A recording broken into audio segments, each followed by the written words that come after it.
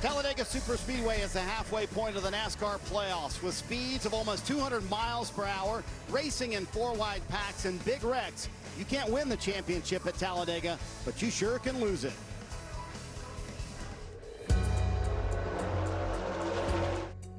Nearly half the field eaten alive. Superspeedways, man. They accelerate driver age. This place can chew you up and spit you out in a hurry. Talladega is the stress ball of emotions. Calamity does tend to ensue. Ultimately, there's probably going to be wrecks. You're just kind of cross your fingers, hoping you can miss it. Talladega, NASCAR's biggest wild card. Just watch out. Welcome everyone to Countdown to Green, presented by Sonic. 6 weeks left to decide a Cup Series champion. On tap today, the biggest wild card race in NASCAR, where the only thing certain is uncertainty.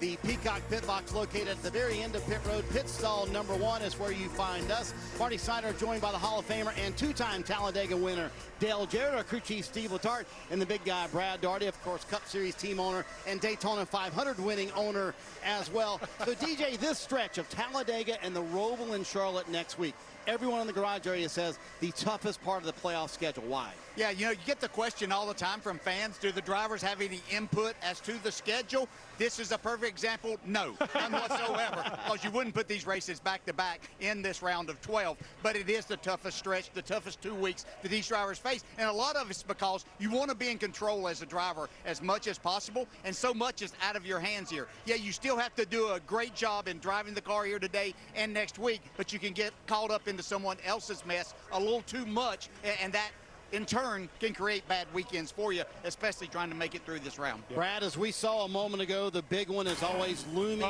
at Talladega. I mean, you see it every year. If you're a playoff team owner, how do you want your driver playing this race? Aggressive or conservative? Well, you know, it all started with qualifying, and if you qualified well enough, you want to stay up front. I think you have to be very, very aggressive.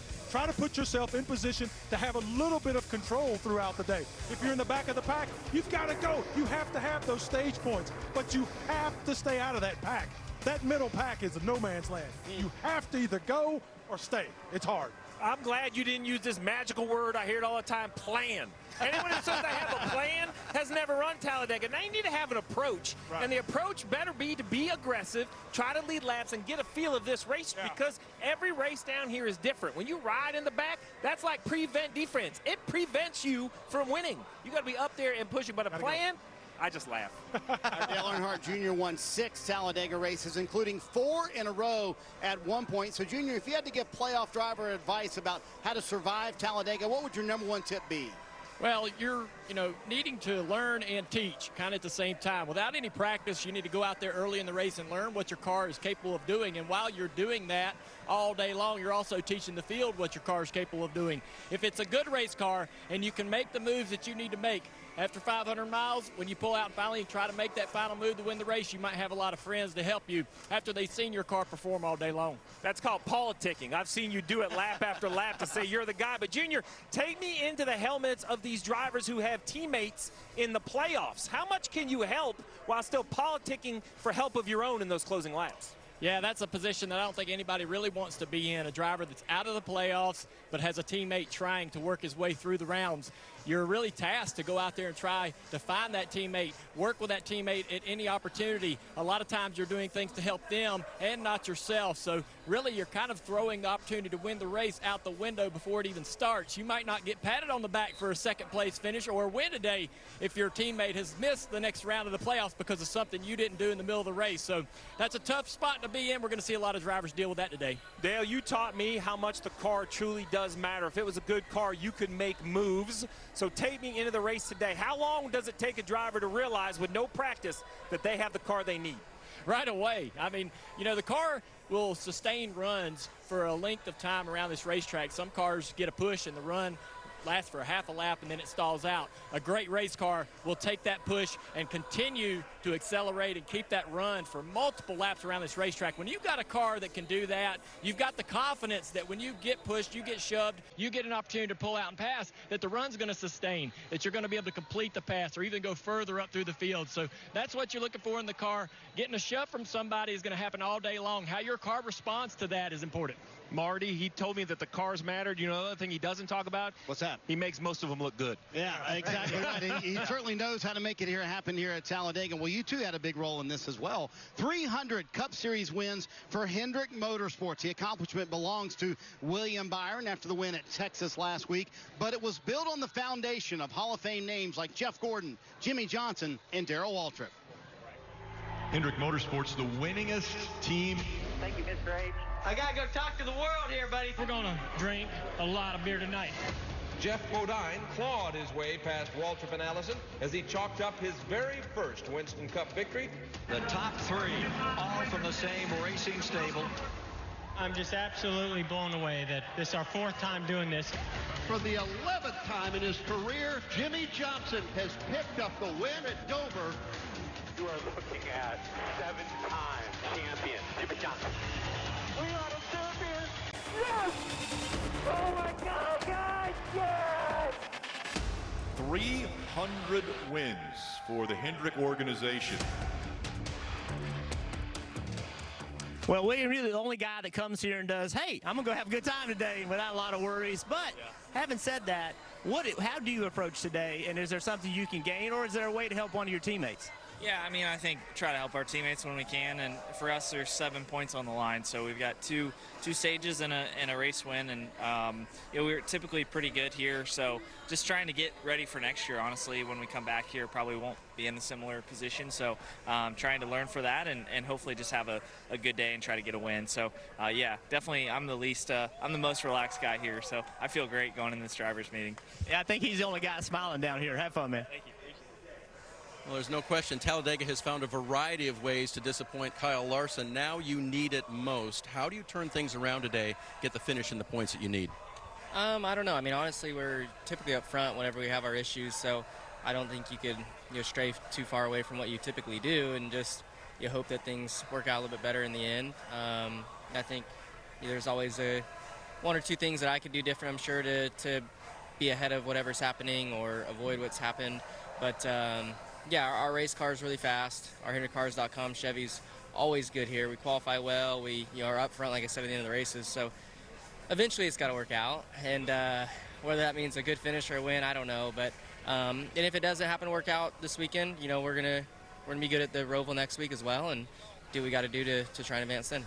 Kyle's got a great starting spot. He rolls off 4th. A great starting spot, but doesn't quite have that same Kyle Larson swagger when he walks into the speedway races, and I think that's the key. Byron and Larson, they have to be championship favorites from what I've seen so far, but it's the next 2 races that if I'm one of these other 11 drivers, I want to see Kyle Larson get eliminated. I don't want to keep him in this playoff field. DJ, let's focus on Kyle Larson. I mean, he was incredible in the first round of the playoffs, but the wreck at Texas, he's just +2 above the cut line. What does he need to do the next 2 weeks to keep the championship hopes alive? He has to do exactly what Kyle Larson does, what we love to watch, and that's be aggressive and go after a win.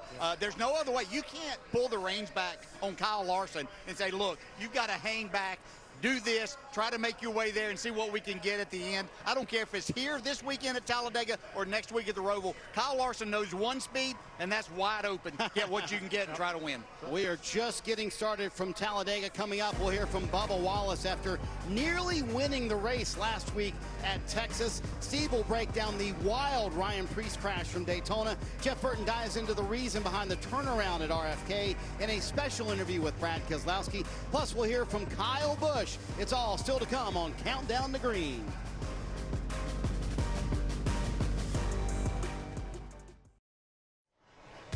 NASCAR Fan Rewards is here, and it's free to join. Earn points all season long by watching races, playing fantasy, buying race tickets, and more.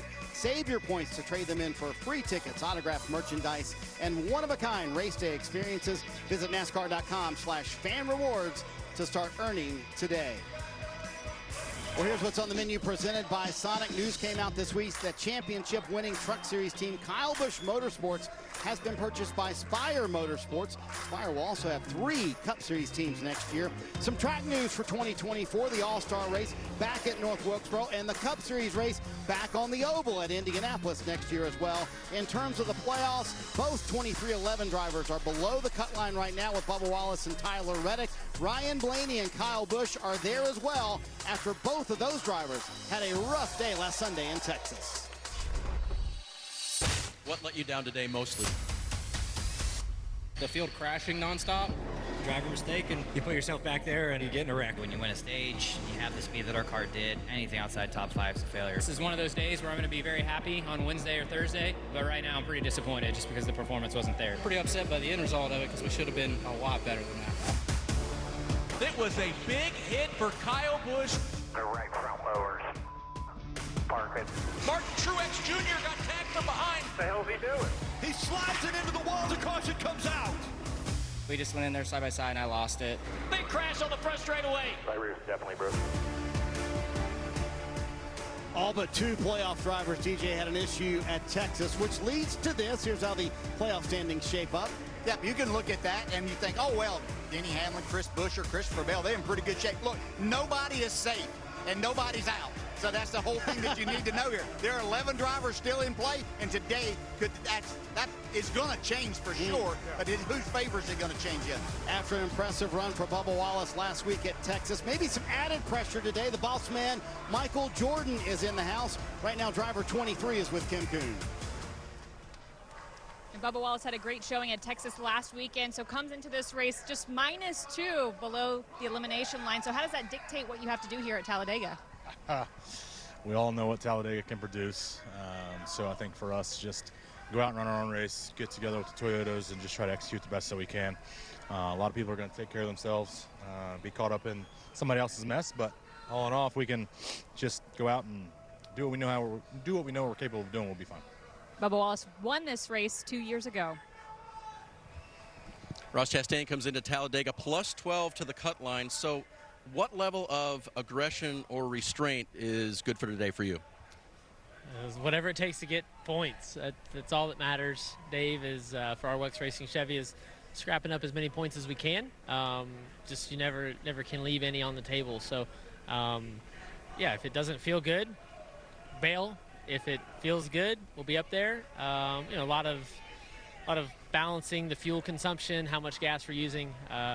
Got to have gas in it to go. And last week when I stalled, wasn't giving it no gas. So now, you know, here, if we make it, we make it. If we don't, we don't. We know we'll make the best choices we have and minimize mistakes. And even riding a little momentum from last week, finished second.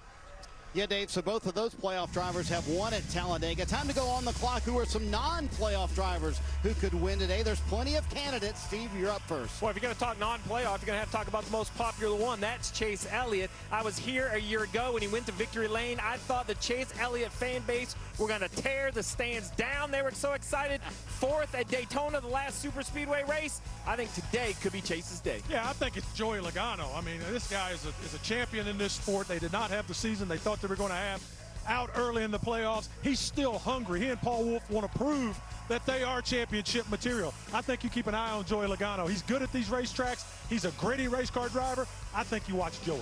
Hey, how do you get help today in this race? You always needing a pusher and somebody to help you out. Eric Almirola has the fastest car, and he's won at this type of racetrack before, so that's a good recipe to get the help that you might need. They know that he has a fast car, and he understands the drafting and what it takes to get to the front. Well, it's a celebration today because it's the last super speedway race for Kevin Harvick, a champ in the sport. 3 wins, plate racing, one of them a Daytona 500.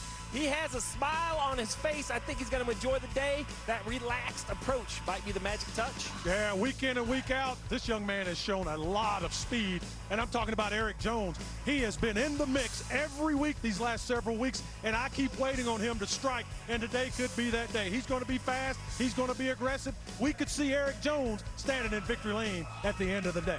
Okay, you guys brought up the Daytona 500, and you said aggressive. That goes to my man Ricky Stenhouse right here. There you the go. 2023 winner. Isn't that right, Brad? That's right. Yeah, and so he is aggressive, loves this type of racing. Look for him to be in the mix when it gets ready to win this race this afternoon. Hey, Brad, can I throw a few young drivers into the mix as well here? I mean, yes, look at the young talent in this field. Who could wind up in victory lane today? My goodness, we have so many talented young drivers in this field. And you start looking at this. Look at this. 20-year-old Carson Hocevar, Ty Gibbs, 20 years old, Chandler Smith, 21. I mean, I got shoes older than these guys. But the thing I love about it, they're all super aggressive, and they're going to charge hard. And if they can use that aggression and stay out of the middle of the pack, any one of these young cats will have a chance. Boy, Steve, after the last super speedway race at Daytona, all the talk was about Ryan Preece's scary wreck. Is that a concern today? Well, absolutely it's a concern. Welcome to super speedway racing. What we saw out of Ryan Preece at Daytona took everyone's attention because it might be the most horrific we have wrecked in quite some time. Tumble, the car up in the air, but this is not just a Daytona issue. This is Talladega. Joey Logano upside down. Brendan Gaughan goes upside down. Now, one good thing for the drivers is this next-gen car was built specifically for these speedway type accidents. And we're going to take a little closer look. We're going to take a look at our virtual Toyota and talk about the changes from old car to new car. We're going to make it a convertible, get rid of the bodywork. Let's drop the window net. Let's make the roll cage green. We're going to focus on the roll cage, DJ. Up front, 3 vertical bars instead of just 1 like in the old car right there. They're going to try to keep that roof up when it lands upside down. It's the same behind the driver, 3 bars. Why does that matter? Well, you're a tall driver. Yep. You've seen them when they get upside down. If that roof comes down, it shrinks that driver compartment. This is basically where the roof is. It's at that top bar. You see the top of the head. There's 4, 5, 6 inches, depending on the height of your driver. This next-gen car holds its integrity. We saw that Preece wreck. I went and looked at the car, Marty. It was crazy. But that area of the car held up beautifully. Room for the driver, which is the most important thing. And it bears reminding, Ryan Preece never missed a race. It's just insane after you wreck like that. So you're headed to an undisclosed location that you said might be the most important part of Talladega. Most important part, best seat. You'll see me. You're never going to find me, though. I cannot wait. That's a great tease. When we come back, how has RFK become a championship contending team? Plus, how would Jeff and Junior play today's race if they were playoff drivers? How do you avoid the chaos? Brad says you can't. They're going to tell us if they can. That's next. Since 2009, Sonic has donated more than $27 million through Limeades for Learning. Powered by the Sonic Foundation, the program provides resources for local schools. This week's spotlight is on Catherine Manley, who teaches special education at Johnson Elementary in Pinson, Alabama. Sonic's donation provided her students with books to help master phonetic reading skills. Visit DonorsChoose.org to make a contribution to a teacher in your area, or simply purchase a drink at Sonic. At Sonic, you sip and schools win. Now we come to NASCAR's most dangerous track, Talladega. This place can chew you up and spit you out in a hurry. Holy shit, what an idiot. There was no room in there. Hustle, hustle, hustle. Take it up, take it up, take it up, take it up. That was the absolute stupidest thing you've ever done. Watch him flip it here. Stay up. There's a big crash in turn 1. They're still scrambling. Keselowski's going to win at Talladega. Wow. I survived. Blaney is going to get the win over Newman. A photo finish. Denny Hamlin. No way. Huge block from the 23 car to the top. Right, Carol, baby, come on. The 23 is our winner. Just proud to be a winner in the Cup Series. He surges ahead. What a move, but chase it. Talladega. What a classic. Good win, baby. Let's go. Well, the emotions of Talladega, we heard it all right there. Winners and losers. The people that are worried the most about this race are the people that are in the playoffs. You got to connect this race to what you did last week and what's coming next week at the Roval. 4 guys that I have concerns about, guys that have not been good at the Roval or on road courses this year, are Keselowski, Blaney, Bubba Wallace, and I can't believe I'm saying it, Ross Chastain. Those guys have not been good road racers this year. They cannot come out of here today having to make up points next week. I agree. You almost have to treat Talladega like an elimination race itself. So, you know, there used to be an easy path to coming out of here in one piece, and that was riding in the back and wait for all the crashes to happen and then cruise up there and get you a top 10. But with stage racing and stage points on the line, you're forced to race all day long and forced to put yourself in very uncomfortable positions. There's no easy way out of here these days. Well, Junior, it's been almost a decade since Roush Fenway Keselowski Racing had 2 cars in the playoffs. Now they have both of their cars in the round of 12 with eyes on the championship 4. Who better to ask Brad Keselowski about the turnaround than former Roush driver Jeff Burton? So, man, I remember the day that we moved in this building. Jeff Burton scores the victory, leading every single lap. So Jack Roush, obviously a massive part of this, brought in some of the biggest names in the sport, gave them their shot. How are you building off of that? Well, I think that's probably the everyday challenge, is kind of how do we honor the history of the company, the championships won, the races won, try to repeat it in the future, knowing that it's a completely different environment than it was. We got trouble. It's Brad Keselowski. Last year, you know, there were some tough times. Chris Busch's car flipping. Was there a moment that stands out to you where you said, okay, you know what, we belong? Yeah, I think when we got to the fall last year, really the start of the playoffs in 2022, we weren't in them. The most tangible was Chris Buescher winning at Bristol. Awesome. Good job, guys. But there were other really good results. Then we had a tremendous offseason, bringing in more great people, adding some more resources, and that's really fueled our success for 23. Oh, yeah, guys. That's the game we can be. It has been 10 years since Roush Fenway Keselowski Racing won at Michigan. They do it today with Chris Buescher. What started this process? When I came here, there was some form of goal boards. It's like, hey, how do we calibrate this to the vision of where the company's going? Relevant, contender, champion. We have a lot more boxes checked this year than we had last year, especially in the time period that matters, which is towards the back half of the year. But if we can check these boxes at the very top, we can win the championship this year. All right, so this weekend we got Talladega. Only one of you can win. So what is the realistic goal for this weekend? We really think we can go there and run 1-2. RFK Racing, 1 and 2 now. If Chris and I can get together, I think we've shown the ability to kind of control these races. Just you and a 6. No threat, no threat, no threat. You're good. We're going to try to get up to the front. If we can get to the front, we're going to be really hard to get rid of. 1-2. Nice job, guys. Hell yeah, everybody. Tell Brad thank you. Yeah, that's a great feature in showing us exactly the undertaking that Brad took here and trying to go be an owner driver and turn this operation around, and how quickly they have done it. I don't think any of us thought that we'd be talking about this in the round of 12 for both cars. Chris Buescher doing as well as he has. And then Brad's still trying to not only run things, you know, he came from a family operation. His dad did that, so he understands all that and how to make it work. But he's also on a streak, and it's not, every driver goes through it. You hate to call it a losing streak, but you just can't find your way to victory lane. I know that between my 31st win and my last win, which happened right here at Talladega in 2005, there were 98 races in between there. Wow. That's a long time to go. And Brad's trying to get through. He understands they've done a lot, but he wants to get that out of the way too, to where he can be one of the ones that's enjoying that victory and get that out of the way. It could happen at Talladega where he has 6 wins. Brad, could you see an RFK car in the championship for? And would you have believed that at the beginning of the year? I would not have believed it. And absolutely, I mean, I got Hamlin, Larson, Buescher, and Byron in my championship for. I think that absolutely you can see one of these two. And if Brad wins today, that could flip between he and Chris. I think that RFK is going to the championship for. This team is back from the abyss over the last decade. They are legitimate. They are a threat.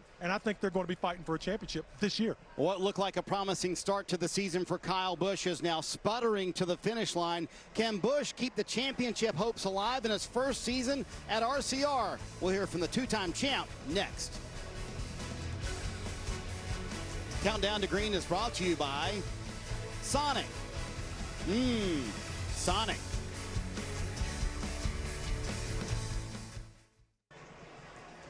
Melty grilled cheese meat bacony burger with creamy peppercorn ranch. Sonic Bacon Peppercorn Ranch grilled cheeseburger with small fries or tots for $3.99 for a limited time only at Sonic. Talladega Boulevard. One thing is for sure, Brad, I know this. They've never lost a party here at Talladega. They're undefeated. I've got 2 observations, man. It is almost better to come watch that than to watch the race, almost.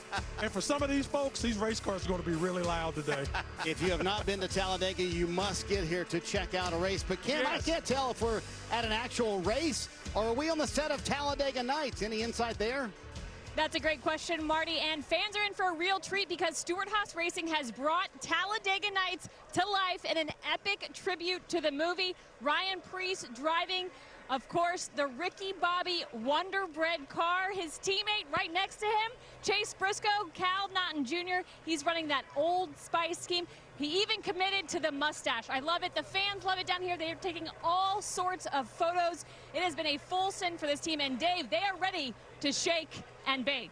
Oh, Kim, full Talladega. That's awesome. Well, what about all the camping in the infield? Sold out. 2,700 spots. They've had a big time this weekend. You guys already talked about it with Talladega Boulevard, but also the fan zones. The fans are milling with lots of different things to do. And now it comes down to this. Cars on the grid and a chance to go around and talk to your favorite driver right before he straps in and gets ready to race here around 200 miles per hour. Marty and Brad, I think you were right. I think there are some folks out there who are about to be awakened by the engines here because they didn't make the wake-up call this morning. This is one of the best tickets in NASCAR, and it's going to be big again. No, you don't think, do you, Brad? People just now getting their wake-up call. I mean, there's some people that still look how packed that grid is, though, DJ. That's awesome. Just rolling out of their Snuggies right now. Yeah, bring back a lot of memories. This is a great crowd, and they're getting ready to see something pretty spectacular. Well, as frustrating as things have been for Kyle Busch lately, it's a good time to remind everyone he has just as many race wins this year as Denny Hamlin, Kyle Larson, and Martin Truex. 3 wins in his first year at RCR, including right here at Talladega. Bubba gets turned. Pandemonium coming off turn number 2. Yells out, baby. We're going to get it. We're going to get it. It is official. Kyle Busch has won here at the Talladega Superspeedway. Let's go! Driving a Chevrolet at the right place at the right time. There when it mattered. Hell yeah. Talladega, boys. Woo! Well, Kyle, you guys had a tough week last week. Now you got to make up for it. But you're coming to Talladega, a very difficult place to do that. You won here in the spring. How do you approach this race? Yeah, exactly. Yeah, my bad. Just put us in a bad spot last week, you know, so now we got to come in here from behind and try to score all the points we can, maximize our day, you know. Just trying to get stage points, whatever you can get out of that, move on into the next round. Well, you want to win, right? So hopefully you can win and move on to the next round. You can put next week at the Roval away. You don't have to really worry about that. But just try to stay out of trouble here today. That's not always the easiest thing to do. But fortunately, we were the most recent winner here in the spring, so we've got that riding for us. But really looking forward to our ex-World Wallet Chevrolet and getting it to the front. All right, man. Good luck. So, Brad, whether he advances or not, would you consider this first season at RCR a success for Kyle Busch? Oh, it's no question. Kyle Busch has brought RCR back into relevance. The weekends we go through our shows, we didn't talk about RCR. No disrespect to anyone, but when he arrived, at the end of every conversation we had, we said, oh, yeah, Kyle Busch is in that race car today. He's got a chance. So, DJ, with so much unpredictability at Talladega, if you're a driver below the cut line like Kyle Busch, what's your mindset and what's your approach today? Well, you just heard Kyle Busch talk about you need to get stage points, be aggressive with it. You want to be around at the end. We heard Dale Jr. giving his advice what to do. You got to go up and race hard. Look, there's one thing to say. I could go through a lot of numbers and a lot of things to do. You're going to have to drive the hell out of your race car today if you want to get it come out of here any good. Bottom line. Well, when we come back, Steve has found his way to maybe the most important spot on the property here at Talladega. Latardin Jr. will dissect one of the most critical parts of super speedway racing next.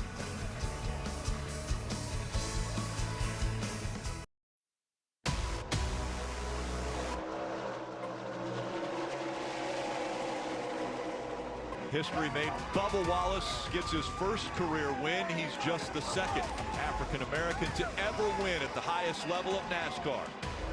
Oh, we have a problem. Bobby Allison with a horrible crash here on the front stretch. Contact here at the triangle. Edwards goes up in the air. A wild crash as they come down to the start and finish line. Logano is upside down. He'll slam back into the racetrack. Last chance through the trial. Here he comes. Here they come. Harvey. It's Harvey. He got him. Dale Earnhardt Jr. 4 straight wins at Talladega. Dale Earnhardt will take his 10th career victory at Talladega. Boy, that is Talladega as NASCAR celebrates their 75th anniversary, Brad. So many historical moments right here. Did you have a favorite from what you just saw? Yeah, it's unbelievable. Dale Earnhardt Sr., 4 laps to go. He goes from 18th to 1st. That's unbelievable. That's superhuman. One of the great days in the history of NASCAR. Let's bring our crew chief, Steve Letarte, back in. Steve, is it fair to say the roof at Talladega is just as busy as the racetrack itself? Well, just as busy, but the best seat in the house. 10 stories above the front stretch. The end of the trial was where the spotters stand located. These eyes in the skies are going to try to direct their driver around this 2.66 mile oval. And let me tell you, it's a great view, but from here to the end of the backstretch, 3/4 of a mile. So at 200 miles an hour, if you're trying to clear your driver by just a few feet, 3/4 of a mile away, a very difficult challenge as well. Dale, we talked a lot about the car. Let's talk about the spotter's role. I know you wanted basically a picture painted. What other information are you looking for from the spotter? Yeah, it's pretty interesting. At every other racetrack, you really just want the bare minimum of information. But when I came to the Talladega or Daytona, I wanted my spotter to be talking the entire lap. Now, I might pick and choose when I want to pay attention or when I want to listen. If I'm trying to make a move or think about making a move, I might tune into what he's saying, but I want him giving me more than I need. Like you say, paint that picture so that I really don't need to look in the mirror to be able to make a judgment call or a decision to move the car. Some drivers are different, though. Some spotters are different. We may hear a lot of chatter on one radio, very minimal chatter on the other. It's very driver-oriented. Yeah, every driver wants a little bit something different from their spotters. You know, Brad, the only thing I know for sure today, these points that are getting ready to come up right now are going to look nothing like they will in a couple of hours. You know, you come to Talladega, and if you're a driver or an owner, you sit and look at your schedule, and you always are figuring on points throughout the – you don't do that when you come here. It's too frustrating because you just don't know what's going to happen. You can't anticipate next week. You can only anticipate today, and what you anticipate today is a lot of anxiety. So to that point, DJ, I mentioned this earlier. Talladega, you can't win the championship here, but can you lose it on this day if you have a disastrous result? Yeah, you can certainly put yourself in a bad way. Yeah, you have next week at the Roval, but if that's not your forte, then if you make a big mistake today and find yourself a lot of points out, you could, in essence, end your championship hopes. All right, DJ, who is today a critical race for in your mind? All right, so you told me one driver, but I've got two. And, of course, I'm looking at Kyle Larson and Bubba Wallace battling for the lead at Texas last week, late in the race. Neither one of them get the win that would have got them into the round of 8. That happened for William Byron. But here these two drivers are 8th and 9th in the points now, +2, -2. What are they going to be able to come away with here? Can one of them get the victory here? Yeah, for me it's going to be Brad Keselowski. I talked to Brad about his season and the things he's accomplished, and I could sense a little bit of frustration talking to him because, don't get me wrong, he has perspective on what they've accomplished this season, but he is ready. He is primed. The work has been done. He wants to get the victory lane so badly. He wants to show that championship pedigree. So watch out for Brad Keselowski today. He's going to be super aggressive, and he could end up in victory lane for sure. DJ, all those playoff drivers are smiling, taking pictures with everyone. Oh, that's the only guy who feels comfortable right now, William Byron, because he's already advanced to the round of 8. But what's going through their mind right now before they climb in? Yeah, you know everything that could go on here today, but the biggest thing is just to start your focus now. You know, they want to get in the car because then everything else is behind them. Yeah, the worst thing as a professional athlete is to not have control. That's what you do best, is you're in best shape, you work, you're ready to go. You have no control today, you have nothing but anxiety. Talladega's all about no control, isn't it? You just at the whims of whatever happens in the pack. When we come back, time for today's pre-race ceremonies from Talladega Superspeedway.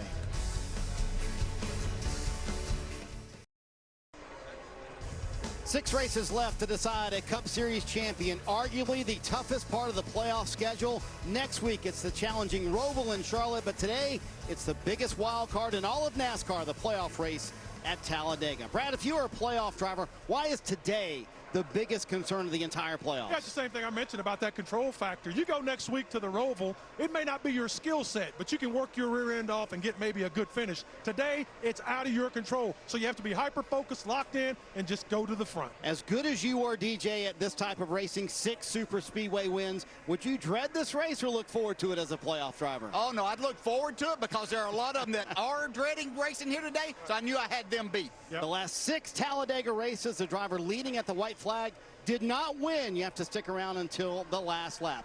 Time for today's pre-race ceremonies from Talladega. Ladies and gentlemen, at this time we ask that you please rise as you're able and remove your hats as the Robertsdale High School Navy Junior ROTC Color Guard present our nation's colors. Here to offer today's invocation, please welcome Citizens Baptist Medical Center Chaplain Barbara Embry. Talladega, let us pray. Heavenly Father, we thank you for this awesome day, this beautiful day that you have set before us, and for an opportunity to make memories today here at Talladega as we experience this NASCAR expression. Now, to Heavenly Father, we don't want to do it without your presence. So we ask you for your blessings upon these excited fans, these professional drivers, and this awesome pit team. Bless us, dear Heavenly Father, with fun, relationship, and fellowship today with your safety. In Jesus' name we thank you. Amen, and thank God. Here to perform our national anthem, please welcome from Redstone Arsenal in Huntsville, Alabama, the 313th United States Army Band.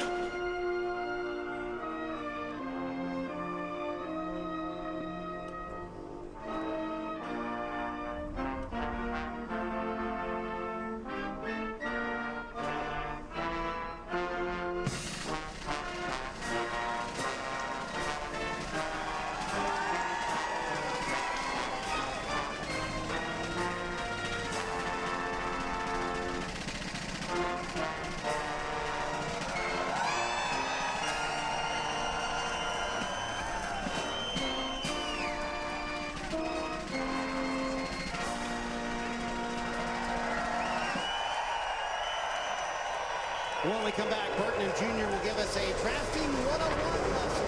Whatever happens in Talladega, let's Rick Allen and Steve Letarte for the booth. Time for the biggest wild card race of the NASCAR playoffs on NBC next. Yellowwood brand pressure treated pine. If it doesn't have this yellow tag, you don't want it. The bright lights, the glitz, the glamour. It all means nothing without a shot. A chance to turn dreams into reality. To change your destiny, to make history.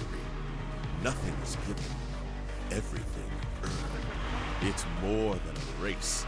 It's a shot at a championship. Let's go get a championship, baby! The NASCAR playoffs return to Las Vegas Motor Speedway for the South Point 400, October 13th through 15th.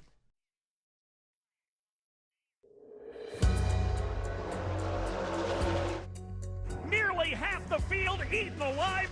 Super speedways, man. They accelerate driver age. This place can chew you up and spit you out in a hurry. Talladega is the stress ball of emotions. Calamity does tend to ensue. Ultimately, there's probably going to be wrecks. You're just kind of cross your fingers hoping you can miss it. Talladega, NASCAR's biggest wild card. Just watch out. The only one safe said it's a stress ball of emotion. There's 2 opportunities left in this round to gain as many points as possible, and William Byron is the only one safely onto the round of 8. The only one safe, because even Hamlin at plus 37, while that could be looked at as safe, no one is safe at Talladega. It's a great opportunity to gain points, but also a huge potential to lose points if you get caught up in one of the big wrecks we've seen here over the years. And Kim, we were just checking out NASCAR Cup Series antagonist Denny Hamlin. How does he fare today? Denny Hamlin is a 2-time Talladega winner, and he's on a streak of 3 straight top 5 finishes. One of the best starts to the playoffs of any of the playoff contenders, and there's a lot of momentum behind the number 11 team right now, and the goal here today is to do whatever they can to keep it. Crew Chief Chris Gabehart told me these next 2 races, Dega and the Roval, can really break your stride if you're not careful, so they want to make it into the round of 8 on the right foot, and a solid race here today would help them do that. Dave, they come into this weekend plus 37 points to the elimination line. Kim, you heard Brad Doherty talk about Brad Keselowski and how badly he wants to win, and that is so true. His crew chief, Matt McCall, told me we're the fastest 2nd through 38th finishing team in this garage here. Of course, it was just joking, but it showed that they want that win so bad. And what better place to do it where Brad Keselowski knows what to do. 6 times in 29 starts he's gone to victory lane, Marty. Today could be number 7. Well, Dave, these playoffs have been absolutely crazy for the regular season champion, Martin Truex Jr. In round 1, barely made it out of that round. Here in round 2, in the round of 12, his best finish so far in the playoffs. Last week at Texas in 17th. They have lost so many points, and they're not terrific at super speedway racing. But talking to James Small this morning, he said the one thing I hang my hat on is that with this new car, Martin has been infinitely better at the super speedway races. He loves the security of this new car. In fact, they have earned the 5th most points in this new car at super speedway racing. So maybe, just maybe, Martin Truex can do enough today to be able to advance to the round of 8 and have an easier day at the Roval. We'll see next week. It's time for the playoff race at Talladega. The drivers dread it, the fans love it. Let's get the engines cranked here in Central Alabama. And now, race fans, here to say the most famous words in motorsports, please welcome the founder, president, and CEO of Great Southern Wood Preserving, Jimmy Rain, joined by a representative of the company's network of over 5,000 dealers. Drivers!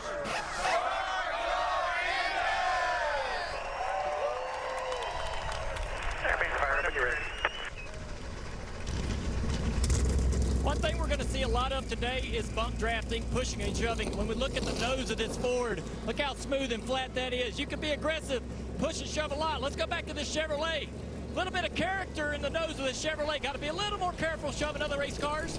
Now the Toyota. A lot of character in the nose of this car. Very hard to push. All the drivers I talked to, Jeff, said that the Ford has a little advantage today.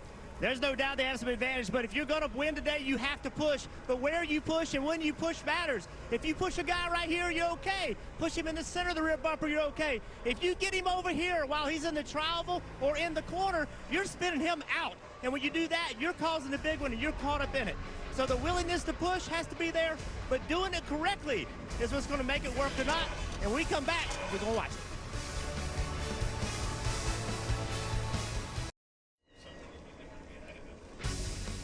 NBC Sports coverage of NASCAR is brought to you by Yellowwood brand pressure-treated pine. If it doesn't have that yellow tag, you don't want it.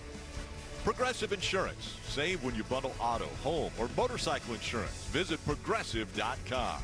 And by Credit One Bank, a credit card company.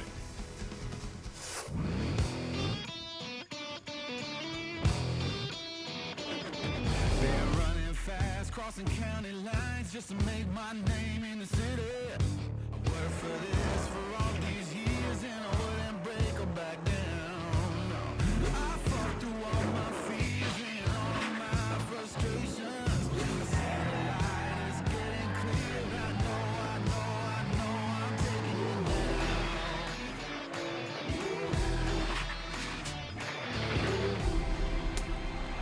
It's my time. I'm taking it now.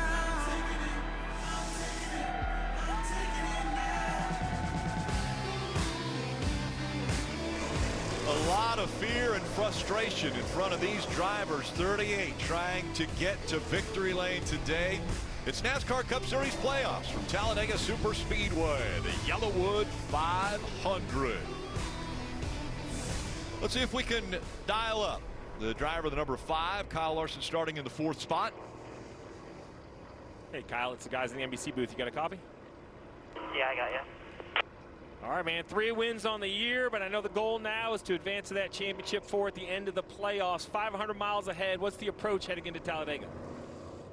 I mean, honestly, just in a way, kind of do what we've done in the past. We're usually towards the front when misfortune happens, but I think just doing all the little details good, you know, save fuel throughout the run, having good runs the yellow line, you know, have good pit stops, good execution throughout pit road stuff, and just hopefully just keep putting yourself in position and eventually it'll work out.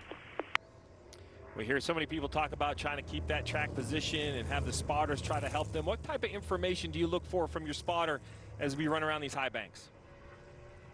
I mean, I don't know, just kind of let me know where the Chevy teammates are and what I need to do to continue saving fuel or position ourselves within the pack to save those fuel to have the quickest pit cycle and stuff like that. So, I got a great guy on top of the box or top of the booth, Tyler Bond. So I know he'll steer me forward. All right, buddy. I appreciate you taking the time. I know the fans do as well, and good luck today. Yep, thank you. And let's find out a little bit more about the guy who starts up front, Eric Almirola, from Kim.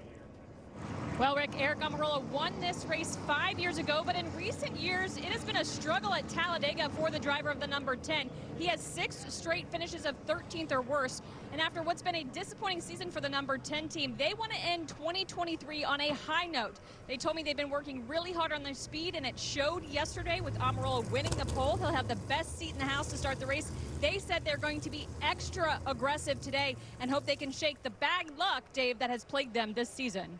Kim, in the last 8 Talladega races, Ryan Blaney has finished first or second half the time, and he needs that kind of a finish today, finding himself 11 points below the cut line after crashing out last week at Texas. It's also why when I talked to his crew chief, Jonathan Hassel, this morning about what they do differently today, absolutely nothing. He said, we've executed lately, and we're going to do it again today, Marty.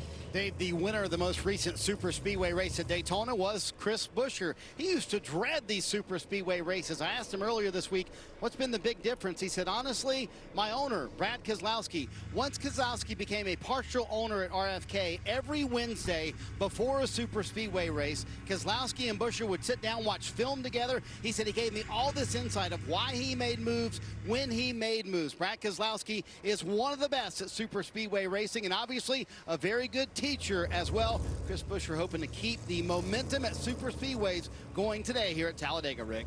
Yeah, and Marty, a really good starting position. Want to check out the starting grid brought to you by Yellowwood. You see that front row with Eric Almirola, Joey Logano up there. Then Briscoe, Larson, Keselowski, Riley Herbst, Austin Cindric, William Byron, and a few guys below the cut line. Bubba Wallace and Ryan Blaney back there in row 5. Row 6, we see Kevin Harvick making his final super speedway start. Won here back in 2010. Next to him, Denny Hamlin, Tyler Reddick back in row 7, another playoff driver, as well as Bell and Truex take up row 8. Got to go back quite a bit here to find out Kyle Busch is starting there in row 13. Now, one thing he can look forward to is that he won here in April after leading only 3 laps, but he's got to have a good performance as he comes in 12th ranked of the playoff drivers. And Carson Hocevar all the way at the back, didn't even really get a qualifying lap. They had a mechanical issue, so we'll keep an eye on the 42 to see if they got it mended and repaired for today's race. All right, Steve, I know you've talked to us before about here at this racetrack saving fuel right away. Give us kind of the breakdown of the race analysis. 500 miles broken up into 3 stages, the first and second stage, both 60 laps each. The final stage a little longer at 68. 42-ish laps. If you're leading, you burn a lot more fuel if you get back in the pack in that draft, a little part throttle. 44, maybe even 45 laps and 55 miles an hour here on pit road. The drivers are checking their speed now. As they roll down pit road, let's have a look at the keys to victory lane, brought to you by Ruoff Mortgage. Easier said than done. Survive the wrecks. The first key is to be around at the finish. In that track position, I know a lot of guys talk about being conservative and hanging back. I believe the key is to run up front and be up front all day long. And then what drivers hate, you can't do it on your own. You have to get some help, whether it's a teammate or just somebody you have boxed in who has no choice but to push you. To win this race, it's going to take a push. Well, you said survive the wrecks. That is definitely something that we see here at Talladega. And you said track position. Well, it doesn't matter if you're in the front, middle, or rear, you can get caught up in one of these crazy wrecks that have happened here at Talladega. Well, it takes packs to go fast, and when you put everybody together, the smallest mistake can trigger this right here, and then you see what happens. I mean, cars literally upside down on their sides. And it's just helpless, right? And the drivers, think about this. Every driver in the field has seen all these wrecks, and they still have to strap in and literally drive 500 miles nose to tail, 2 and 3 wide. So many times we forget about the danger of this sport because like earlier this year when we saw Ryan Preece tumble and flip at Daytona 10 times and then got out of the car and was racing the very next week, you think, well, it can't be that dangerous. But it is extremely dangerous. Like you said, traveling at 200 miles an hour in a 3,500-pound race car. Yeah, these drivers put their cars in positions that you and I wouldn't dream to do in the interstate, and they're going to do it at 200 miles an hour. So there's so much pressure on the teams to perform, and now it's set here in the playoffs where you have no choice but to go. Let's listen into Ryan Blaney's team pre-race. Hey, Ryan, good luck down there today, guys. We know what we got to do. They're going to get a lot of help. Thanks, boss. Do the best we can here. Just remember, we got to be there at the end. He knows better than anybody. That's Captain Roger Penske giving a few words of wisdom before we start the second race of the second round of the playoffs. Ryan Blaney, saw him get out of position there a little bit as they come through the tri-oval. And again, a little uniqueness about this racetrack is the start-finish line. It is past the center of the tri-oval. So they're going through the tri-oval now as we get ready for them to go up through the gears and start the race here at Talladega. Green flag is out. Green.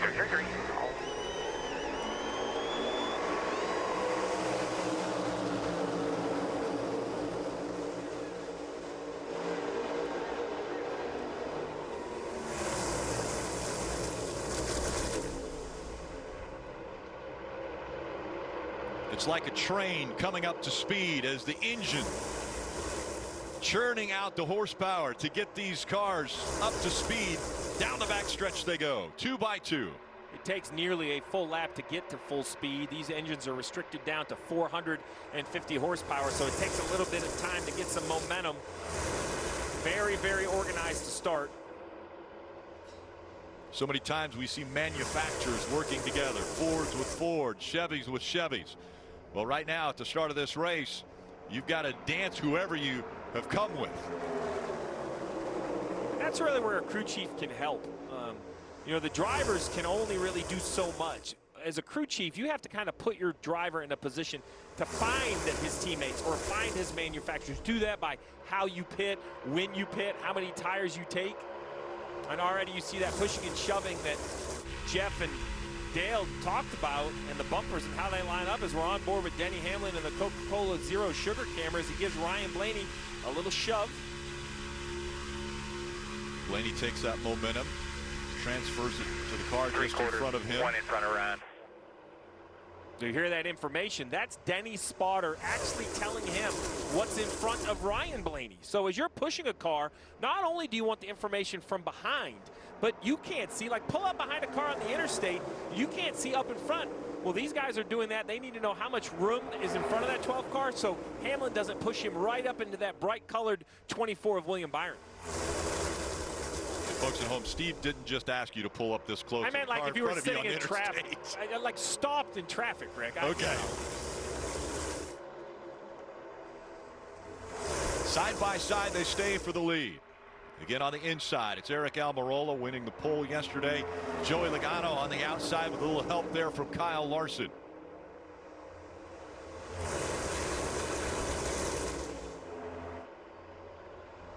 And what you see right there on the 5 car, the second car on the outside, that blue car, those flaps that keep popping open on the hood, that's literally because of the air pressure change. So you see right there on the right side, the flap pops up. Those flaps are there so when cars spin, it vents the air out, trying to keep them on the ground. And the air pressure can be such a way in the draft where it literally has 0 air pressure holding the flap down. He's so tight in the draft, so the flap just opens right up. You would think that'd be distracting. It would distract me if I was driving.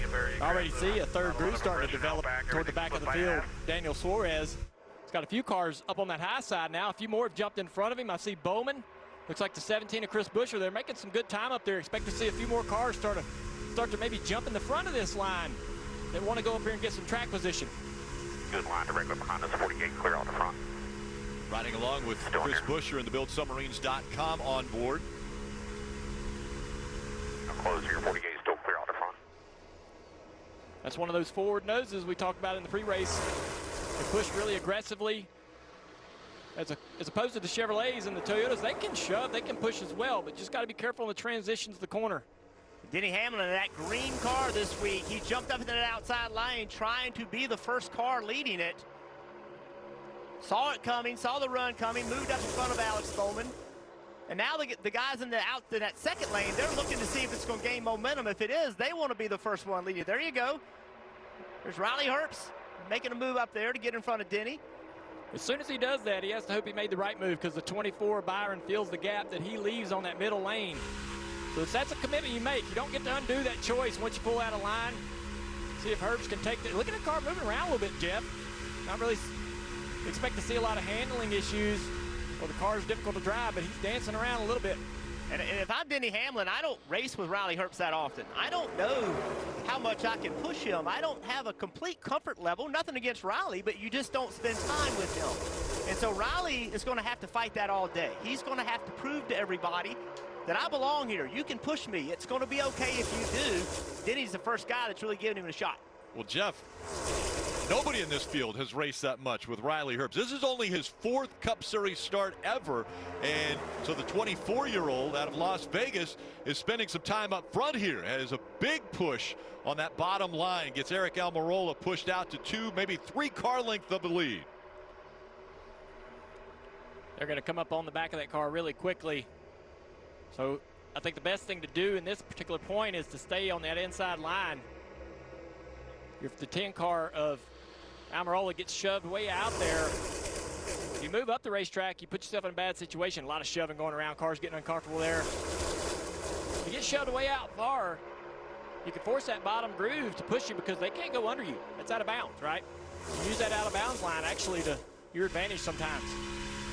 Certain lanes making some ground up. A little bit by little bit. They keep gaining. Hamlin, a little bit of pop right there in the rear bumper. Trying to give him some momentum getting into the corner. Still wide open in front up here. If you're Riley Herbst, how much anxiety do you have right now being pushed by Denny Hamlin, a 51-time winner at the Cup Series, and he's trying to push you to the lead at Talladega? No anxiety at all. You're actually feeling like you're in pretty good hands. But if you move up too high right there, Denny could have went to the middle. Almost thought about it. It looked like if you're Herbst, you got to be careful where you're running and be a little more defensive. Force Denny to push you. Don't give Denny options, right, to leave you out of the draft. And Denny cannot help you through the tri-oval if you're offset to the right really far. So not much Denny could do there, but here they come down the back straightaway. A good shove from this 11 car. We're starting to see blocking already. The 22 and the 5 have dropped down to that low line. And it's Joey Logano who's leading here at Talladega.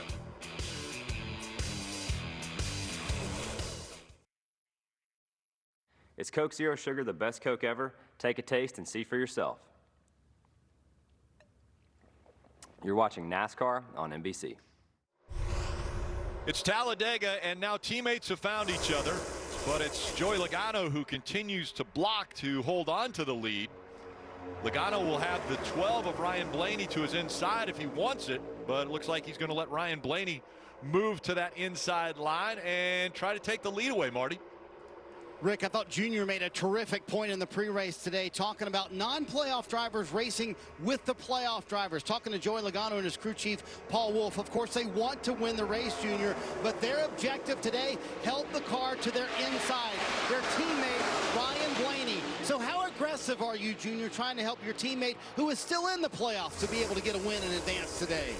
Yeah, I think that, Roger Penske done laid down the team orders for this 22 car. Look, you can go out there and try to win the race, do everything you need to do, but when you have the chance, do what you can for the 12. And even right here, running side by side, we saw just the lap before, the 12 gets the run to the inside. He doesn't block it. He would have blocked any other car, but he doesn't dive down and block his teammate. He allows the 12 to go through.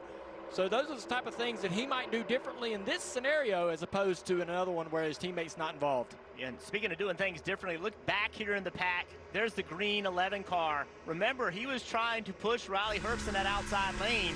It gave up. It did not work. The Gibbs actually jumped in front of Hamlin and tried to make it help work, and it didn't. The outside lane lost all its momentum, and now Denny is mired back in 29th. Battling for the lead a few laps ago, it just ran out of gas, and now here he is in the back. Found a spot behind the 48. Looks like a few cars are going to try to work to the outside of Hamlin now and start that third lineup once again, Dave. Kyle Busch is going forward now, Rick, and I think I know why. There's nowhere to go. There's nothing to do right now. We're just saving fuel till pit. Okay, 10-4. I just don't want to be the last one in line is all. We just need to be aware of that. That was when Kyle was running 35th. He then moved up to about 20th. Now he faded back just a little bit. Still running in that top 20, but they don't want to get stuck way back there. They want to be up with the middle cars when it comes time to pit in a few laps. And as Dave says, in a few laps. Steve, what's strategy here? Do you want to still pit with the same manufacturers so you keep a group together? Well, I think, you know, there's a lot of ways to break this up. If you can run about 44, 45 laps to the end, or in fuel, that means that your fuel window is only a couple laps from opening to the end of stage 1.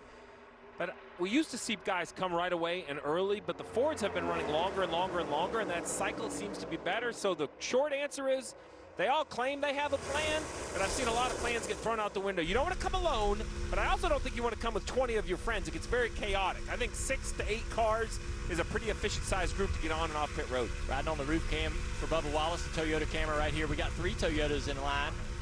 Bubba out the front of him. Tyler with his teammate in front of him, Tyler Reddick. And then the 11 of Denny Hamlin is right behind Bubba Wallace. They are leading this third group again, but now look at these cars jumping in front of them. As the third lane starts moving forward, more people are like, hey, I like it. Let's go to the front. Eric Jones gets up there. Ryan Preece gets up there as well. Let's see what they can do.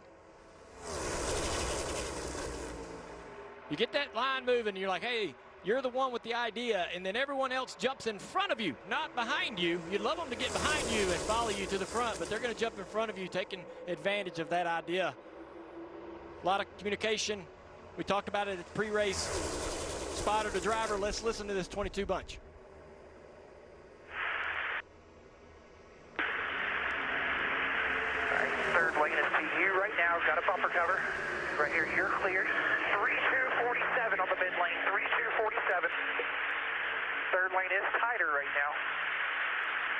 All you got. Right here, you're clear to the third lane. You're clear to the third lane. Only you. Only you. Middle and third lane have equal cars. Middle's a nose ahead, Austin pushing the 3 through. Top's going to have energy at the end, but just with 2 of them. Outside bumper view, still inside 24. Still inside 24. You're clear low. You're clear. Only you. Only you. Only you. Bottom's tighter behind. Bottom's tighter behind and coming. Bottom's nose ahead, tighter. Bottom's nose ahead, tighter. After the bottom. 24 is not clear to the middle lane. 24 is not. Mid lane's 3 and 2. Bottom lane 24, 12. Outside. Bottom lane's clear, the 3 is not. Inside 24 now, barely. Inside 24. You're mid 3 right here. Mid 3. Mid 3. So that's Coleman Presley, spotter for Joey Logano, giving him all of that information. And Junior, you and Steve talked about this pre-race. Some drivers like getting all that information, others maybe not so much. Yeah, I mean, that camera we used was actually the view from the spotter stand. So you kind of, as you listen to the spotter, think about being up there, and that's the view you have. Going down the back straightaway, a lot of campers and all types of things sort of blocking some of the view. But it's pretty important, the job they do. And to your point, like a lot of drivers, such as Coleman there, he's talking a lot. The drivers want that. They want as much and more information. And I'll cipher through what I need to pay attention to. I'm afraid you're not going to tell me something I need to hear, so say everything you can and then some. Every driver wants their own information. Let's go right along with the 19 car Martin Truex Jr., his spotter, Drew Herring. To you here. Still quarter off. Still quarter. Tight.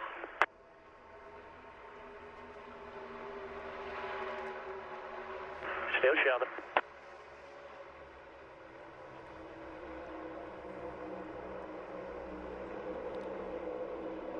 So you can hear the difference in tempo from Coleman Presley to Drew Herring. Just different inflection, different sense of urgency, but that's what the driver wants. The driver and the crew chief spend a ton of time preparing for these races.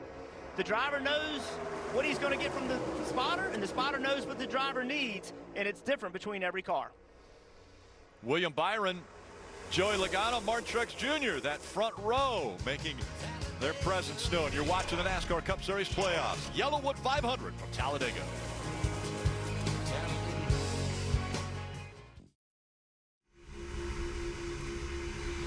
Fans, download the official app of NASCAR. You can follow the action with free live scoring. There's in-car cameras, radio broadcast. You can also upgrade to premium for access to driver audio channels, which we were listening to just a few moments ago. Search NASCAR in your app store and start a free trial. And the race to 1 million is heating up in the NASCAR Powerball playoff. 12 fans are locked in for a chance to win $1 million at NASCAR Championship Weekend. Follow the playoffs see who advances and who will get cut. Powerball, the official lottery game of NASCAR. Y'all, Ricky Bobby's leading. I mean, look, this guy went flipping down the back straightaway at Daytona. We played that replay over and over and over. And now Ryan Preece, we asked him, hey, how do you put that behind you? And this is how you do it. You drive to the front of this field, put that car out front. Pretty impressive job. I thought you meant you dress up like Ricky Bobby. Well, anytime you say Ricky Bobby, I think back to your Bristol race where you said, I'm on fire. I feel like this thing's playing out in front of me in real time, man. Just awesome to see this 41. Good-looking race car. So we talked about that green 11 car of Denny Hamlin. He was up toward the front, tried the third lane, didn't make it work, has fought, clawed, got himself back into that top lane, and now he's worked himself back toward the top 15. He is being aggressive today. He is trying to make things happen. He's not just, you heard Kyle Busch talk about just riding around, waiting, right? Denny Hamlin's not. Denny Hamlin's out there pushing the issue, learning what his car will do, learning what it won't do, Kim. That's right. When I talked to crew chief Chris Cabart this morning, he said because their point situation, they came into this race plus 37 to the elimination line. That gave Denny more room to take these risks. He said the point situation makes the goals we have today more attainable. He can be more aggressive than some drivers without as much risk. What I see right now in the first part of this race is Denny Hamlin staying with 23-11. The 45 and the 23. Every time we look at them, Denny Hamlin is not hard to find. He's had opportunities to do things on his own, make moves on his own, but he seems very dedicated, at least in this first stage, to be able to help Bubba Wallace and Reddick find that track position to get those stage points. Jeff, I want to ask you, we are getting close to seeing green flag pit stops. How much time do you need to get into position? If, say, you are Denny Hamlin, and they say, okay, 2 laps, we're coming in, how much time do you need to get down to that inside lane? It all depends on the commitment level of your team of pitting with specific cars. So if you're in that top lane, you got all of those 4 Toyotas that they want to pit together, I need a lot of laps.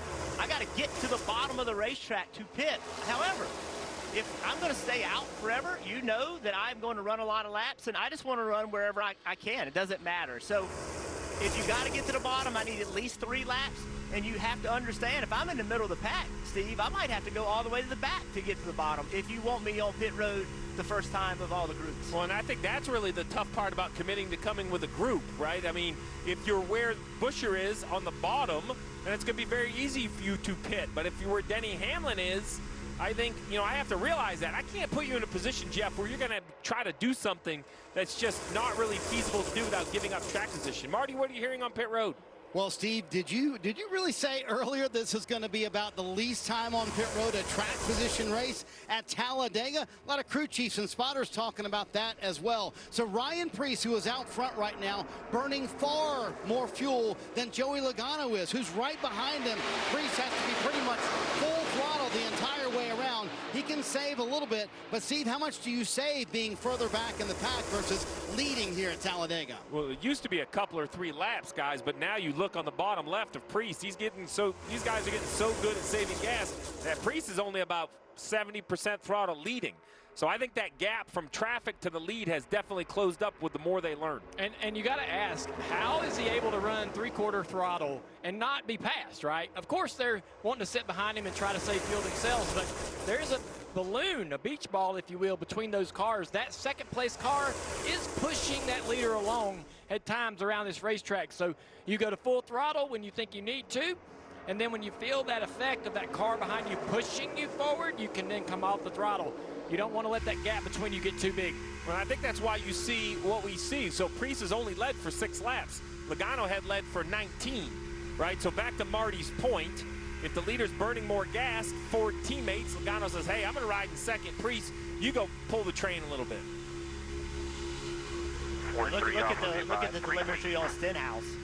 He's wide open. He's got somebody behind him giving him a good push. He's not concerned about fuel at the moment. He's wide open trying to get his track position. See the difference? Preece leading the race, 3/4 throttle. Stenhouse on the outside, he's wide open.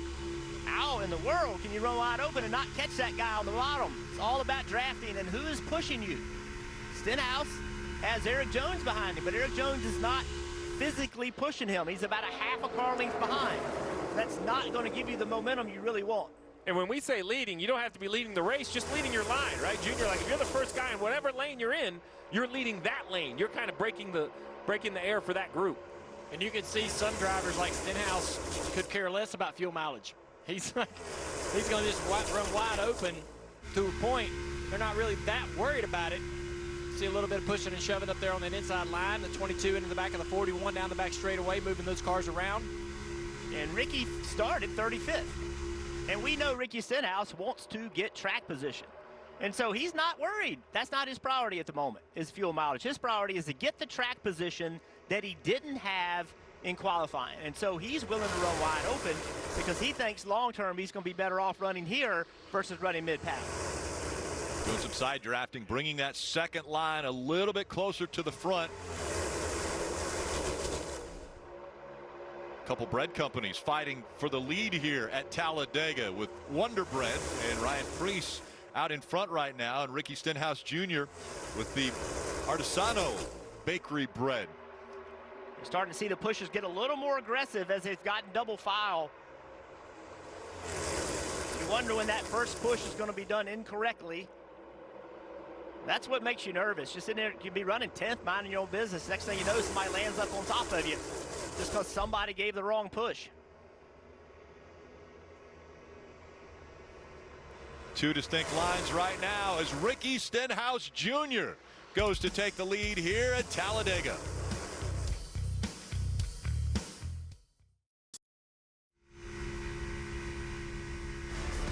Jesse L. Martin returns to NBC. He has solving crime down to a science. The Irrational premieres Monday on NBC and streaming on Peacock. 34 laps complete, 26 to go in stage one. Drivers, bring us to the green flag pit stops. That's two cars back there in that second row that are very good at pushing, Jeff.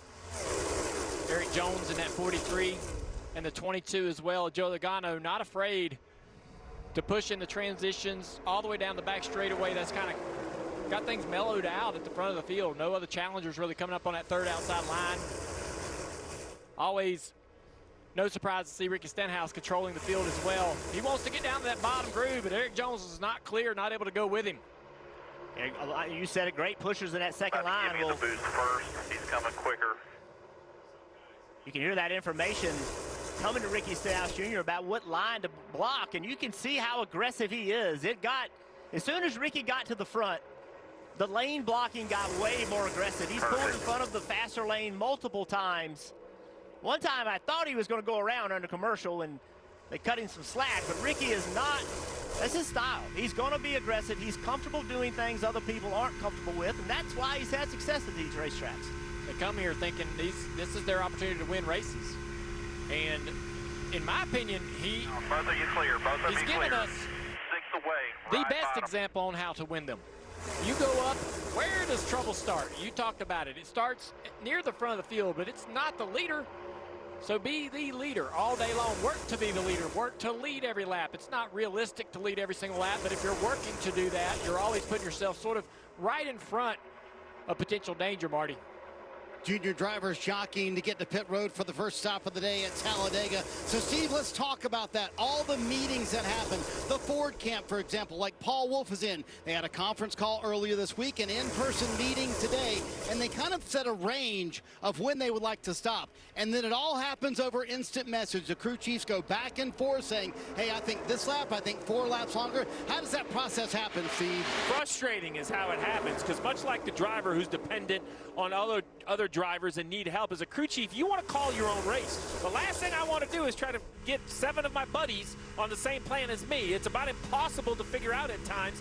And then even if you can figure out what lap you should come, 2 tires, 4 tires, are we filling it up with gas? Are we taking gas only? We only need about, probably 6 seconds worth of gas to get to the end of the stage, or are we filling the car? So many different agendas. That's what makes it so difficult to get organized.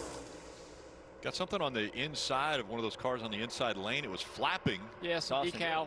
Something on the 3 car, Austin Dillon. Sorry, Jeff. A wrap or decal kind of coming loose on the left front. Steve, you made a great analogy maybe a year ago, a couple years ago. It's like booking a reservation for 4, way easier than if you're trying to book a reservation for 8 or 16. Yeah, I'm the social director of this booth up here. Now I don't ask y'all's opinion because it's too hard to try to get 4 people to all agree, 5 or 6 people to all agree. That's what happens here. Someone has to take the lead. So, but who is it? How can Paul Wolf think he's more important than the crew chief of the 12 or another Ford? I mean, that's what is so difficult here. You wonder, and I don't know the answer to this, do they weigh the playoff cars more importantly? What are they going to do? As we see hands out the window down the backstretch, we're going to see a wave of pit stops right here. I see Fords for sure coming. Ty Dillon leads the inside lane. We'll see who makes the first wave to pit road. I know some Fords. There you go. They peel off. It looks like about 8, maybe 10 cars. Pretty clean to pit road. No tire lockup.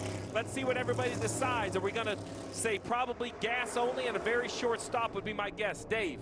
See, I've been monitoring the 12 of Ryan Blaney, and that is the case. Also the same for the 6 of Brad Keselowski. Just fuel and then get back together and get back in that drafting line. And Dave, what's been unique with this new car, as you see all these Fords coming to pit road, it's been better actually in smaller groups. Joey Logano going to go fuel only just like his teammate, but Chase Briscoe going with tires back there. So a handful of Fords coming here at lap 40. All right, so first wave off, getting organized as quick as they can side by side. Does not help the speed. Top of the screen, the lead pack off turn 4. We're going to see another wave of pit stops, I assume, this time. Yep, there you go. So now we have a bigger group, maybe 2 or 3 more cars. Looks like 10, 12, a little bit more chaotic, but once again, no lockups. 3 wide on pit road, Dave. And the most relaxed man at Talladega, that'd be William Byron, who won last week and put himself into the next round of the playoffs. He'll take fuel only here, Kim. And for Kyle Larson, he flipped. They know Tony's good, doing what he needs to do here to make pace. Like you see, fuel only for Kyle Larson, Marty. Ross Chastain kind of in the back of this pack for quite a while, but got up front towards this pit stop. Fuel only for him. The pack thunders around the track while the second wave of stops happens. So as we see one group leaving pit road, this is the group that is yet to pit right here. We're going to see them come off from turn 4. We're going to see how well they get on and off pit road. Very organized, single file mostly. So we're going to see guys turn left. Ty Dillon almost by himself, it looks like. Small pack. Only 4 cars this time around. Christopher Bell continues to lead the group around the track, and he'll start catching up to the other pack, Kim. You see Ty Dillon right there. A reminder to him, do not speed during these green flag stops. They'll take fuel only. As you see right here, top of the screen, those are your leaders. Christopher Bell yet to come to pit road on the top right, up in this area right here. That's a good way of kind of keeping track of what you have, right? So you see the 77 leaving pit road. The 2 of Austin Cindric, he's right here with the 47, the 24, the 8. These cars have all pitted already. And now the 20 car who's exiting turn 4 you see on your map, they're going to come to pit road now in a very organized single file line. And again, another group of about 9 or 10 that are making their way onto pit road. This is the final group that makes their way onto pit road, Kim. Including Denny Hamlin. He said no handling issues, but maybe a little darty with the steering. As you see Hamlin getting fuel only on this end of pit road, Marty. You know, Kim, it used to be that you wanted a huge pack to pit all together. The more cars, the better. But the Toyota teams always were disadvantaged by that. Maybe now with this new car, this can play to their favor. Fuel only for all the Toyota teams. Christopher Bell, Martin Truex Jr., and Bubba Wallace among them. But the pack is going to catch him quick. Well, this is all about time on and off pit road and getting organized. You see the Toyotas that have run extra. They're very efficient, but it is going to take a lot more time to get up to speed. They will absolutely cycle to the back of this pack. We'll go back and look at the data, but I bet it was the couple extra laps they ran with less cars. They just didn't run the overall lap time, and you're going to see how much it's going to hurt. Now, they're going to be okay. They're going to pick up the draft of the big pack. There you go, Rick. As simple as that. 3 cycles. Don't mess it up. On and off pit road. Gas only. Don't speed. And after all that happens, Ricky Stenhouse Jr., who was leading before the green flag pit stops cycled through, is still out front and leading here at Talladega. And the 43 car of Eric Jones, he was penalized, men over the wall too soon, so he had to pit again on the green. Unfortunate on his 250th start. Eric Jones with that penalty. Stenhouse Jr. and Cindric now fighting for the lead here at Talladega.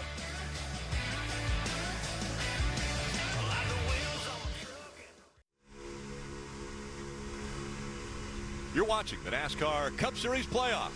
Yellowwood 500 from Talladega.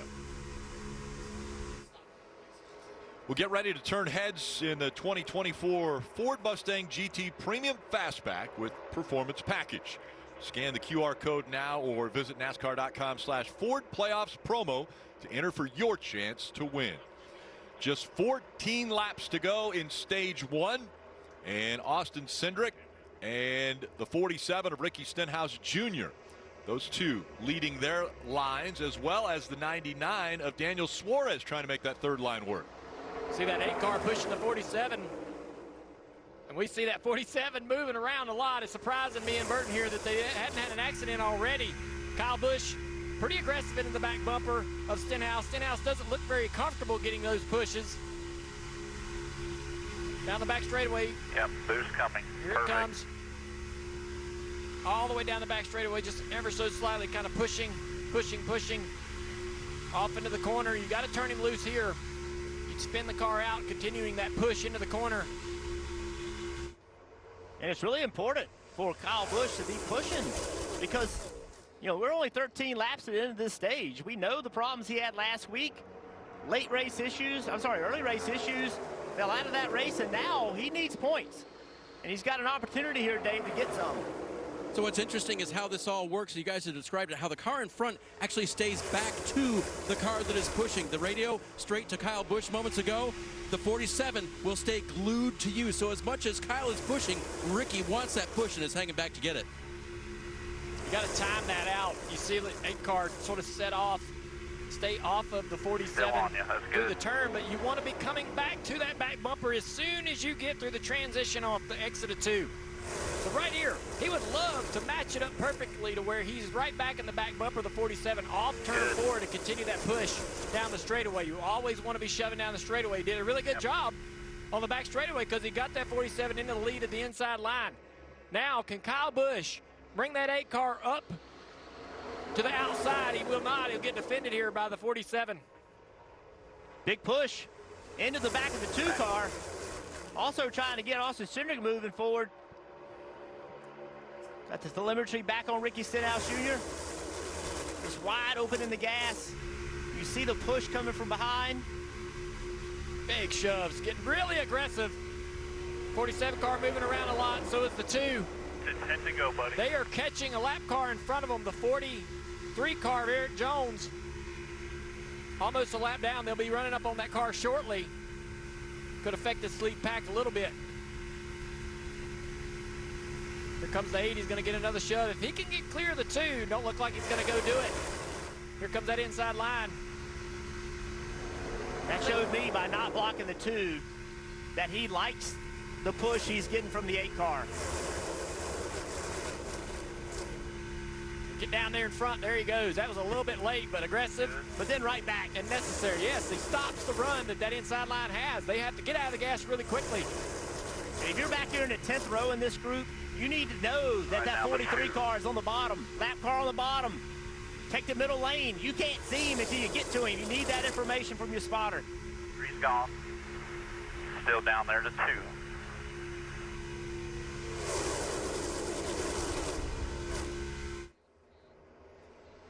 Still out front, it is Austin Cindric.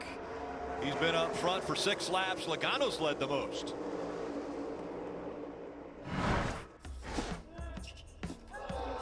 Nice footwork. Man, you're lucky. Watching live sports never used to be this easy.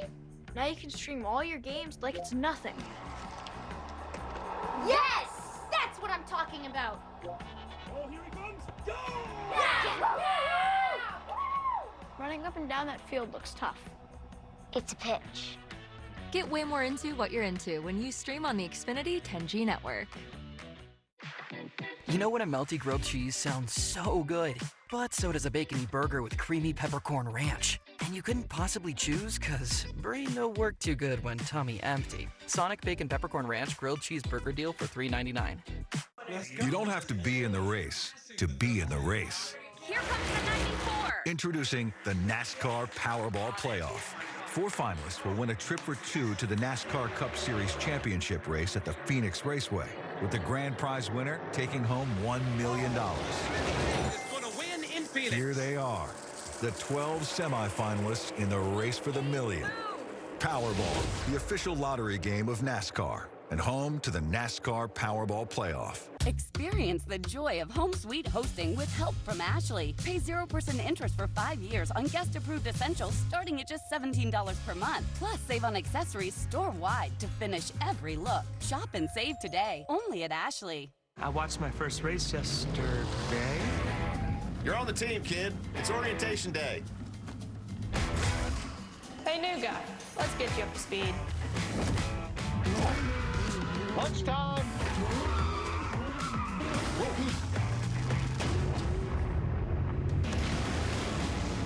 Your workspace is ready. Looks like you got a corner office. Be part of something greater. Toyota. Let's go places. For the world's greatest athletes, there is nothing like competing on the world's biggest stage. Who's gonna win gold? It's a world record again! And when that stage is here, anything is possible. I have never seen anything like this. How about that? An Olympics unlike any other, the Paris Olympics.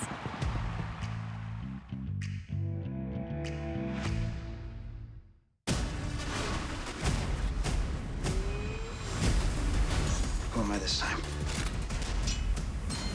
This is a big day. You're actually enjoying this.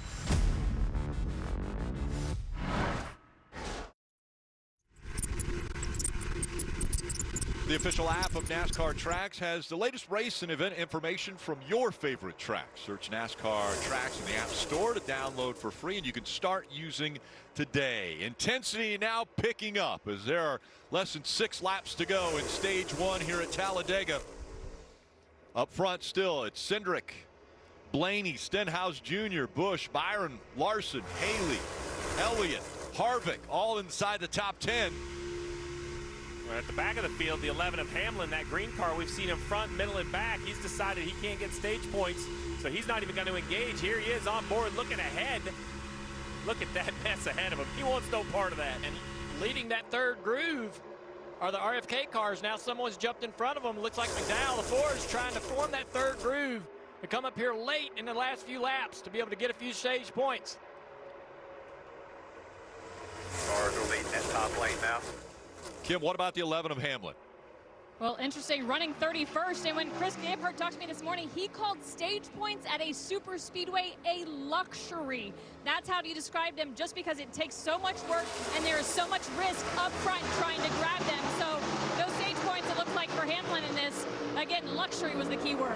Important, though, for the 8th. Kyle Busch came in here after a disastrous first race of the round in Texas, going out early, and now looking to get some very valuable points as he runs up front.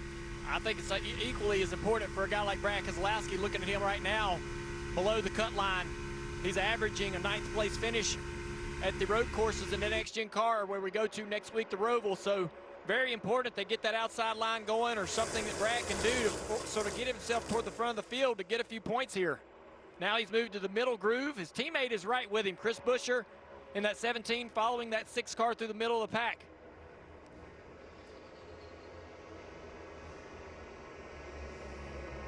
We're going to see these pushes get even more aggressive. 3 to go in this stage. Blaney needs points. Busch needs points. Just look around. These guys are going to do whatever it takes. Now that they have this opportunity, they have to execute on it. Bubba Wallace, Tyler Reddick, Ryan Blaney, and Kyle Busch started this race below the cut line. And we know that they're going to try to gain as many points as they can. Keselowski to the third groove. He's got a good run here. Cars are trying to jump in front of him, though. He's going to kind of stall out his teammate. Buescher's lost a little momentum on the top here. They had the run. They went up there. Cars jumped in front of them, took their momentum away. Now Brad trying to get down in front of the 10 of Almirola.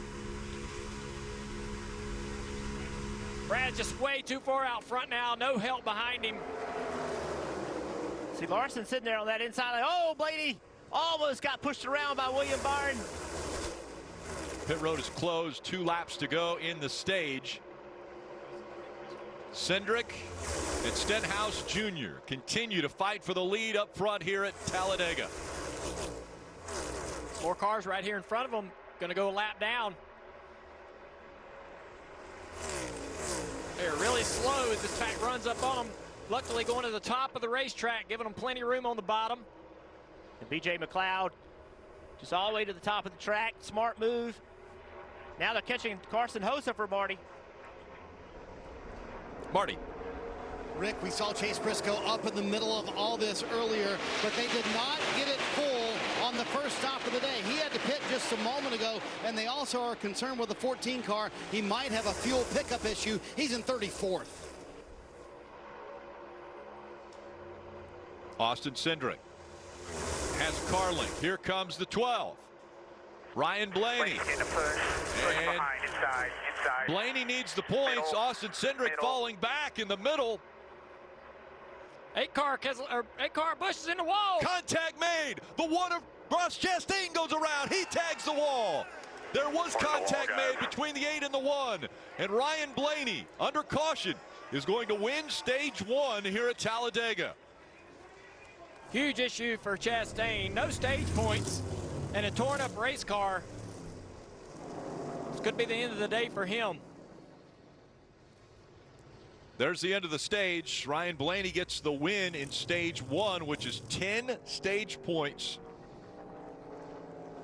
It was Chastain that got into the side of the 8 of Busch. Take a look at this. Busch up into the wall there as he was pushing the 47. Then Chastain gets into the side of him, and into the wall he goes.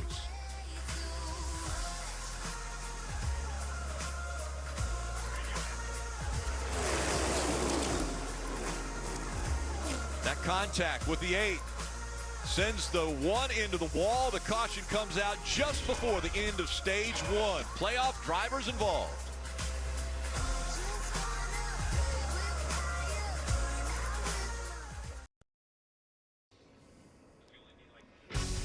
NBC Sports coverage of NASCAR is brought to you by Sonic.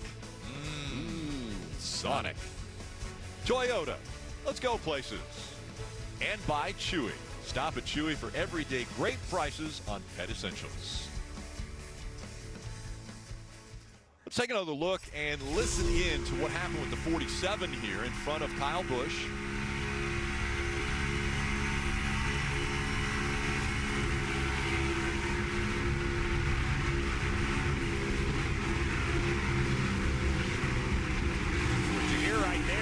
Starts to stumble. You see the hand out the window. Look, we're hearing it on the radio that the 47 ran out of gas. So, I mean, he was only on pit road for 4.7 seconds. Gas only stopped. They must not have got enough in. That makes sense of why he's dropping back so far. The car's still running on idle around at slow speed, but at wide open throttle at full fuel demand, you need a lot of fuel pressure. 47 runs out and causes the first big wreck. Ryan Blaney's on pit road, Steve, and he wants 4 fresh Goodyear tires and fuel. Also, William Byron wants that too. Byron wants to know where the energy is while it's going in his gas tank, as well as he wants that information, Kim.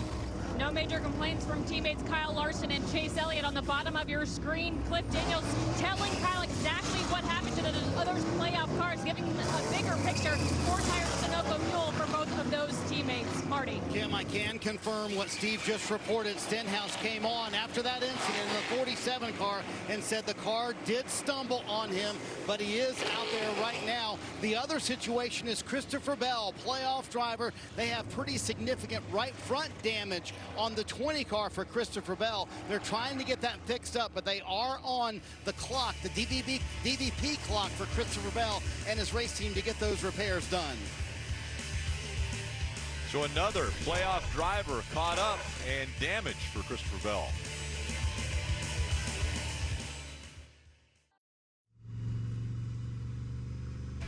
Stage 1 is complete of the NASCAR Cup Series playoffs. Yellowwood 500 from Talladega Super Speedway.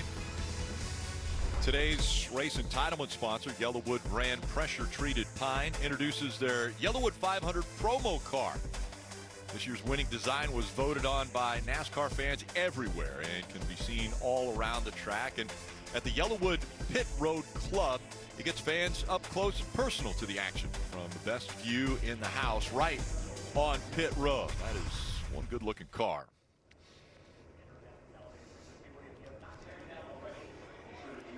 Drivers, take us through this wreck again at the end of stage one. Well, you can see the end of stage one is coming, so everybody's getting aggressive. Chastain jumped to the outside line trying to get some stage points. 47 runs out of gas. Busch is pushing him, and then they just all run out of room. You know, you just don't anticipate the 47 slowing down at that rate. Just think about that happening. Also, think about the choice Chastain makes going down the back straightaway to not stay in the middle line. He saw an opportunity. He thought it was a great chance to maybe steal a few points or drive his way into that top 10. So he makes that decision mid straightaway, sees that outside line foreman. He's going to jump up there thinking this is the right thing to do. And then Christopher Bell, you see him right there. Chastain comes back across the racetrack. Big impact on that 20 car. They've been on pit road working on it. Riding along again, listen. Hit your fuel switch if you need. H with you, boost. Yeah, H with you. So Ricky put his hand out the window. Yeah. Right? And the reason he did that is he's like, man, I got a problem. Like, I can't, it's nothing I can do. He's just trying. It's almost like a brake light. You know, it's like hand out the window. Hey, man, you see I'm having a problem. There's no way I can get out of your way. Dave. Ross Chastain's walked from the care center. What's the level of frustration? Because you were making an outside move that was going to be a positive, and then that all happened. It's just the way it goes, Dave. Nothing personal with it. I don't take any of this personal here. You know, could have stayed bottom a few laps earlier probably and been safer. Just kind of had a couple cars land in my lap there, and I went for the gap. I mean, obviously I wish I would have lifted now, but study that and be better next time. You face the Roval next week. How's that going to go? Lefts and rights, and living my dream. So whatever you know, whatever our team whatever we bring next week, we'll put our best foot forward. And yeah, as long as I'm getting to drive these rocket ships that Trackhouse brings me, living my dream, and we'll keep fighting. Marty? Dave, back to the Ricky Stenhouse Jr. situation. A lot happened very quickly. He unpacked it for crew chief Mike Kelly. He said he ran out of fuel. He went for the reserve switch, but Steve, when he flipped it, the car stumbled even more once that happened, and that's really what kind of started that whole wreck. It's interesting, Rick. For sure, the 47 had some sort of fueling issue, and in the end, it stacked them all up. 10 stage points for Ryan Blaney. Larson also leading him, got 8 as stage 2 is now underway. Blaney up front with the 9 of Chase Elliott on the outside, a big fan favorite here at Talladega.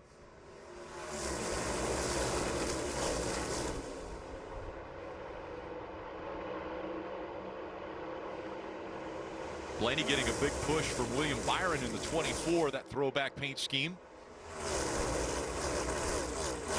We'll keep an eye on that 8 car and see how Kyle Busch performs after the slight contact with the outside wall. I hope or think he'll be okay. Missed opportunity for stage points for that team, but stage 2 is another chance to go up there and try to find those points they need to climb back into the points race. 300 Motorsports cars right in a row on that outside line with Elliott, Larson, and Bowman. We'll see if those 3 working together can get one of the cars out front.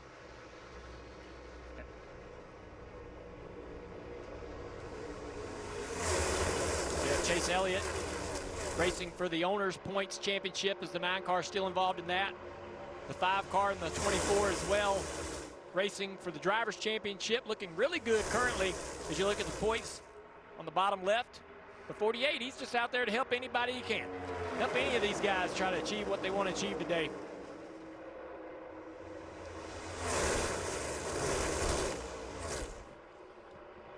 And Junior, his agenda could also be to get them to victory lane as well. You know, that's a goal of Chase Elliott and Alex Bowman. They've got streaks going where they have won races, you know, for quite a few years. Yeah, absolutely. I think that the 48's probably been given some instructions on some of the things he needs to pay attention to and when to help and when it's important for him to help his teammates. But certainly they can get that team to victory lane. It's been a tough year for Bowman and that 48 crew all year long. Bowman missed several races with a back injury. A win today would be a big deal, building momentum for them going into next year. Marty, what about the 48? Well, it's funny. I talked to Blake Harris about this exact situation today. The crew chief for Alex Bowman is just third in line on the outside. I said, how much of your job today is to push the 5 who's right in front of him right now, and how much of your job today is to take care of you? And Junior, he pointed out exactly what you mentioned. It's been a terrible year for our team. We want to win. We know what the company needs, and that's to get the Kyle Larson to the next round, but we want to win on the 48 team.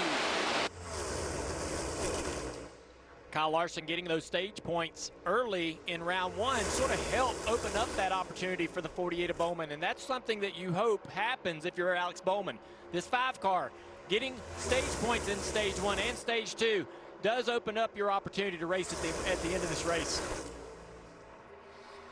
2 distinct lines now as the field working their way down the backstretch here at Talladega.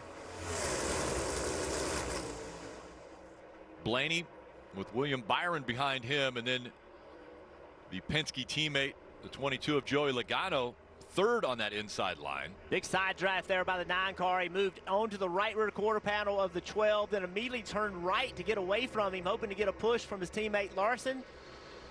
Gained a little bit of ground on the 12 car, but here comes the 12 fighting back. Talking about stage points, there's only 2 playoff guys that got stage points, Blaney and Larson. And both very valuable points to them after their issues last week. Marty, what about another guy who needed stage points, Martin Truex Jr.? Yeah, Rick, you got to go all the way back to find all the Toyotas, Martin Truex Jr. and several Toyotas in the back. So what does Truex think about the race so far for the Toyota camp? Listen in. I don't know what's going on with our cars, but we're damn sure keep it going when we're together. Our cars are lined up in the 3rd lane. We go backward, no matter who's in front or what's going on so far. So Jeff, if you have that knowledge and you're a driver like Martin Truex Jr., how do you change the game plan in the middle of the race here to find other people to work with? Well, I think what I heard there is the 3rd lane. I think that they're okay. It's just they haven't been able to make the 3rd lane work. But I don't know that anyone has consistently been able to make the 3rd lane work. So I'm not questioning who I'm running with or even my car, but I am being cautious to be the team that jumps out and trying to make the 3rd lane turn into something that so far it hasn't. Remember in the beginning of this race, I mean the beginning of stage 1, we saw that 3rd lane get all the way up there. They were 3 wide racing for the lead, and then for some reason that 3rd lane just fell off completely. Yeah, if it loses momentum, it's hard for that 3rd lane to get going again. Big push from the 5 there, getting the 9 car of Elliott back out in front and back clear. Now they could come down the racetrack. Let's see if they do that. Yep, the 5 does that first. Larson goes down first and says, all right, I'm okay to go this bottom groove if you are, Chase. And so Chase takes him down there, and they're both now in that bottom lane. Let's pay attention to what the 12 team's talking about. 9, outside 48. 48, 2, 4, 10, 41. Outside, 1 back 24, then 1 off.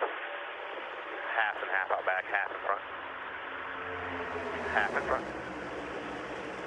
Still half in front.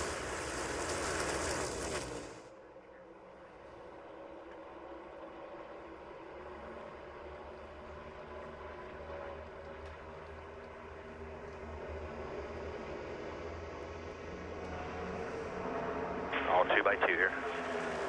Half in front, half out back. Very limited information, not a ton of talking. And to y'all's point earlier, they talked about this. This is exactly the amount of information that Blaney wants and needs.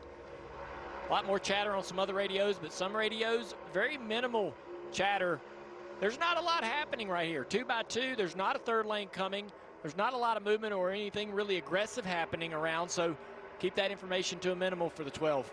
And plus, I think, too, with the new digital mirrors, the drivers actually can see a ton more than they could in previous years. So maybe that changes what the spotter's telling the driver and what the driver needs to hear. And this part of the track right here, this is when the cars are coming directly at the spotter. So it's very difficult to give them perspective as to who is beside them and how far they are. And so the 9 car and the 5 choosing the bottom, running that a few laps. This outside line's now drove up beside him and going by with their teammate, Alex Bowman, out in front. Now he dives in front. It's all Hendrick, 1, 2, 3 on that inside line with the 24, Byron, back in the 5th position on the inside line, Dave. And Junior, they want him to maybe go up. They said get up there if you can because they don't want to lose any more rows to that high side right now. I think now they've all chose that bottom, and they're just going to continue to let that top line go by. So now Cindric out there with the 4 car of Harvick, the 10, the 41, Stewart Haas Racing pushing this Penske forward. I expect them to make ground and be able to take over the lead here over the Hendrick cars on the inside line. Now it's manufacturers working together. Ford's on the outside, Chevy's on the inside. Bowman and Cindric up front.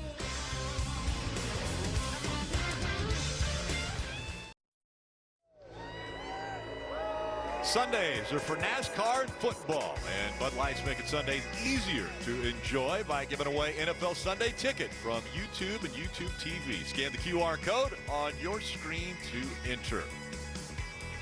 It's still a battle of Chevys and Fords up front as Chevrolets take up the top 3 spots on the inside line, then Ford's on the outside, and it's Cindric that's leading that outside line, Bowman on the inside line. Marty. Rick, still cleaning up from what happened in that last accident. Christopher Bell, playoff driver, is outside the top 20.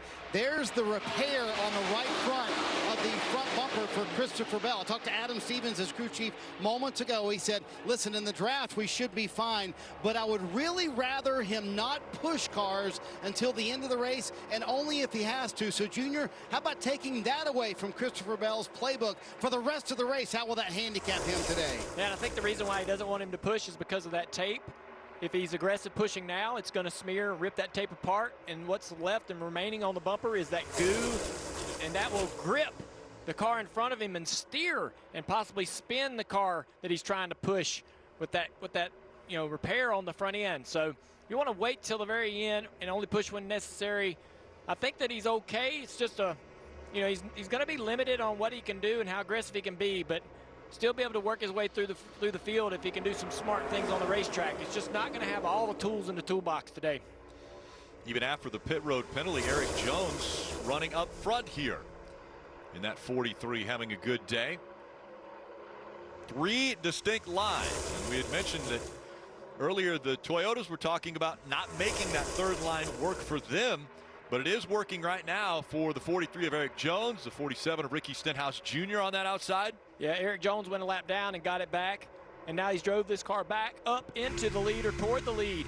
Think about what this team's done in the last 5 weeks. This organization with the 43 and the 42 have had a tough year, not been strong up until about 5 weeks ago. Whatever they've done, they flipped a switch. I talked to the crew chiefs on this team. They really don't know there's one specific thing they've done to get better. It's a lot of little things that have sort of improved this team at every racetrack. Last week at Texas, Eric Jones, many times during the race, the best car on the racetrack, had an opportunity to win, and now running well again today at Talladega.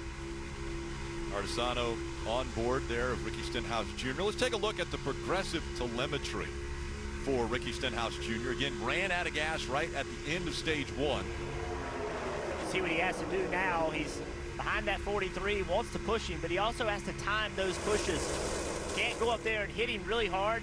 Watch what's going to happen right here. He's going to get momentum. Right, gets momentum, eases up to the 43. Can't quite get to him. There he goes, right there. See, he gets to come off the gas just a little bit. If he hadn't have done that, he would have hit him really hard, possibly spun him out. So you want to get there, but the timing of it and the speed at which you approach is really important. One thing that's also happened is that outside line got up toward the front. They started fighting and side drafting a little bit with the middle line. That drug them both back. Now the outside line is fading a little bit. The inside line moving forward again. Trying to get back up and match that inside line. So when that third group gets to the top, everybody sort of starts side drafting off of each other, and that inside line prevailed. Marty. Hey, Rick, so we saw Ricky Stenhouse Jr. earlier, and Steve, I want to bring you in on this conversation. They ran out of fuel, then they went to the reserve switch, and they had a stumble there. So if you're Mike Kelly, the crew chief for Stenhouse, is that a concern for the rest of the race moving forward or not? Well, for sure, if you can't figure out exactly what happened, we went back and looked up the in-car camera. He hit the switch about to start finish line and ran out of gas on the backstretch. That reserve, remember Chase Elliott tried to run too long back at Watkins Glen, couldn't do it. But one lap at Talladega should absolutely be no problem. So the issue is if the rest of the field has this warning sign and you don't, how quick can you be on this next pit stop? Because the whole field is going to pit again, and the majority are all going to take gas only. So can you be as aggressive as the next if you don't think you have that warning sign and that safety reserve? Something in the system seems to be a miss for Ricky Stenhouse. Well, you can got away with it once, right, Jeff? Yeah, that's right. But you can see how that outside lane looked like they gained about 15 rows in one lap, and that was all because that inside and middle lane, they had to start lifting a little bit. They were getting into each other in the corners. They had to lift, kind of gather themselves up, and it just made these guys look like they're going 200 mile an hour faster. Just some of the runs that you get have nothing to do with what you did. You were in the right place at the right time, and the other guys had to start lifting, and that's why that outside line was not working for a while, and then all of a sudden it just worked in a lap because those guys had to start lifting off the throttles. And now here they are in the lead. Now they're going to dive down to the bottom of the racetrack. Stenhouse is going to take Eric Jones down in front of the Hendrick cars. How about Michael McDowell in that the 34 on the outside line now? He's going to need some help to stay there, Rick. He's got his teammates behind him. But how many other cars do they need to be in that outside line? They got a few out there almost in the wall.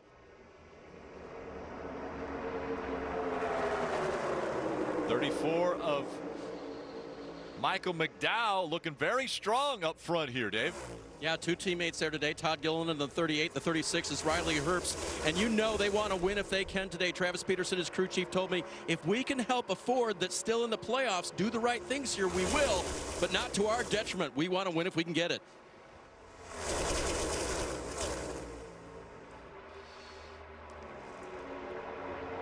Well, front row is looking pretty strong, and I say that as far as the organization. Take a look at the Xfinity fastest lap. It's Todd Gilliland who turned the fastest lap, averaging 197.130 miles per hour on lap 47. Like, what is he doing, dude? I can't get to him. You don't see that? Frustration in the voice there a little bit. Can't get to him. Now coming up on slower car here. That was the 38 of Gilliland. Eric Jones takes the 43 and moves that inside line just above the slower car. And we're going to be a little four-wide action down the back straightaway for the field.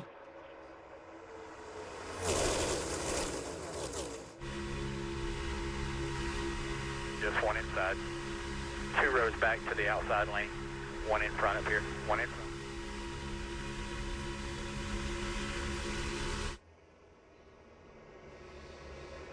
Eric Jones on the inside, Austin Cindric down the middle, and on that outside, Michael McDowell leading at Talladega.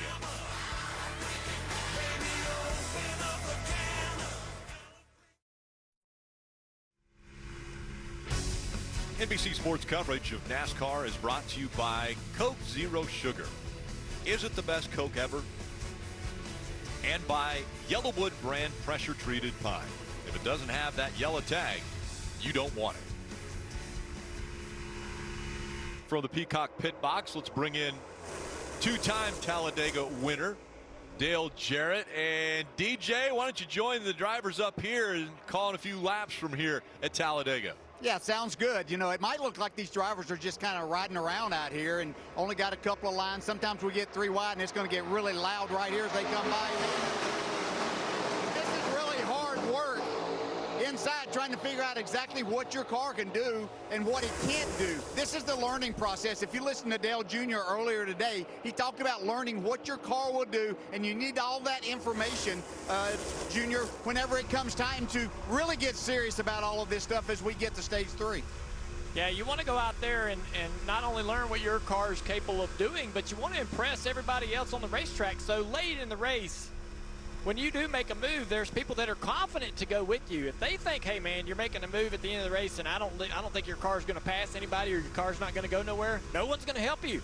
But if they've seen you do this all day long and seen you make great moves, seen you drive toward the front, when you make that move with 2 to go, 1 to go, you're more likely to have a lot of friends. We're starting to see Front Row Motorsports basically at the front of the field, holding on to the top 3 positions.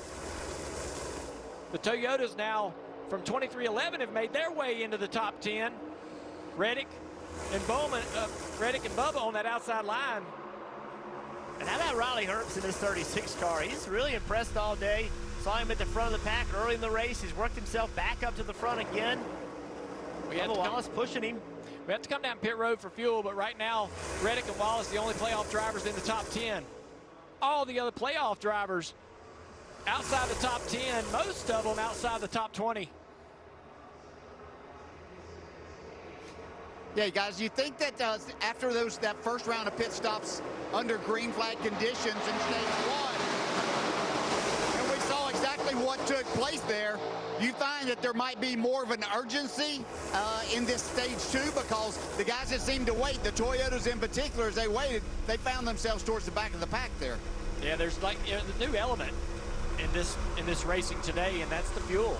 We saw how that was an issue for Stenhouse at the end of the race, or at the end of the stage 1, creating the crash. Drivers having to worry about how much fuel they're saving. Are they saving enough? How little do they need to be on pit road for their pit stop to be able to get enough fuel to get to the end? How hard can they race the final few laps of that stage to be able to get to the finish line and still have enough fuel to do it? It's pretty compelling stuff. A lot of drivers, again, trying to sit in the backside of this field during the first half of this stage to save as much as they possibly can, hoping that pays off during the during the pit stop cycle. As you mentioned, the Toyotas didn't do that very well in the first stage. What will they change this stage in stage 2 to try to perform better? Now that outside line is all opened up for the Toyotas of Reddick and Bubba Wallace. And they got a great push down the back straightaway. A pretty good run here up to the outside of McDowell in second place. See Riley Herbst in that car on the lead. He is content to stay on the bottom. Has Michael McDowell behind him. He's not an aggressive block from him. Bubba Wallace has not got to him yet. All 3 cars on the inside line are Front Row Motorsports vehicles. 2311 teamed up on the outside here. And all during this second stage, we've seen this outside line or the second groove be the groove that keeps moving forward. Drivers keep using that second lane to take the lead, but then move into the inside lane. And then they fall back. Yeah, and you know, you look at a young guy like Riley Herbst. We talked about what a great job he's done in the Xfinity Series. Had some problems as the regular season wound down. But this is a confidence booster. This is showing other owners out there that, hey, I'm worthy of being in this Cup Series. You put me in the right spot. This is one of the, it could be a major day looking ahead in Riley Herbst's career in getting the ride that he's looking for in the Cup Series. Yeah, he ran his Cup debut at the Daytona 500. He finished 10th. So he's done a nice job on these races. Since Riley's very young at this in the Cup Series, let's tune into their spotter driver conversation to see what they're talking about. Right, tight to our bumper. Tight to our bumper. Now quarter gap to the 34, 45 still working the outside. Clear for now, clear for now. Half back to the 34. Clear by the half, still to the 34.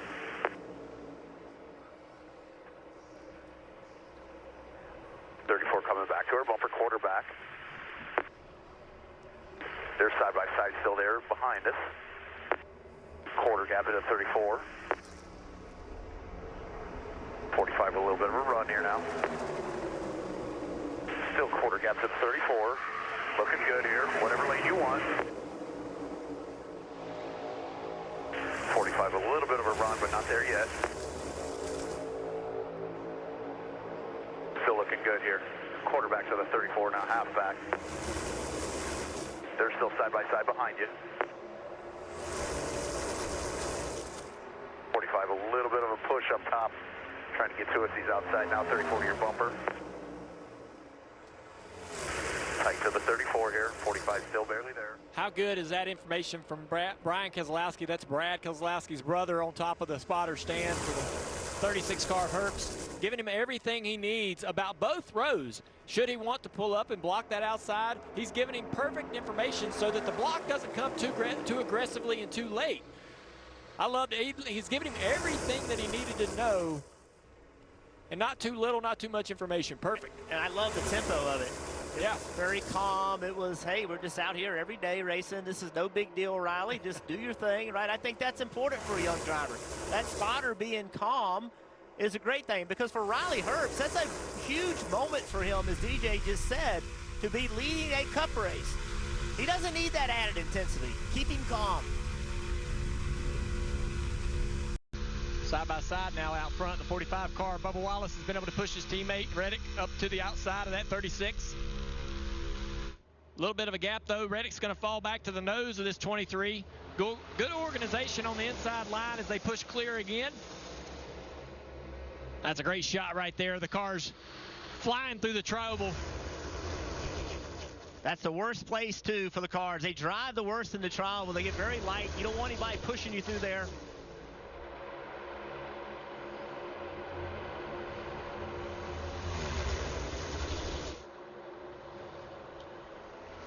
Denny Hamlin jumping into that third groove on that outside line, trying to get some cars to join him. See if they can drive to the front. Ryan Preece is going to go up there and block it. Whoa, man. That was like he was not sure whether he wanted to make that boot or not. Almost a little bit too late.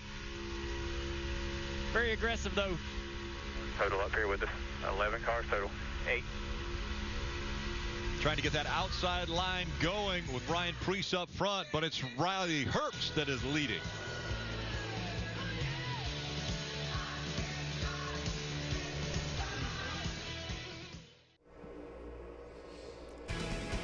You're watching the NASCAR Cup Series playoffs. Yellowwood 500 from Talladega Super Speedway. So we take a look at the Toyota driver updates. The veterans have shuffled out the rookie in Riley Herbst and pushed him back quite a bit, but that brings Denny Hamlin up to the front. Tyler Reddick's running 6th. Bubba Wallace is 8th. Ty Gibbs 30th, and Martin Truex Jr. is 31st, as now we see Michael McDowell once again surging ahead for the lead as he takes that inside line and tries to make something of it. But working together is the 8s of Kyle Busch and the 11 of Denny Hamlin, and they have... There's the information you hear from Denny trying to convey a message. He's way out front, too. He's got to be able to defend as the rest of the field runs up on him. This, I believe, is going to start the first wave. I've seen a couple of hands out the window. I look like Bubba Wallace had a hand out the window going into turn 1. I don't know if that was a thanks for letting me in line or I'm coming to pit road. We're right on board with Bubba again. 2 hands on the wheel now, so maybe it wasn't a sign to pit. Denny's chose to go to the bottom. Got all that help from Kyle Busch to get up there. Now down in front of this 34 car, McDowell. Kyle Busch looking to the outside of Denny Hamlin. They stay on track this time. Yeah. There was just a, hey, man, I guess. Hey, thanks, appreciate it. Brad Keselowski's worked his way up into the top 5 as well. He's going to be tasked with trying to push Kyle Busch into the lead in that number 6 car. We haven't seen Brad all day long up front. We talked about just a couple of the playoff drivers in the top 15. Now we've got several that have worked their way into the top 6, top 7 positions. Co-owner Michael Jordan on top of the box for 23-11. The 11, by the way, is leading the race on the inside right now.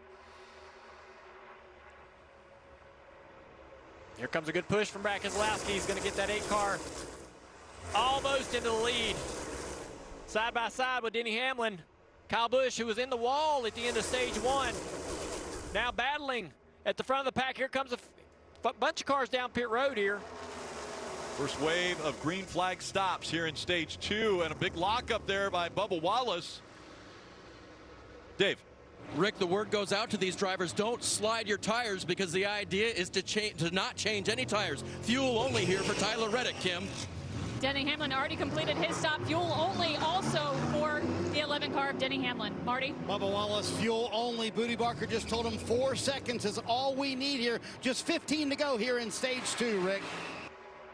So we'll see a 4.1 second fuel stop for Bubba Wallace. And you mentioned that left front tire slid on entry. We don't know if there's any damage to it. They didn't think it was bad enough to change tires. So now the Toyotas, who were the last to pit road the first time, or the first to pit road this time, we'll see. It looks like a next wave. Oh, Denny Hamlin, too fast entering. You see the penalty in the pylons of the 11 of Denny Hamlin, a playoff driver, will have to make a pass through as now we see the Fords on pit road, Dave. You see the 6 of Brad Keselowski weaving his way over. He'll get fuel only. Wait for the call from the crew chief. He's got it.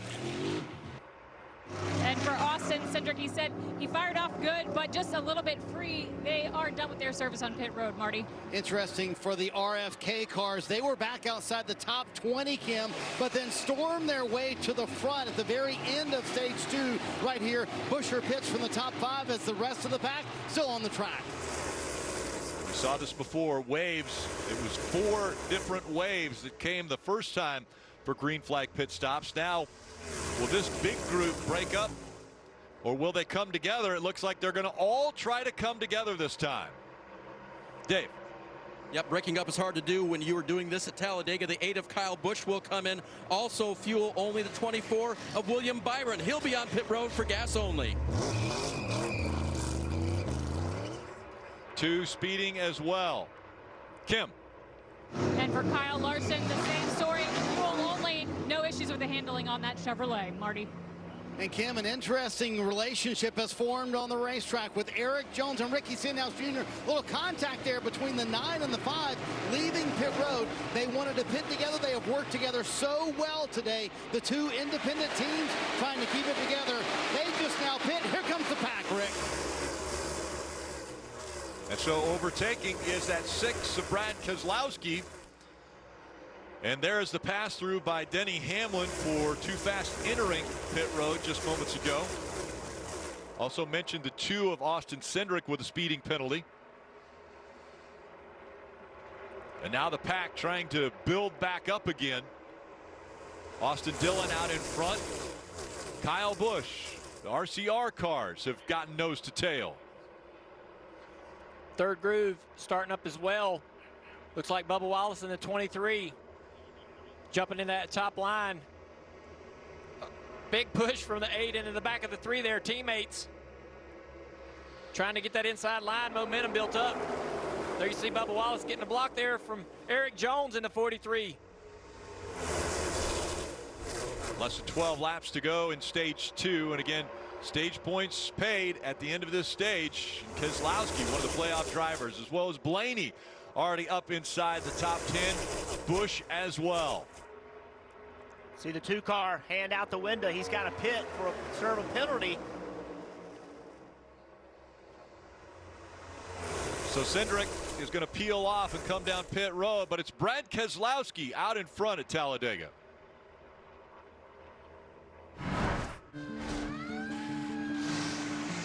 That's my team out there. If our network goes down, lives are at stake. Our comms have to work. Or the mission won't. That's why we partner with Verizon Frontline. The network that truly prioritizes first responders. So we don't worry about getting through. And they're the most reliable 5G network in America.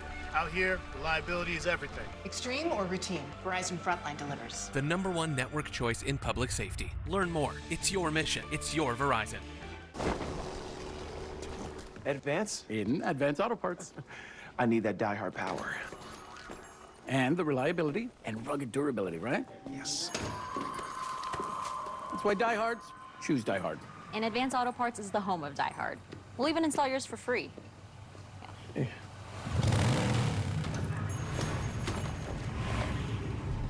Abuela? She makes the best tamales. This is how we advance. Experience the joy of home suite hosting with help from Ashley. Pay 0% interest for 5 years on guest-approved essentials starting at just $17 per month. Plus, save on accessories store-wide to finish every look. Shop and save today, only at Ashley. Time to meet your team.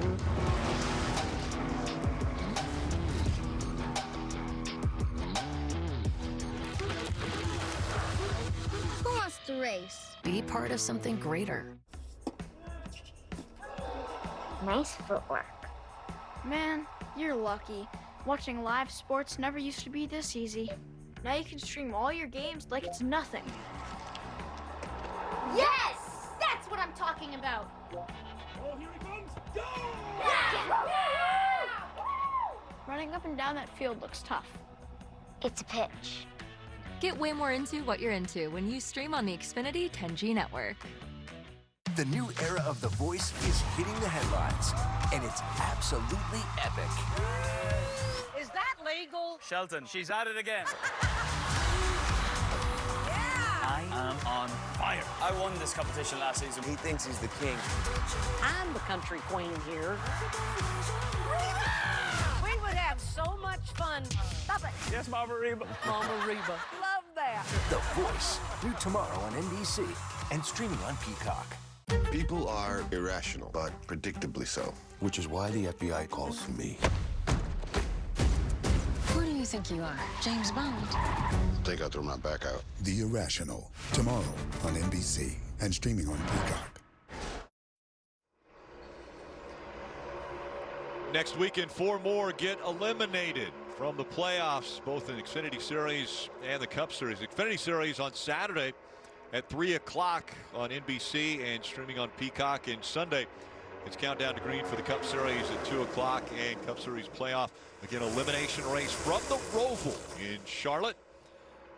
As right now we have the 22 of Joey Logano out front, no longer teammates, but Brad Keselowski right behind him. Those two working together, as also Austin Dillon up here, Eric Almirola, Kyle Busch, all inside the top 5. This should be a nice little combination between ex-teammates, old friends. Logano and Keselowski, they know each other's tendencies, what each other likes. As far as being aggressive on pushing and shoving, can they control the front of this field to the end of this stage? And Joey Logano was running 29th. In the 12 car in that outside lane, he was running 27th before this pit cycle started. So that pit cycle worked well for the Fords. See Kyle Busch jumping to the middle lane. Yeah, he tried to block the outside line. They'd already got to his right rear quarter panel. The inside line filled the gap. He had nowhere else to go, so he faded back through the middle, lost multiple spots here. Bowman got in behind him in the 48. We'll see if that stops the slide backwards for the 8 of Kyle Busch. Kim. And for his teammate Austin Dillon running in the 3rd position, remember 2 of his 4 Cup Series wins are on super speedways, and while he'd like a win here, right now does not want to be out on the point. He said, when I'm out front, I feel like a boat anchor. I just get bogged down, but I can push really well. So right now, I just want to be a pusher, Marty. Terrific point by the guys of how Joey Logano and Ryan Blaney got that track position back. Well, Steve, that really started in the middle of stage 2. The Team Penske teammates made the call very early. We're going to go to the back. We're going to save as much fuel as we can. That, in turn, made that last stop much shorter than everybody else. That's why they got that track position. Yeah, that's why they got it, but Blaney wasn't able to keep it. Look where he's found himself now. He was up in that front. He got an outside lane that did not work for him. He has fallen all the way back to 22nd. So just a lap and a half ago, he was in position to get stage points again, but they all got away from him. And now that second groove, that second line is starting to take control. Byron there in the 24 is going to drop down. He's now leading the pack with help from the 10 of Eric Almirola. Right behind them is Larson, and then Kyle Busch, who has recovered somewhat to be able to get his car back into the top 10. Denny Hamlin, after that speeding penalty, had to serve a pass-through, and now you see it barely, what, a quarter of a straightaway ahead. I don't think there's any way he's going to be able to tag on the front of this field, is he, guys? I mean, they're going to be coming with such a head of steam. I'm watching this outside line to see what Larson and Kyle Busch can do at the end of this stage. What can Brad Keselowski do as well? All those drivers looking to try to get stage points here. So Hamlin moves to the outside as the freight train goes by on the inside. Will he get picked up by one of these lines? They're going to separate and go by him. He's being scored a lap down now. I'm going to tell you something, Denny Hamlin, that was an aggressive move by him, not just to go to the top of the racetrack and let everybody go around him. That was really aggressive to do that. Made them push him. He's trying to be the first car 1 lap down, racing Carson Hocevar. That's why he did that. They busted up all of the momentum the middle and the top had.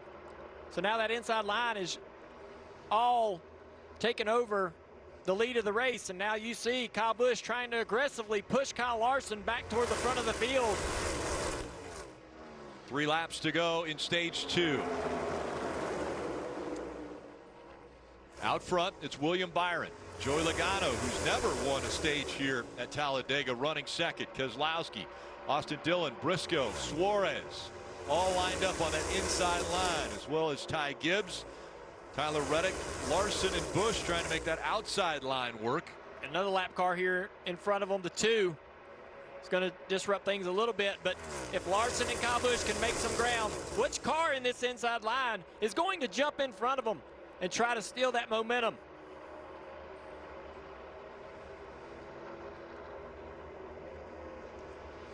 See Cindric falling back quickly as well. He also had the speeding issue. He's going to force that middle groove to the top of the racetrack, similar to what Denny Hamlin did.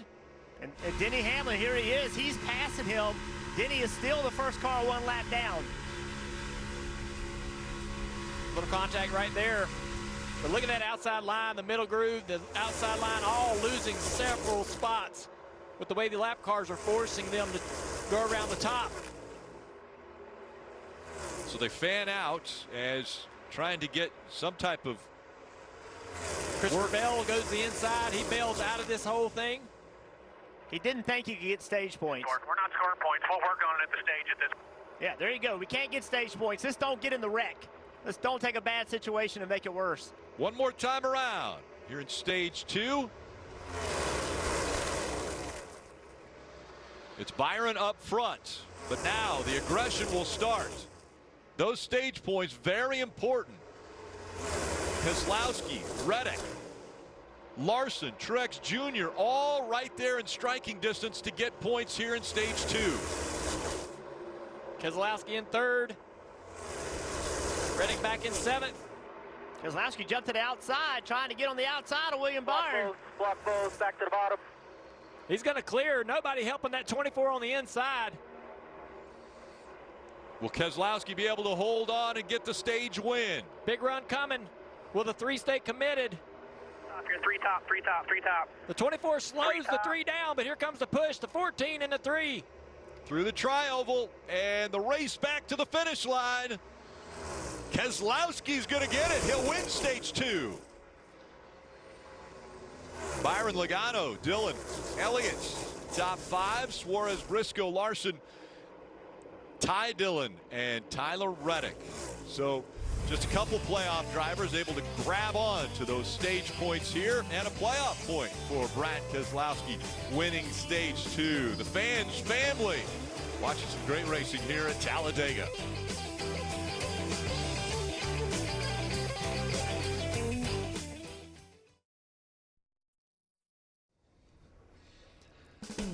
RFK Racing is proud to support BuildSubmarines.com, where you can go to learn how to connect hardworking Americans with long-lasting careers, supporting and strengthening our military. The Navy's goal is to add 3 submarines to their fleet each year. Accomplishing the goal means thousands of career opportunities and suppliers over the coming years. Visit BuildSubmarines.com for more information.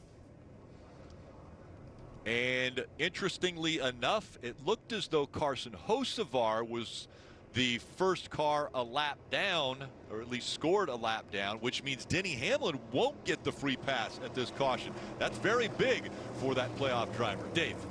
William Byron finished 2nd in that stage. He said, I got a little tight at the end, but I don't think I want any changes. Brad Keselowski said, I'll take 4. That'll be 4 tires for the driver of the 6. Kim. And for Austin Dillon, lower left of your screen, said car drives pretty decent. Crew chief Keith Run said all that discipline you showed, that got us up there. Great job to cause 4 tires, no good fuel, Marty. The reigning champ Joey Logano no longer in the playoffs, but a terrific stage 2, wound up finishing 3rd. He said it's much different up front. You need to free me up if I'm going to, or tighten me up if I'm going to be up there racing for the lead. The drag race off of pit road. Look at it, 3 wide with William Byron there, but Logano uses that #1 pit stall to his advantage, gains a couple of spots, and there's a fire, Rick, yeah, on pit road. Yeah, gas can has come out onto pit road, and we're seeing the fire there. It got drug out into the middle of pit road, and a big fire as some of the crews are making their way out there to put that out. So this pit road stop has a few cars that come out, one of them being the 54 of Ty Dillon, bringing the gas can along with him. It ignites and lights pit road on fire.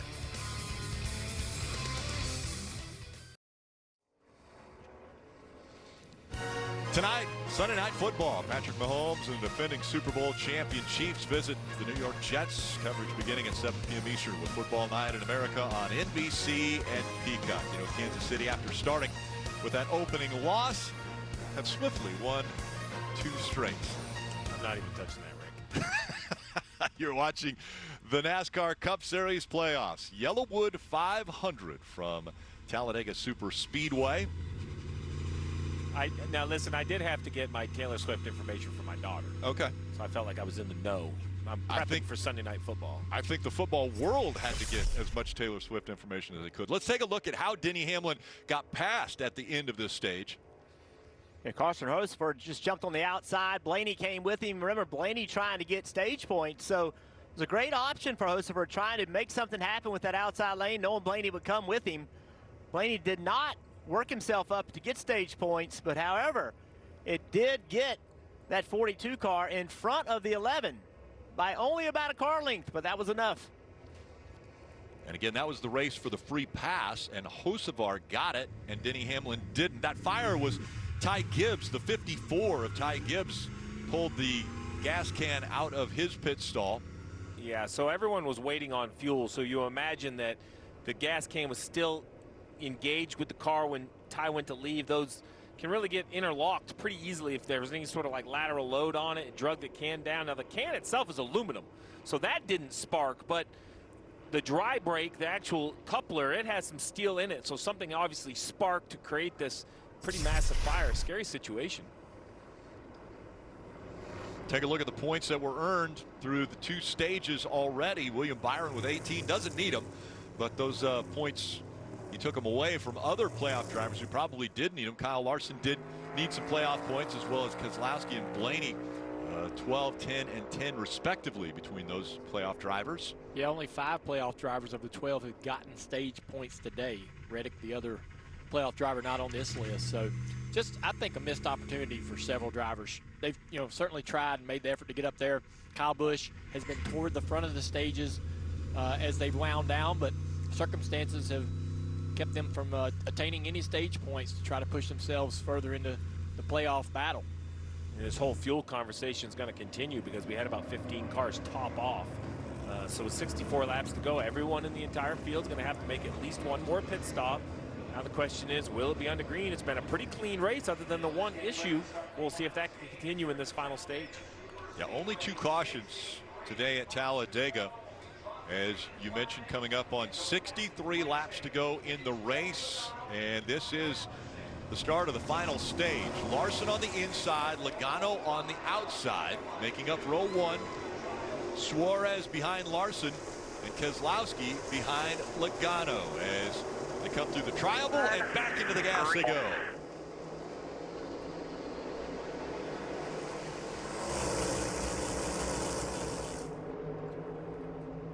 Which line will work most efficiently as the 22 and 6 are getting that high line going, but they don't have any help behind them for 2 car lengths. Now the inside line with a little more consistency. And if the back of the field looks weird, that's because it was a whole bunch of cars, Jeff, single file, because they all topped off at 1 to go, which is technically a closed pit road, so they couldn't pull up or choose. So now we'll see. I think they should be able to close back up, no problem, but we'll just have to see. I don't think they all understood the rule. You have to start tail end of the longest line, but you're not, not everybody can be at the longest line. So, yeah, that was a really odd looking restart.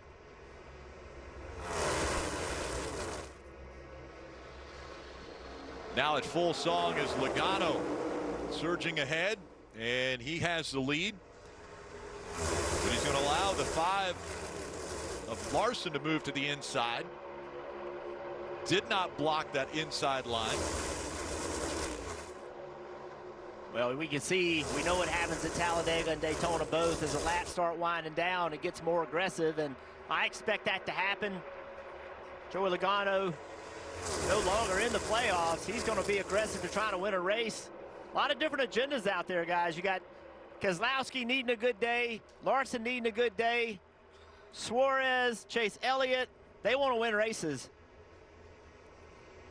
Remember, Logano won at Atlanta, which now is a drafting track.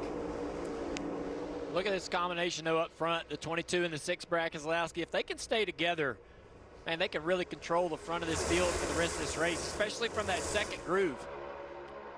That second groove has been the only groove that's really been able to leapfrog and go forward and continue progress over that inside line.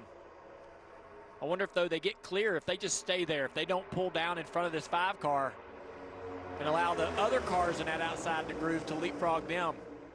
See, they're both clear, but they stay in that second groove and they allow themselves to continue to fight on that outside. If Suarez can get to the back bumper of that 5, you're going to see a big push. Suarez is going to be aggressive in this race. Pack is tightened up now. 2 distinct lines, nose to tail from front to back. You're cleared. Brad's not. Brad is not. Brad is not. Brad is not. Brad's the nose ahead, not cleared. 5 there, pushed out on the bottom. The 5 there, pushed out on the bottom, tighter on the top.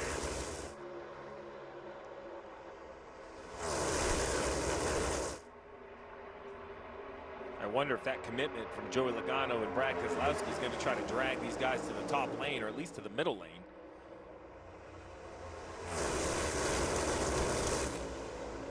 Yeah, I think from what we've seen today, if I'm the 22 and the 6, I just stay right here and keep on controlling this middle groove. I don't pull down in front of the 5 because I think the outside line is just going to go by me. So I'm going to stay in this second groove. I think that's the best way long-term to maintain track position.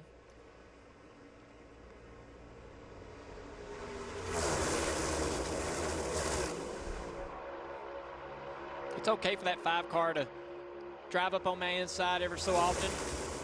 I know Brad back there is one of the best pushers, one of the most aggressive pushers, knows exactly how to get to the back bumper of this 22. He's going to keep us doing what we need to do on the outside here.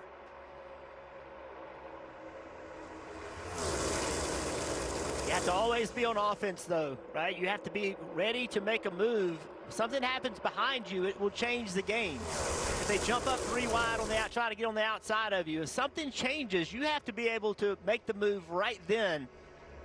Joey Logano and Kyle Larson, you think they're just watching out of their windshields? They're not. They're looking out of their rear mirrors. They're checking everything that's going on behind them. So when something changes, they can immediately respond to it. There's no breaks here.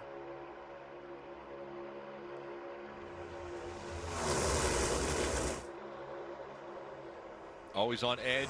There's now under 58 laps to go in the race. There will be another pit stop for fuel, and if anybody needs to change tires, they won't want to. It'll take a little bit too long for them. Marty.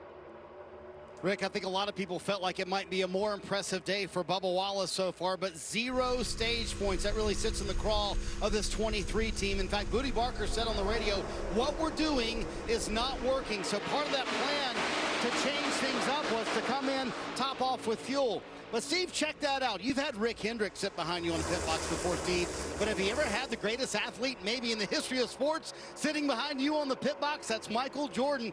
I would say Booty Barker's feeling a little pressure, not only to make sure they get to the round of 8, but the boss man right behind you. Yeah, it's interesting, right? Because you got to love the support. Michael is at more races than I ever dreamt we would see him at. I know he's a team owner, but he has a lot going on in his businesses and in his life, but he is at a ton of races.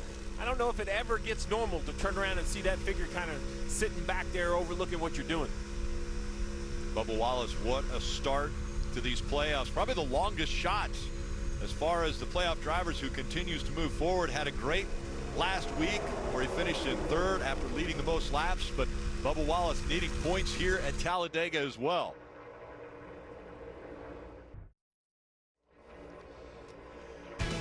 Outside line is beginning to get some momentum. The problem for Denny Hamlin is it's being led by the one car that's also a lap down, fighting for the free pass, which is Austin Cindric. So Denny Hamlin is pushing his competition for the free pass toward the front. Yeah, several cars jumped up in that outside lane, and it looked like more and more were starting to buy into it. It's built up a little bit with a number of cars, and one or two get out of it. But that's what this group needs. They need more people committed to it. I think it's a great time to get up there and run in that third groove because of how Logano and Keselowski have controlled the front of the field. It's relatively calm up in the top 10. Not a lot of movement, not a lot of things happening. So get up there and disrupt that. Well, it was a great move for the two of Cindric because, as Rick just mentioned, he's racing the 11 for the first car lap down. And as long as you stay in front of him, even if you go to the back, that's the goal, is to be in front of that 11 car. Jim, what about Kyle Larson in the 5 on the inside line? Yeah, leading that inside line, and we typically see him be aggressive at super speedways, but it has never benefited him because he's only had one top 5 finish in all of his Cup super speedway races. So I asked crew chief Cliff Daniels, how do you play this? And he was adamant they are not going to do anything differently. They are going to be very aggressive. We've seen that. They've collected stage points in stage 1 and stage 2. And Marty, they typically get wrecked out late in this race. We're going to see how this final stage plays out for them, but Cliff said eventually the luck will change. The statistics have to go in our favor at some point. Kim, what a terrific move by Denny Hamlin a moment ago to go to the middle, ditch Austin Cindric, and this high line that got the momentum going was really started by Bubba Wallace, who asked his spotter Freddie Kraft, can I move up? Booty Barker chimed in and said, if he wants to move up, do it now. Don't wait. So, Junior, why did Booty Barker want Bubba Wallace to try that high line and not wait till later? Because the inside line and the middle line were kind of uniform, and they had a plan to really kind of slow down and organize the day, right? Keep things smooth and easy. But now we're watching that battle between the 2 and the 11.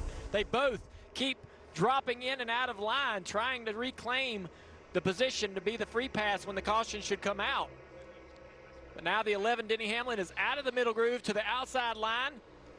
It's so interesting how this battle to be the first car lap down is shaking the whole field up. It's changing the energy of the lines as they both try to change lanes just to stay in front of each other.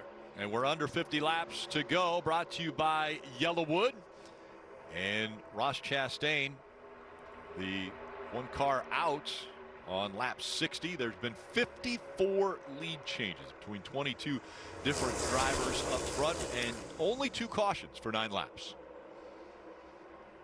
You see still this 22 and the 6 getting a big lead there, but staying in this middle groove, this middle line. That's changed the entire way the energy works in this front draft here. It's really not allowing that inside line to do much. They're kind of, you know, same players are leading that inside line. Not a lot of change inside the top 10. We'll have to see what this third groove with Denny Hamlin on the front of it can do.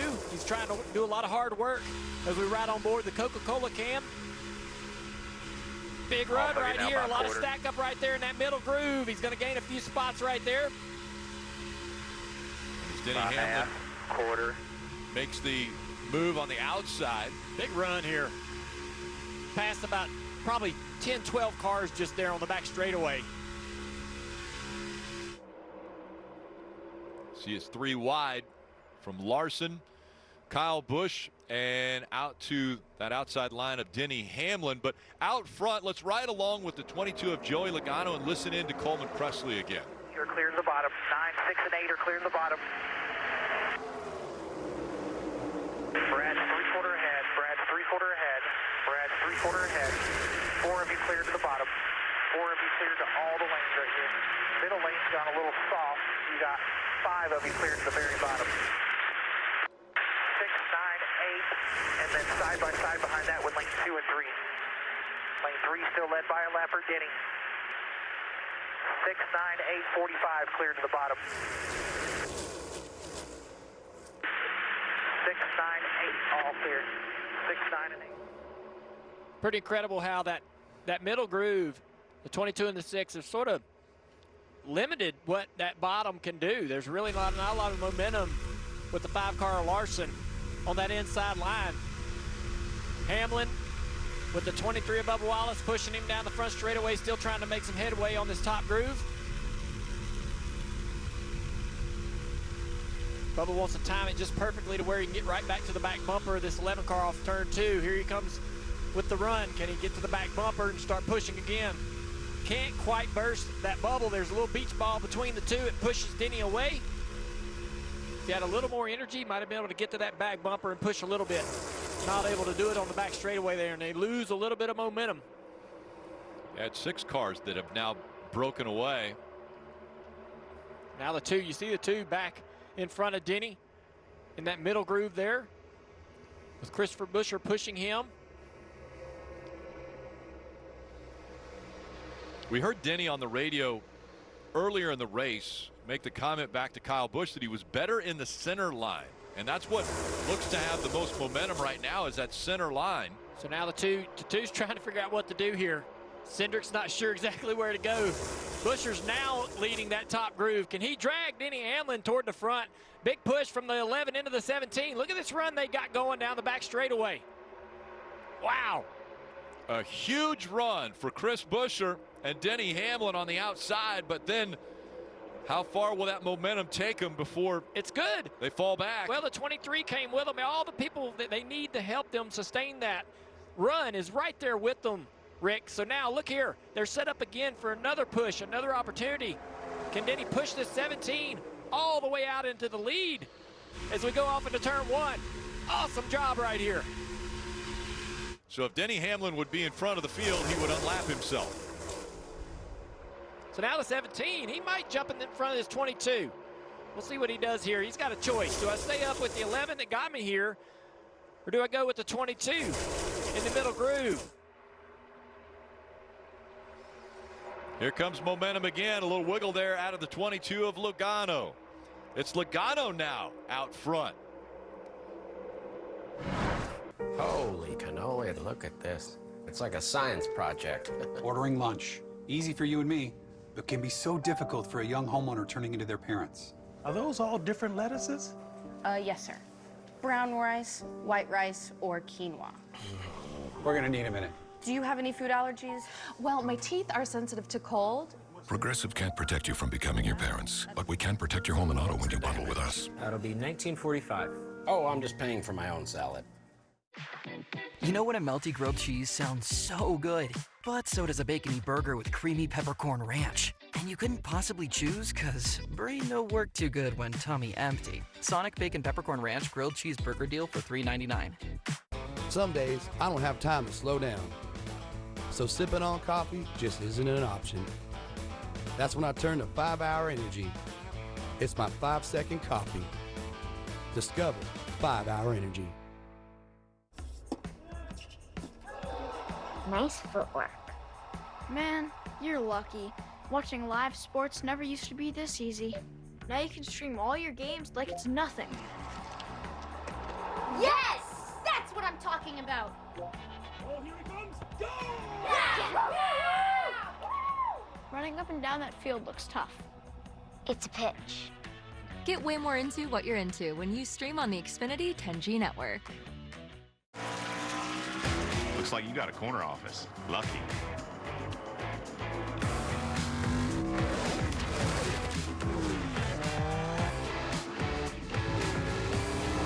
Be part of something greater. Right now at Ashley, pay 0% interest for 5 years on top mattress brands like Tempur-Pedic starting at $37 per month, Purple starting at $39 per month, and learn how to save up to $300 on your furniture purchase, only at Ashley. I remember every moment of that year. Does it haunt you that your kidnapper was never found? You've kept me here for months. Now what? We find missing people. Gather information. Everyone has a footprint. Building a profile as we speak. New case. You want my personal expertise? I got it. We make quite the partnership. I am in control. You need me. Found, Tuesday on NBC and streaming on Peacock.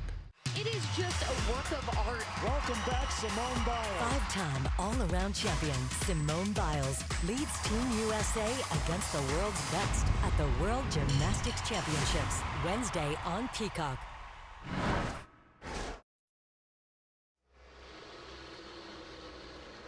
"41 laps to go at Talladega, and still out front it's Logano, but a lot of shifting.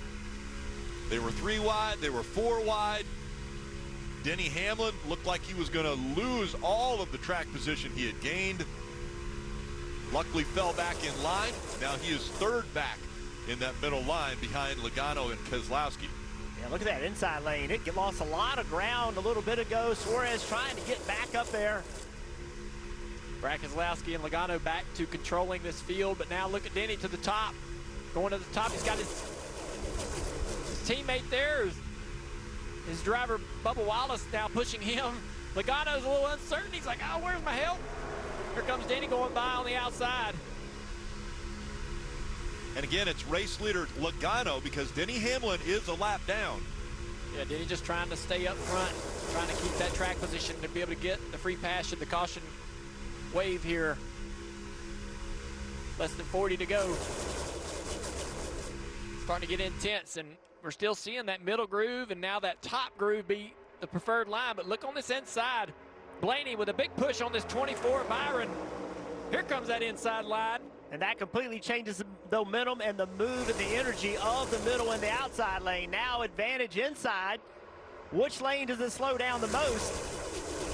See the middle falling back some, the outside getting a run. What does Denny Hamlin do? He goes to the middle, back to the top. We mentioned that anybody in the field could win, but we always notice the best come to the front. And we're seeing that again. Logano is up here. Bubba Wallace is up here. Denny Hamlin running up here, obviously a lap down, but up front. Keselowski is up front. Drivers that you consistently see up front at super speedways are back here again. I think the challenge for these drivers today is which lane do I go to and win? It keeps changing. The bottom gets good, the middle gets good, the top gets good. You're going to have to know to be in which lane at the right time. Right there, the top looks great. Look at Denny Hamlin. Just rolling out front, but watch how it changes. Look at the bottom. Blaney into the back of the 24 car. Here comes Logano down to the side, do a little bit of side drafting. That's going to slow down both the inside and the middle groove, continuing to allow that top groove to have the advantage. Denny now to the inside.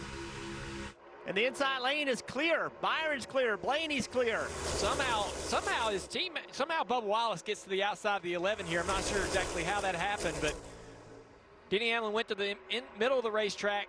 That sort of jumbled up this middle and outside line, allowing that inside to be clear by two cars. And that's the trouble.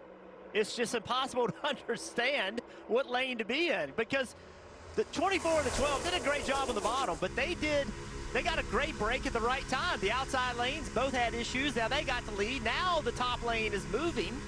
So I don't know if there is a lane you want to be in at the moment. Well, it's working pretty good right now for that center lane with Denny Hamlin up front and Logano just behind him giving him the push. Here comes Keselowski in the 6.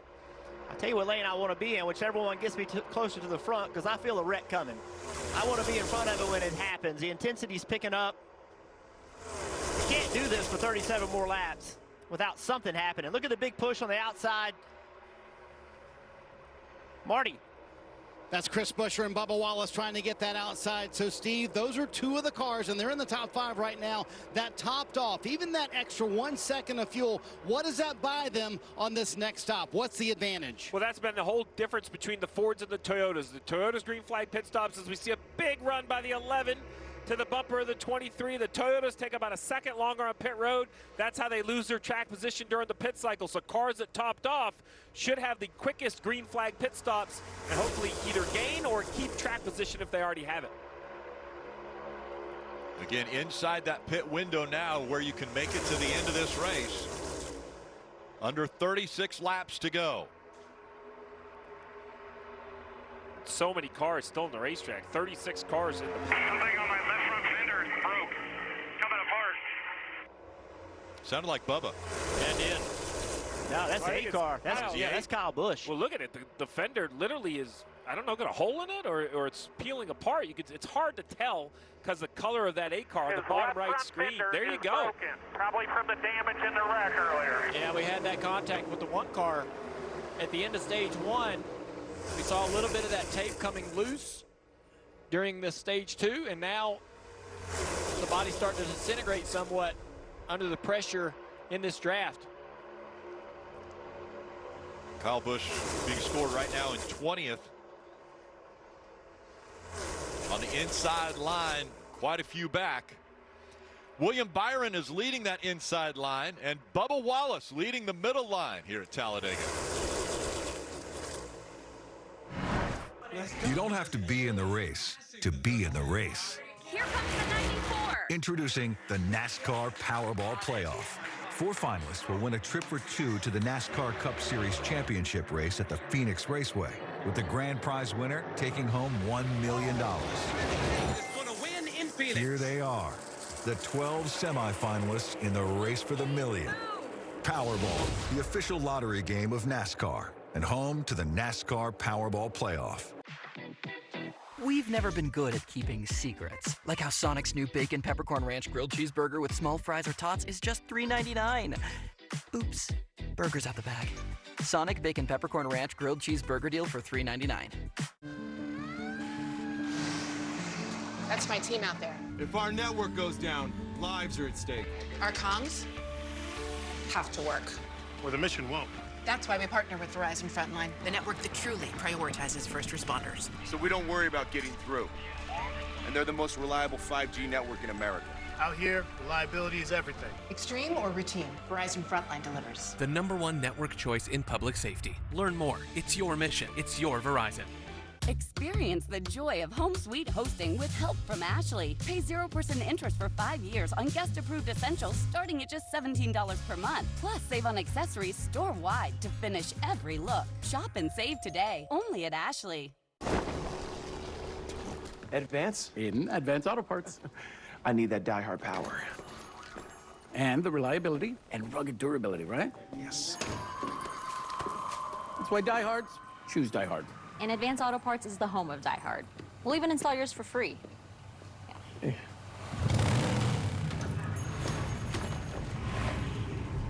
Abuela? She makes the best tamales. This is how we advance. Jesse L. Martin is back. Why crash a plane and let a passenger survive? That's why you're here.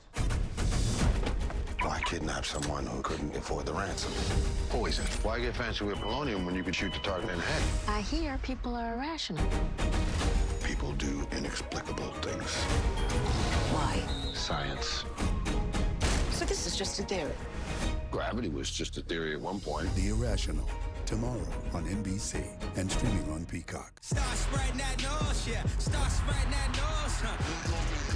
If I can make it there, I'll make it anywhere. It's up to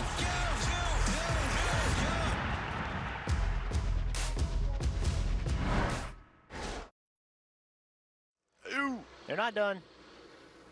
You're watching the NASCAR Cup Series playoffs. Yellowwood 500 from Talladega, and now 4 wide. As the 23, 17 side by side, the 11 is not going to leave the back bumper of the 23. And now as they're shifting, trying to find whichever line has momentum, here comes Buescher with Logano pushing him back, as well as Briscoe on the outside with the 14. We're going to stay 4 wide here for multiple rows as they try to sort this out.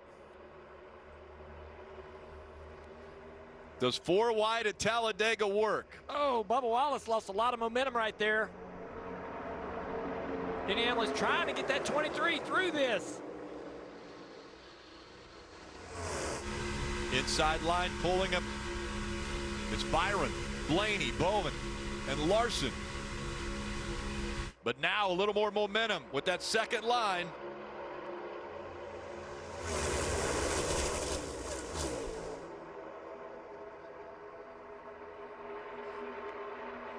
It's Eric Almirola, as we saw. Yeah, that Priest, Buescher, and still 4 wide back here. Brackets. 14 to get in front of me. In front of me. That's the 14. That's the 41 and the 14 trying to work together, but it's not going to work out. Just remember, the 22, Brad Keselowski and Logano were controlling this. Now they're all shuffled back toward the back of the pack. New players up front. That time it was Almirola who was leading at the line. More urgency now for people that have lost these spots to find their way back to the front with less than 30 to go.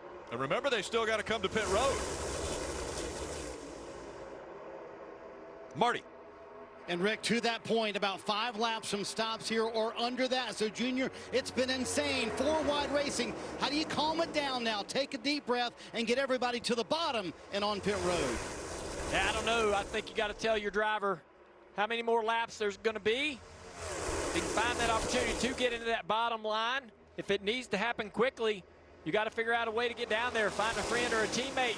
Start using some hand signals. Spotters are working up on top of the spotter stand with each other, begging for opportunities to work together to get into that bottom groove to be able to come to pit road. There's been a lot of effort to pit Fords with Fords, Chevys with Chevys, Toyotas with Toyotas.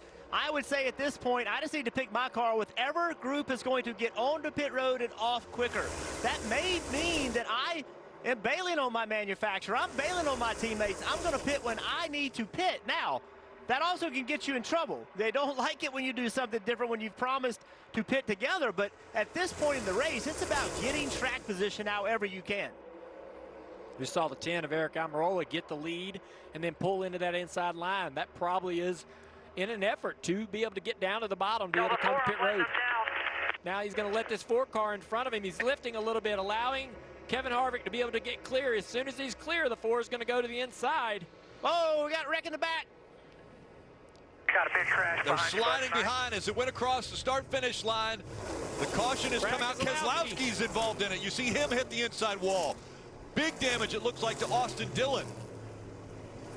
In the 3, Brad Keselowski, playoff driver.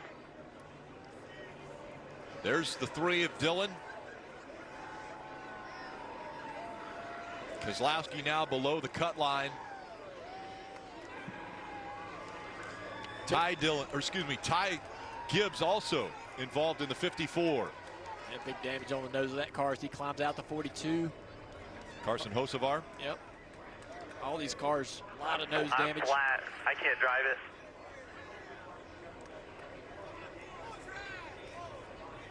it. The MR safety crew out attending to all of these drivers. We saw Ty Gibbs walking there outside of the car. Here's Austin Dillon climbing out of the 3. Again, while it was crazy up front. I was wondering if Brad could get that car moving, but he's got a lot of flat tires. Looks like a bent toe link on that left rear. Yeah, the whole back end is busted off as far as the body work. Let's take a look at what happens. Carson Hocevar on the outside line. Getting a push from Brad Keselowski here through the tri-oval. And it just turns that 42 sideways.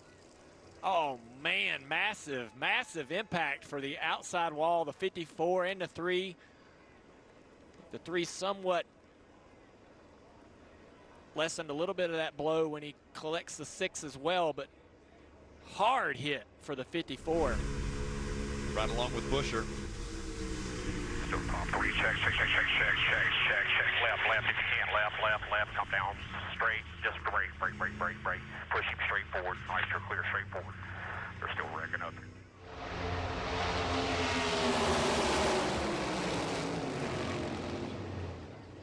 You know, we talk about pushing and how important it is, but Brad Keselowski has caused a lot of wrecks on these races with this car by pushing. He has been very aggressive, and once again, just pushing a little too hard at the wrong time. Car got in the air there briefly. Not good to see. A good thing it did come back down, but that is a difficult place to push someone. In the tri-oval, the car that you're pushing is very light. It's not planted in the ground. Look at that. Good thing those flaps got up in there and got the car back down. It's like when the right front tire on that car blew or something, it allowed the pressure coming out of that tire and the wind coming underneath the rockers all to collectively lift the car off the ground. It's a very lucky situation for Brad. See the cars that were involved: Austin Dillon, Brad Keselowski, a playoff driver, Chase Briscoe, AJ Allmendinger also involved in this. Carson Hocevar in the 42. Third caution of the day has come out at Talladega. We'll re-rack and have a restart when we come back.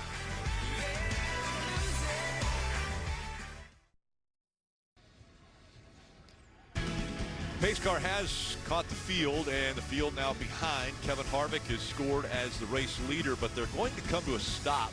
We're being told that there will be a red flag situation here as they'll work on the wall right there in the tri-oval. And Junior, you mentioned it, very big hit from not only the 3, but another car was involved there when they came across that tri-oval, and you see the tire marks going up. Take another look at what happens. Yeah, well, I don't think we've ever seen that before, where it's kind of the ultimate test for this safer barrier, where 2 cars hit it at the same angle, almost with the same, intensity. Intensity of the impact. It's about worst case scenario as far as how the safer barrier is going to perform. Yeah, so the 3 and the 54 hit almost in the same spot of that safer barrier. Yeah, and the 3 car, almost watch as the 3 car goes up the racetrack. Car just turns to the right, and there he gets into the back of Keselowski. That actually lessened the blow. It actually, hitting that 6 car made it a little bit less of an impact, but right along with Brad. Buscher here. I'm sorry, it's Buscher, yep. And Buscher into the side of the 21 of Harrison Burton. And so what they do is they come out, and every time there's an impact on this safer barrier, the part that the officials are leaning against, that is steel. It is steel tubing all welded together. And then behind it is foam blocks that sit inside, in between the old concrete wall and the steel tubing. And those foam blocks are what cave in and absorb the energy. What they have to do is inspect the walls and see if there's any damage to those foam blocks or any damage to the steel tubing. And if it is, then repairs have to be made or the blocks have to be replaced. In this case, they're having to do something that's going to take a little bit of time other than just sliding the foam blocks in and out. So while they're taking a look at the wall, want to bring in the Peacock pit box and Dale Jarrett. DJ, it seems as though Brad Keselowski, being a veteran and very good at racing like this, maybe should have known better coming into the tri-oval and pushing Hocevar like he did? Well, it's not that Brad doesn't know better. The thing is these laps are winding down, and Brad knew he needed to get closer to the front, especially before the pit cycle started. So he was just trying to make some work there and move forward. Yes, not the best place. Dale Jr. and Burton, you both know that we've all been in this type situation, and I am thankful for that safer barrier, as you talked about, the impact here. It takes me back a lot of years, and it happened to, I believe it was a Burton and an Earnhardt too. It was Ward Burton and Dale Sr. Right here, and I believe it broke Dale Sr.'s sternum that time in a crash right here that was very similar to this. So, a lot of action happens there. It's not somewhere that you want to be pushing, but Brad knew that he really needed to be moving forward as much as he possibly could. I've been watching the intensity ramp up. These cars dancing around through the tri-oval. You knew something was going to happen. Very unfortunate for Brad and the rest involved. So the AMR safety crew and the Talladega officials are taking a look at the safer barrier. They're going to make sure that it is safe for the drivers to continue. We're under a red flag condition. Kevin Harvick is out front, but big impacts out of the 3 and the 54.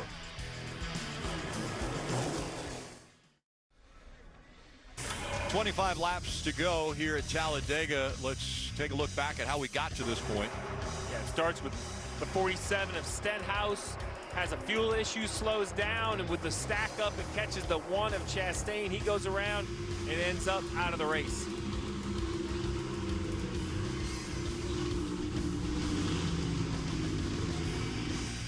Christopher Bell had some damage. He's playoff guy, been on pit road. Chastain out of the race after that impact.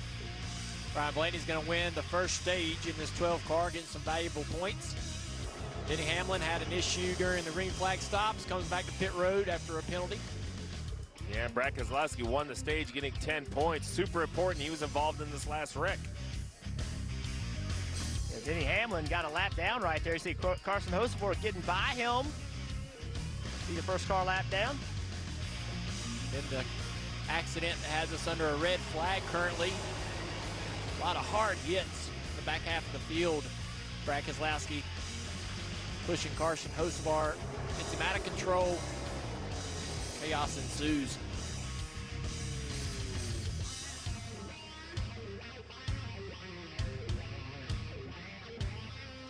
And again, under a red flag condition, 25 laps to go. They're putting the 6 up on the rollback, and let's go to Dave.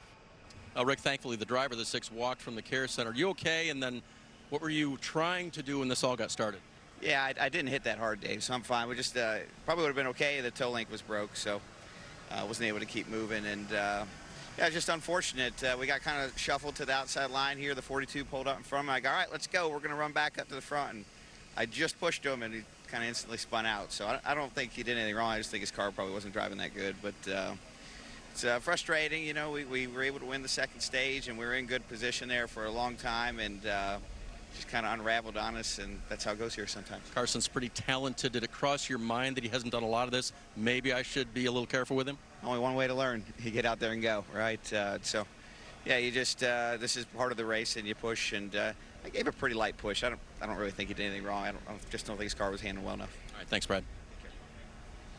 So under a red flag condition, that gives us an opportunity, if the drivers are willing, to chat with them. And race leader Kevin Harvick said, okay, let's dial him up on the radio. Let's see if we get him. Hey, Kevin, the guys in the NBC booth, you got a copy? Yes, sir. Well, man, you got a pretty good seat here under red. Leader with 25 to go. I know we still need to see some pit stops, but how's your final Talladega been going so far? It looks pretty good from up here. Yeah, we've had a really good bush line. Ford Mustang, been to the front, been to the back. Eric was playing teammate right there, and we were getting ready to pit and let us down. But, you know, we pushed all the way from the back to the front. So we probably have a little more fuel burn than some of them, but we have way better track position than we would have if we'd have just stayed there riding around saving fuel. So it's been fun. Always, you know, we want to do everything we can these last races, and really all year, to try to do the best we can for the fans and the team, and here we are. Well, let's talk about that. We've seen the saving fuel and the green flag pit stops of gas only. What we haven't heard a lot of is handling. How are the cars driving overall as the tires wear? Well, my car just was really, really rough riding. Probably on the left rear stop a little bit too hard, and they made some adjustments, a couple stops to get that bump stop a little less load on it to make it ride a little bit better. So we got the ride a little bit better, and it's been a lot easier to drive and manage since that point. All right, man. Well, good luck in these final 25. You mentioned it. I know the fans appreciate what you've been doing this year, and there's a whole grandstands full of them here. They'll be cheering you on. I appreciate it. We'll floor it. I like that. Kevin Harvick up front, and at the opposite end of the spectrum, Ty Gibbs, involved in this accident, just came out of the infield care center. Dave's there. Yeah, Rick, let's check in with him now. When you got collected, that looked like a huge hit in the outside wall. They're repairing it now. What was it like for you? Yeah, just, you know, got hit out of nowhere in the right rear. It was very unfortunate. I feel like we had a pretty good Monster Energy Toyota Camry, and we're making our way back up, and we're getting ready for the end there. Just really unfortunate. What was the energy like in the pack there before you got collected? You know, it's just really stale. You know, a lot of people getting good runs, but couldn't really go anywhere with the package we have. And then just got caught up in somebody else's mess. Very unfortunate. Glad you're okay.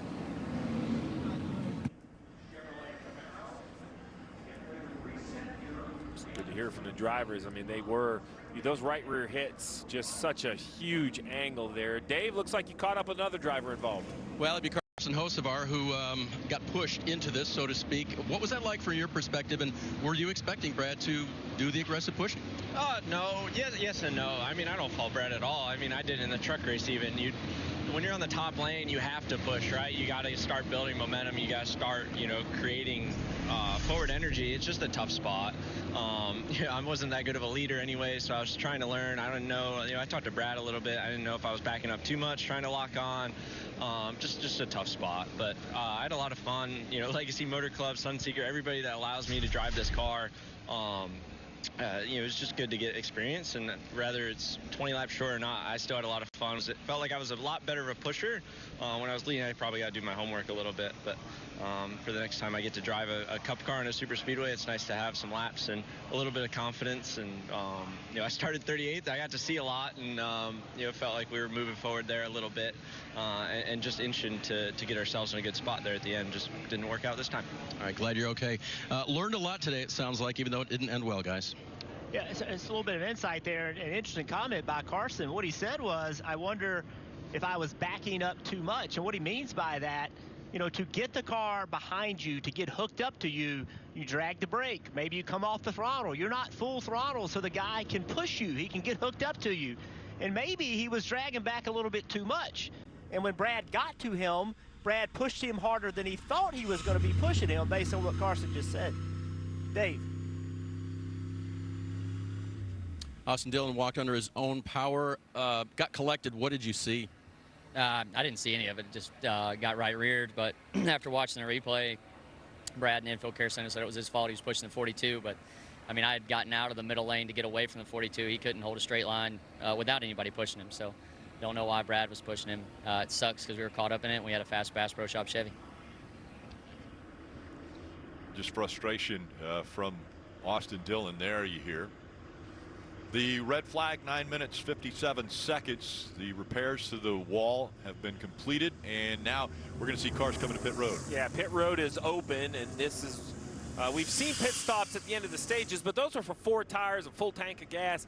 These are going to be much quicker. I think some cars might take some tires, but after hearing what Kevin Harvick had to say, it's all about track position. These are going to be gas-only stops. Going to have to be great communication between driver and crew chief here, Dave, to get the correct amount of fuel in. William Byron in the 24 gives up 4th position. He was told he will get 2 fresh Goodyear tires on the right side and get the fuel in it, Kim. For Eric Almirola, he's just been complaining about ride quality all race long. Very rough on that. He said, I'm a better pusher than I am a leader. And the fuel only stop for Eric Almirola, Marty. Kim, Bubba Wallace has a chance to win this race. Booty Barker told him, I am so proud of you. You show up every week. It was right side tires. They waited a little bit on fuel, but you saw it, and the guys called it. Kevin Harvick, fuel only here on pit road, but the 2 tires for Logano. He gains 10 spots there, Rick. How about that? Yeah, Logano and the Joy, 10 spots each on pit road. Almirola's going to drop one. And how about Denny Hamlin getting the free pass? So he is back on the lead lap, and he'll be racing to the front. He will be fun to watch as he has been working with the 2311 bunch up to this point.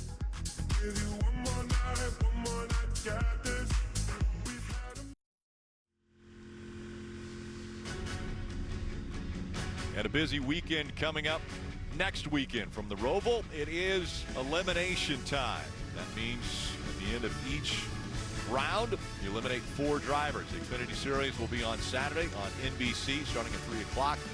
That will also be simulcast on Peacock on Sunday. Countdown to green at 2, and Cup Series at elimination race at 2:30. And Rick, I know this is far from over with 22 laps to go, but we have seen some mind-blowing battles at the Roval when it comes to points. Remember the Larson year comes around with the right front torn off to advance by 1 point. We've seen ties in the points, and people have to go back to tiebreakers. The Roval has never disappointed as a cut race in the playoffs. So interesting pit road, Steve, as far as drivers working their way off. Very busy. Yeah, very busy, and you see the timing very heads up right there by Bubba Wallace. He has a car to his right side and swerves. You know, we got on Ty Gibbs, or I got on Ty Gibbs for kind of running the middle of pit road.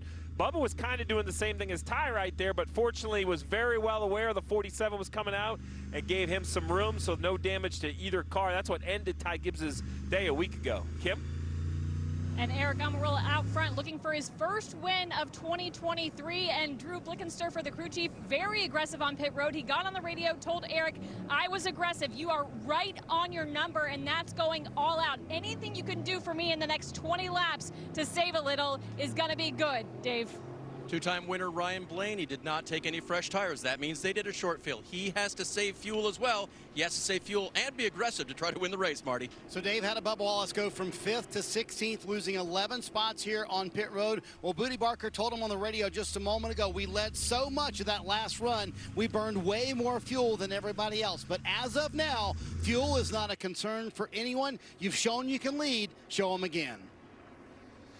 Well, it's interesting messages that we're hearing from pit road, because we heard the you've got to be aggressive but save me some fuel out of a few teams. How is that even possible? Well, so I think what Marty was saying there, when fuel's not a concern, that's assuming you got in as much as you had hoped, which we can't say with confidence everyone did. We saw everybody pit, but it's very easy to miscalculate, have a little bit too short of a stop. We have no idea how many overtimes we may or may not see. So yeah, a little bit of everything. Go fast, save some gas, and don't hit anything. And we think the aggression is going to pick up with 20 laps to go. Well, it's not dialing down. I can assure you of that. We were talking about it, Dale, in the break, right? Yeah. Danny Hamlin got the free pass, so now it is like this is a guy's been riding around just hoping to get this yellow. Now he has it, and I think this guy is going to be making some serious moves to get near the front.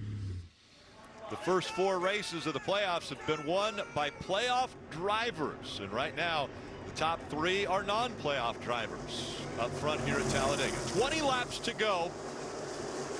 Fans on their feet. It's a sprint to the finish. Everybody.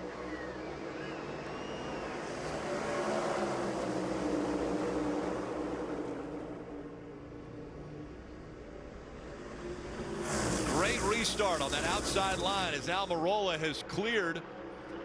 They did a good job, but here comes that inside line now, battling back.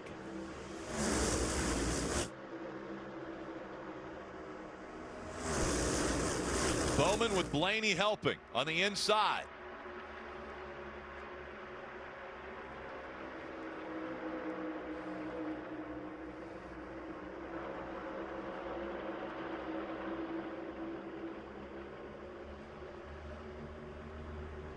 And now where will the momentum come as you see a few scragglers out there in that third line? Both lines pushing really hard through the travel here. Hamlin just came out of line. We saw him if he was going to try to make that third line work. A few other cars are going to jump out with him.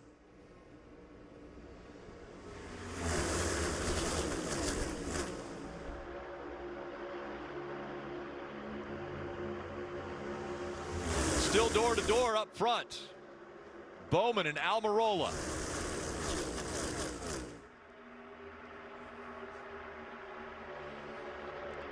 Blaney pushing that 48 really hard down the back straightaway. Bowman all over the racetrack trying to control that car being pushed so hard. He gets out into the front though. Now how does he slow down this outside line? He's going to try to move back and forth, try to get in front of whichever line has the most momentum. Goes back to that inside line. That allows the 10 of Almirola to get the shove from Harvick. Yeah, Harvick, this will be his last drafting style racetrack, and it takes a level of aggression to win these things. And here he is toward the end of his career, willing to do whatever it takes to win this race. And he's going to have to do it if he is going to get the win. It is going to get aggressive. How about Kyle Larson? He's another one of the drivers that hasn't won on this style of track. Oh man, something happened there. So the 4, I think, got uncomfortable, got pushed out, had to get control of his car. Larson allowed him to get back in line. They're going to reorganize here. Yeah, they worked that out pretty well. I thought they was going to get 3 wide, but yeah, they found a way to get it sorted out. Kept this outside lane in order. There's a commitment to each other there to get this thing back going again and try to work their way back toward the front. Caution has come out. There's some debris on the backstretch that NASCAR has seen. They want to make sure to clear that. Another restart, as we heard on the radio right away. Save fuel, save fuel. Yeah, I think it's on everyone's mind. It's been like that all day long, which is the development of these race strategies at these super speedways. And it really just comes down to how, I mean, fuel isn't really that slow going in, just they're looking for every 1/10 of a second. So they're really kind of trying to take advantage of everything as we see the piece of debris kind of get. It's getting bounced around back there. Maybe carbon fiber or some body paneling. Yeah, Austin Cindric, we've seen he and Hamlin battling a lot of this race to get to be the first car lap down so they could get the free pass. Well, Hamlin got it. Now it's Cindric's turn. He's going to get it. So that'll put Cindric back on the lead lap, which will then make the lead lap have 30 cars. Well, and you see why everyone has been so aggressive with their pit calls to keep track position. We know Denny has a good car, but, you know, when the field is so organized 2 by 2, he was forcing that third lane, but just couldn't really make any ground. I mean, he's still 26th. As we mentioned, everyone with the eyes on the next race. So how do you get through Talladega, get as many points as you can, but still put yourself in position to where you can advance? Well, it's the Roval, and it's coming up next week. Dreaded for months, the cut race at the Roval. You can't tell me this isn't the most challenging racetrack. No, he's going to miss it. He gets into the wall. Not believe I just did that. Sometimes real life teaches you good lessons. Kevin Harvick hard. The right front of the caution comes out. Just want to wish them a merry off season and a happy Christmas. Chase Elliott's going to do it again at the Roval. There's another one. Hell yeah, this team never gives up. Briscoe, he's done it. He's eliminated the reigning champion. We're out. Christopher Bell won his way into the round of 8. We live on, boys. What playoff moment will we experience next week as the elimination race is just in front of us? And again on NBC, make sure to join us for that. Bubba Wallace, will his playoff dreams continue after the Roval? Right now, Bubba Wallace being scored 16th. As they run, Bubba Wallace 1 point below the cut line. 63 lead changes already. That is the most that has happened here since October of 2011, when there were 72 lead changes. Well, these late race cautions as a driver always made me nervous, because I know now that they're going to drop the green flag and I cannot lift. I cannot give a guy a break. I cannot let him do something I don't want him to do. I can't let him do it to me. And it means the aggression level is going to get picked up even more. And your heart rate starts rising because you know what you're going to have to do if you want to win this race. And it's why we see a flurry of cautions late. You get one with 13, 14 to go, and you are forced to do things that you really don't want to be doing. A lot of memories happening at a racetrack built back in 1969. And now it's part of the playoffs. And what will a driver do to get to victory lane and maybe lock himself into the next round of the playoffs? We're going to find out. Less than 15 laps to go here at Talladega.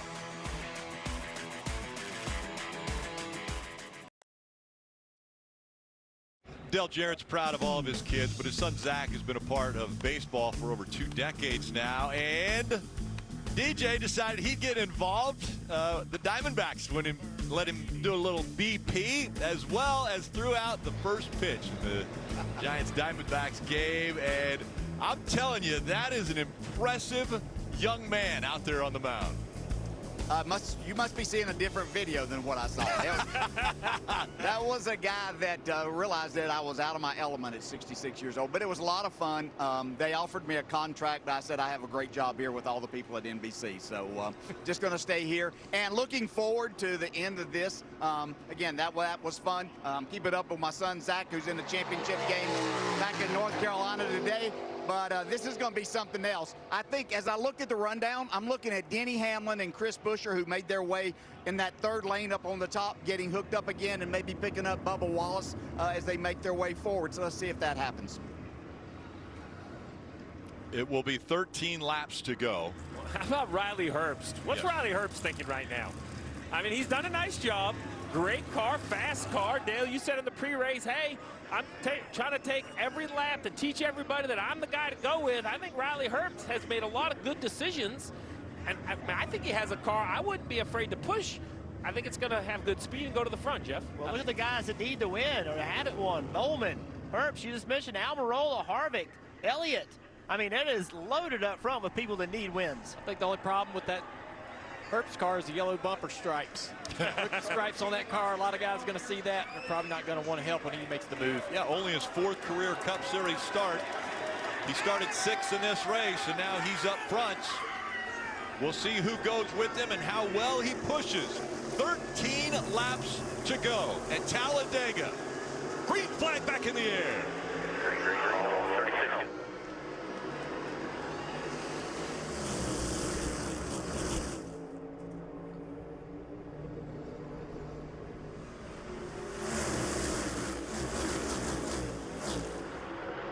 That outside line not getting going here. Will Herbst use the right amount of aggression when he pushes this 12 car? It's taking them a long time to get going here. They're losing multiple spots. Finally, they got a little momentum, but they're really not moving anywhere down the back straightaway.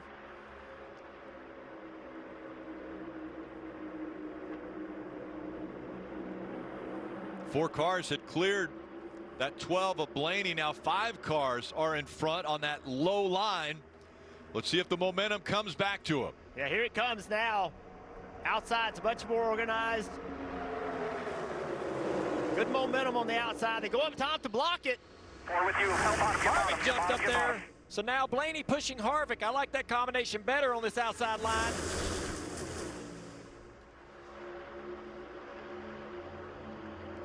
See Stenhouse in that 3rd groove trying to bring some of the Toyotas toward the front. That's something to keep an eye on as this inside line and middle line start to argue with each other in side draft. It's going to create an opportunity for that top to make some moves. Blaney almost pushing Harvick clear into the lead. Bowman battling back. Yeah, Hendrick Motorsports has been committed to this bottom line. As a matter of fact, they line up on the bottom. Bowman in front. He has Chase Elliott, he has Kyle Larson and William Byron all behind him. 3rd groove falling off. Everybody jumping out of that. Is Blaney pushing this 4 car still? They're totally clear, but going to commit to this middle groove. Bottom groove coming back. That's a good decision right now, I think, for these Fords in that 2nd groove to stay right there where they are and not jump down to that inside line just yet. It really kind of limits anything anyone in the field can do. They're sort of forced to stay in one of the 2 lines and have nowhere to go to take an advantage and move forward. See these guys at the very back trying to make 3 wide work, but it won't work from way back there. You're going to have much more energy than that. Now they're back in line. You want to try to make something happen. You see Bubba in the very back trying to jump to the outside. 10 laps to go. So if you're sitting in the middle of the pack in that 2nd groove, you're like, hey, I can't go anywhere. I can't do anything. I can start a 3rd groove. I want to jump up there. I get runs. I want to go up there and see what I can do, but how many will go with me? Will anyone go with me? If not, you're going to the back. If it works back here, it's because there's problems in the bottom and the middle lane. They have to check up to give you a run. Now several other cars try the outside. Will there be any takers that will go with them? Looks like one's just going to get shuffled out. That's Christopher Bell. Look here, Bowman up to the top of the racetrack here. Opens it up for his teammate, Chase Elliott, who now comes to the inside. So Hendrick now controlling both lines. The 2 non-playoff drivers for Hendrick are running 1 and 2, 1 on the inside line, 1 on the outside line. That was a really interesting choice. So Bowman now takes over that middle groove. He's going to force the Fords to push him. Now back to the bottom of the racetrack. Back to the middle of the racetrack. Good work here by the 48. He's going to try to spend the next 9 laps doing just that. Too big of a run right there from Chase. Sometimes the best move you make is one you don't. Had he tried to make that block, it would have been a big wreck down the back. Bowman wisely just could not get there in time. Bowman just getting up the racetrack a little bit right there. Almost opened up the middle for the 4 car. He's going to have to protect this middle. Huge push from Harvick in the back of this 48. Chase Elliott out in front, and the fans showing their pleasure. There's Bowman back to the front. That's what I talked about. Had he tried to make that block and it didn't work, they would have just wrecked. Instead, he lived to fight another day, and he's back with the lead. Decision making is important in these races. The right block at the right time. leading that inside line. He's going to stay there this time as momentum builds on his outside as Harvick now in front of the field. And what does Harvick do? Does he try to block both lanes, or does he just stay in that outside lane? Choosing just to stay in the outside lane right now.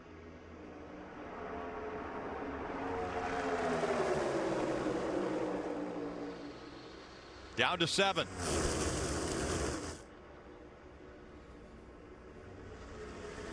Harvick and Logano trying to clear that 48, but Blaney, but Blaney can't get clear, and so Harvick stays on that outside line with Blaney helping.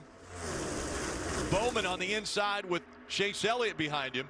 Who's the first car in that outside lane to jump to the top to try to bring 3 wide? And when will they make that decision? I think if you see them get checked up for some reason getting in the corner, that's a great opportunity to jump up there, but you got to know people are going with you. If you do it by yourself, you're going to the back. Here comes the Blaney, Harvick train again. Big run, and Bowman's going to get shuffled out. Bowman in the middle gets shuffled out. Yeah. All right, now who's going to help Bowman? Now a third lane gets developed. He's looking in that mirror, looking for some help, hoping it gets there soon. Corey LaJoie's finally going to get to the back bumper of the 48. Oh, Riley Herbst just barely got down in front of him.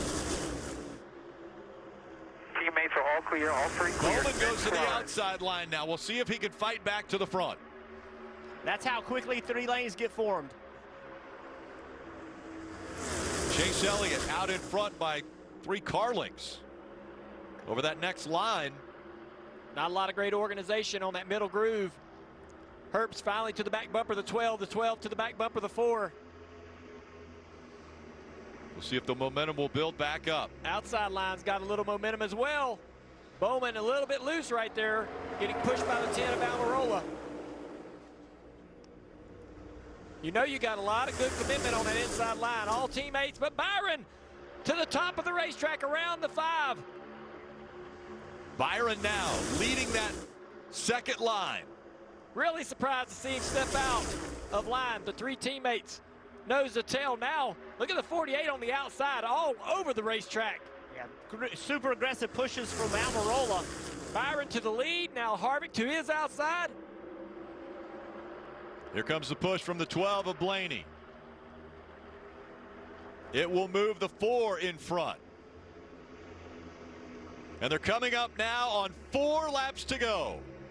See how much better the 4 can push right there through the tri-oval.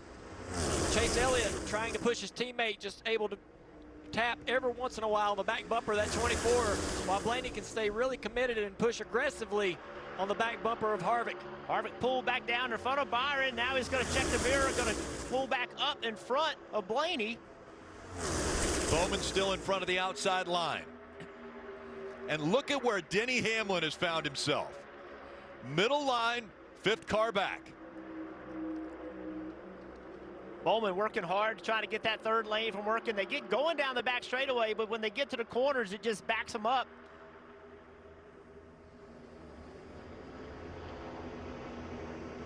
Oh, big push there from Hamlin. Hamlin pushing LaJoie in the 7. Great job by LaJoie to get himself up into the top 10 here late. Suarez still hanging around as well in that 99 on the inside line.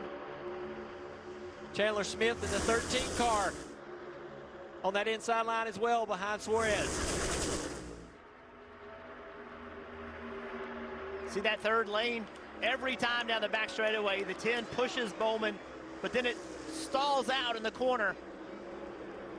Big push that had come from Blaney has got Kevin Harvick way out in front now. And here comes that inside line. Byron. Oh, Harvick blocks it. He does, and this allows the 12 of Blaney to get to his outside now. That changes things a little bit for Harvick. Self with no help. Don't let him get in the middle here. Under 2 laps to go. But again, will Herbst be aggressive enough to be able to help this 12 get back toward the front of the field, back into the lead? Is he going to push Blaney hard enough down these straightaways to be able to clear this 12? The third line hasn't moved, but now gaining another car. We'll see if they can go. Side drafting happening up front. Blaney on the high side, Harvick on the inside.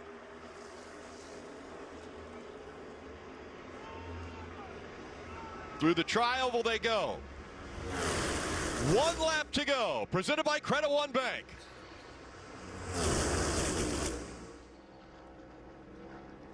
Oh, he almost spun to 12. Herbst into the back of Blaney. That cleared Harvick. Harvick is clear of the 12. Now he's got to have to block both lanes. The 12's going to have a little momentum here. I think Harvick can hop back in front of the 12. Big run coming. The 12 to the inside. Shuffles the 4 out. Now Blaney and Harvick down the backstretch for the final time and into turn 3. Blaney with a push from the 24 of Byron. Here comes Harvick on the outside. Can the 36 get to the back bumper of the 4 and give him a big push? Momentum coming. They're side by side through the tri-oval. Blaney, Harvick, Blaney, Harvick. They spin behind him. It's going to be Blaney. Yes! Blaney gets the win at Talladega. Good job, Josh. Made the move on the backstretch he had to make. When Harvick went high, he dove to the inside. There was enough room down there to jump in front of Byron.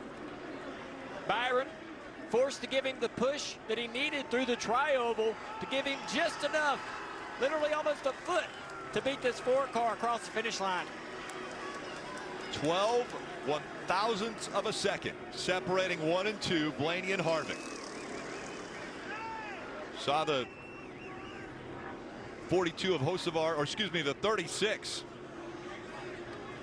of Riley Herbst sideways when he crossed the start-finish line. He gets a little help here from the 7.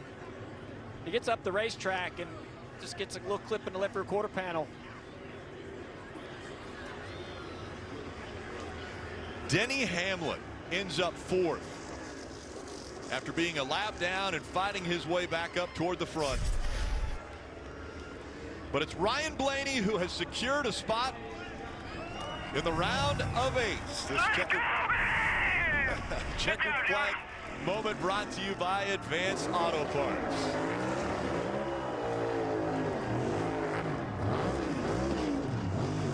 Playoff drivers continuing to dominate the playoffs. Now all 5 playoff races have been won by playoff drivers. And 5 different drivers have won those 5 races.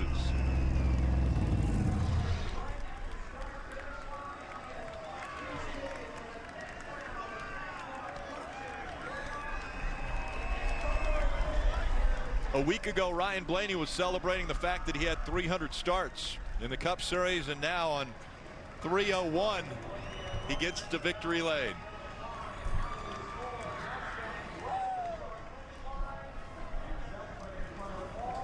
And Marty's there as the celebration about to begin.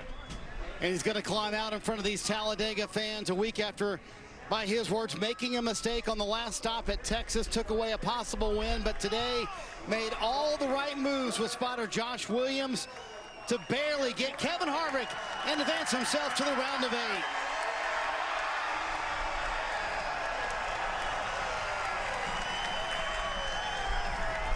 What a finish, and the Talladega fans love it. He said, round of 8, we're here. Gonna get the checkered flag as he always does, and he'll seek out a Ryan Blaney fan, pointing out the young man right now that he wants the flag to go to. Boy, Ryan, how did you regain that momentum after you lost it, and how were you able to get by Kevin Harvick and hold him off? Yeah, I don't really know. Yeah, pretty wild. Pretty wild last restart, but let alone last couple laps, you know, kind of losing momentum, getting it back. Just getting clear to the bottom to kind of get to the front row and drag race it out with Kevin. So really proud of the whole 12 group, man. Pennzoil, Menards, Body Armor, Dex Imaging, Advanced Auto Parts, Worth, Dent Wizard, everyone who makes this possible. It's so cool to win 3 times here at Talladega, that's super cool. I have to give a big thanks to Riley Herbst. He did a really good job there. The last couple restarts, he hasn't had a lot of cup starts, but he did a great job of pushing me. So thanks to him, and this is so cool. Thank you, everybody, for coming out. This is so special, and I can't wait to have fun tonight. If you ever question if NASCAR is a game of inches, that was 12 1,000ths of a second. What do you see from behind the wheel when it's that close, Ryan? I won it by more than I have the last couple here, so that one might have been about 4 feet. The others were about 2, but yeah, you just don't know. I mean, you just kind of drag race the line. Hope you get help. William gave me a pretty good shove on the bottom. He's kind of forced to, but yeah, I wasn't sure, and until Josh said something. So Josh did a fantastic job on the roof like always, and this is such a special place to win at, so I cannot wait to go to victory lane. There you go, and maybe the better part of all of this, Rick, they do not have to worry about the Roval next week. Team Penske and Ryan Blaney, they've advanced to the round of 8. 2 drivers have done it. William Byron won a week ago, and now it's Ryan Blaney who will head to the Ruoff Mortgage victory lane that he said he loves so much here at Talladega. At the end, he thanked the 36 of Herbst for a great shove to the finish, and it was about a foot and a half that separated the 12 and the 4 at that start-finish line. Ryan Blaney wins again, his 3rd win at Talladega, and the most important here in these playoffs as he's into the round of 8.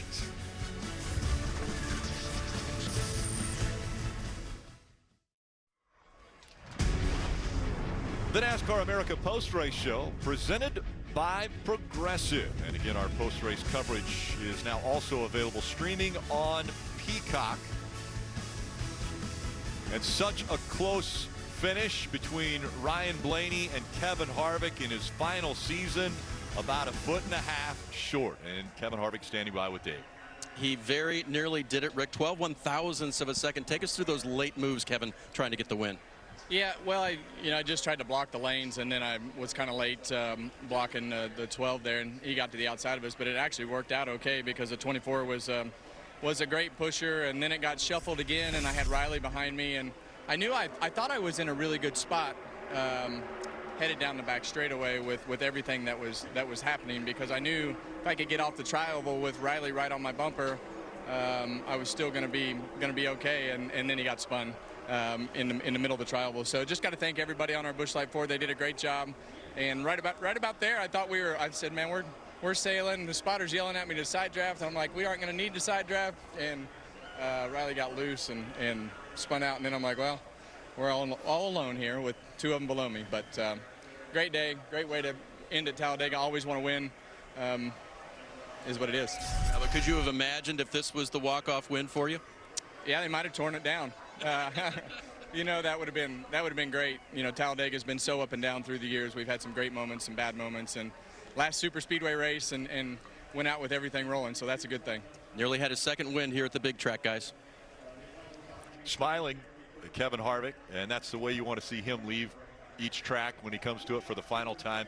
Again, Kevin Harvick will be in the broadcast booth in 2024 as he will be calling races after he retires from behind the wheel. Let's check in with Denny Hamlin. Kim caught up with him just moments ago.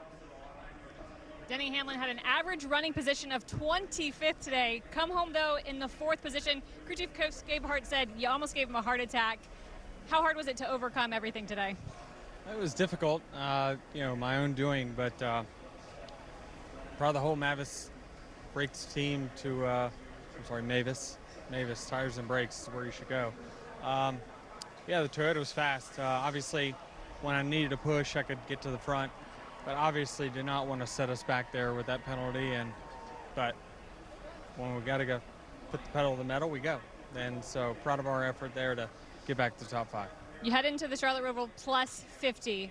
How does that make you feel? It makes me feel pretty good. Thank you for asking.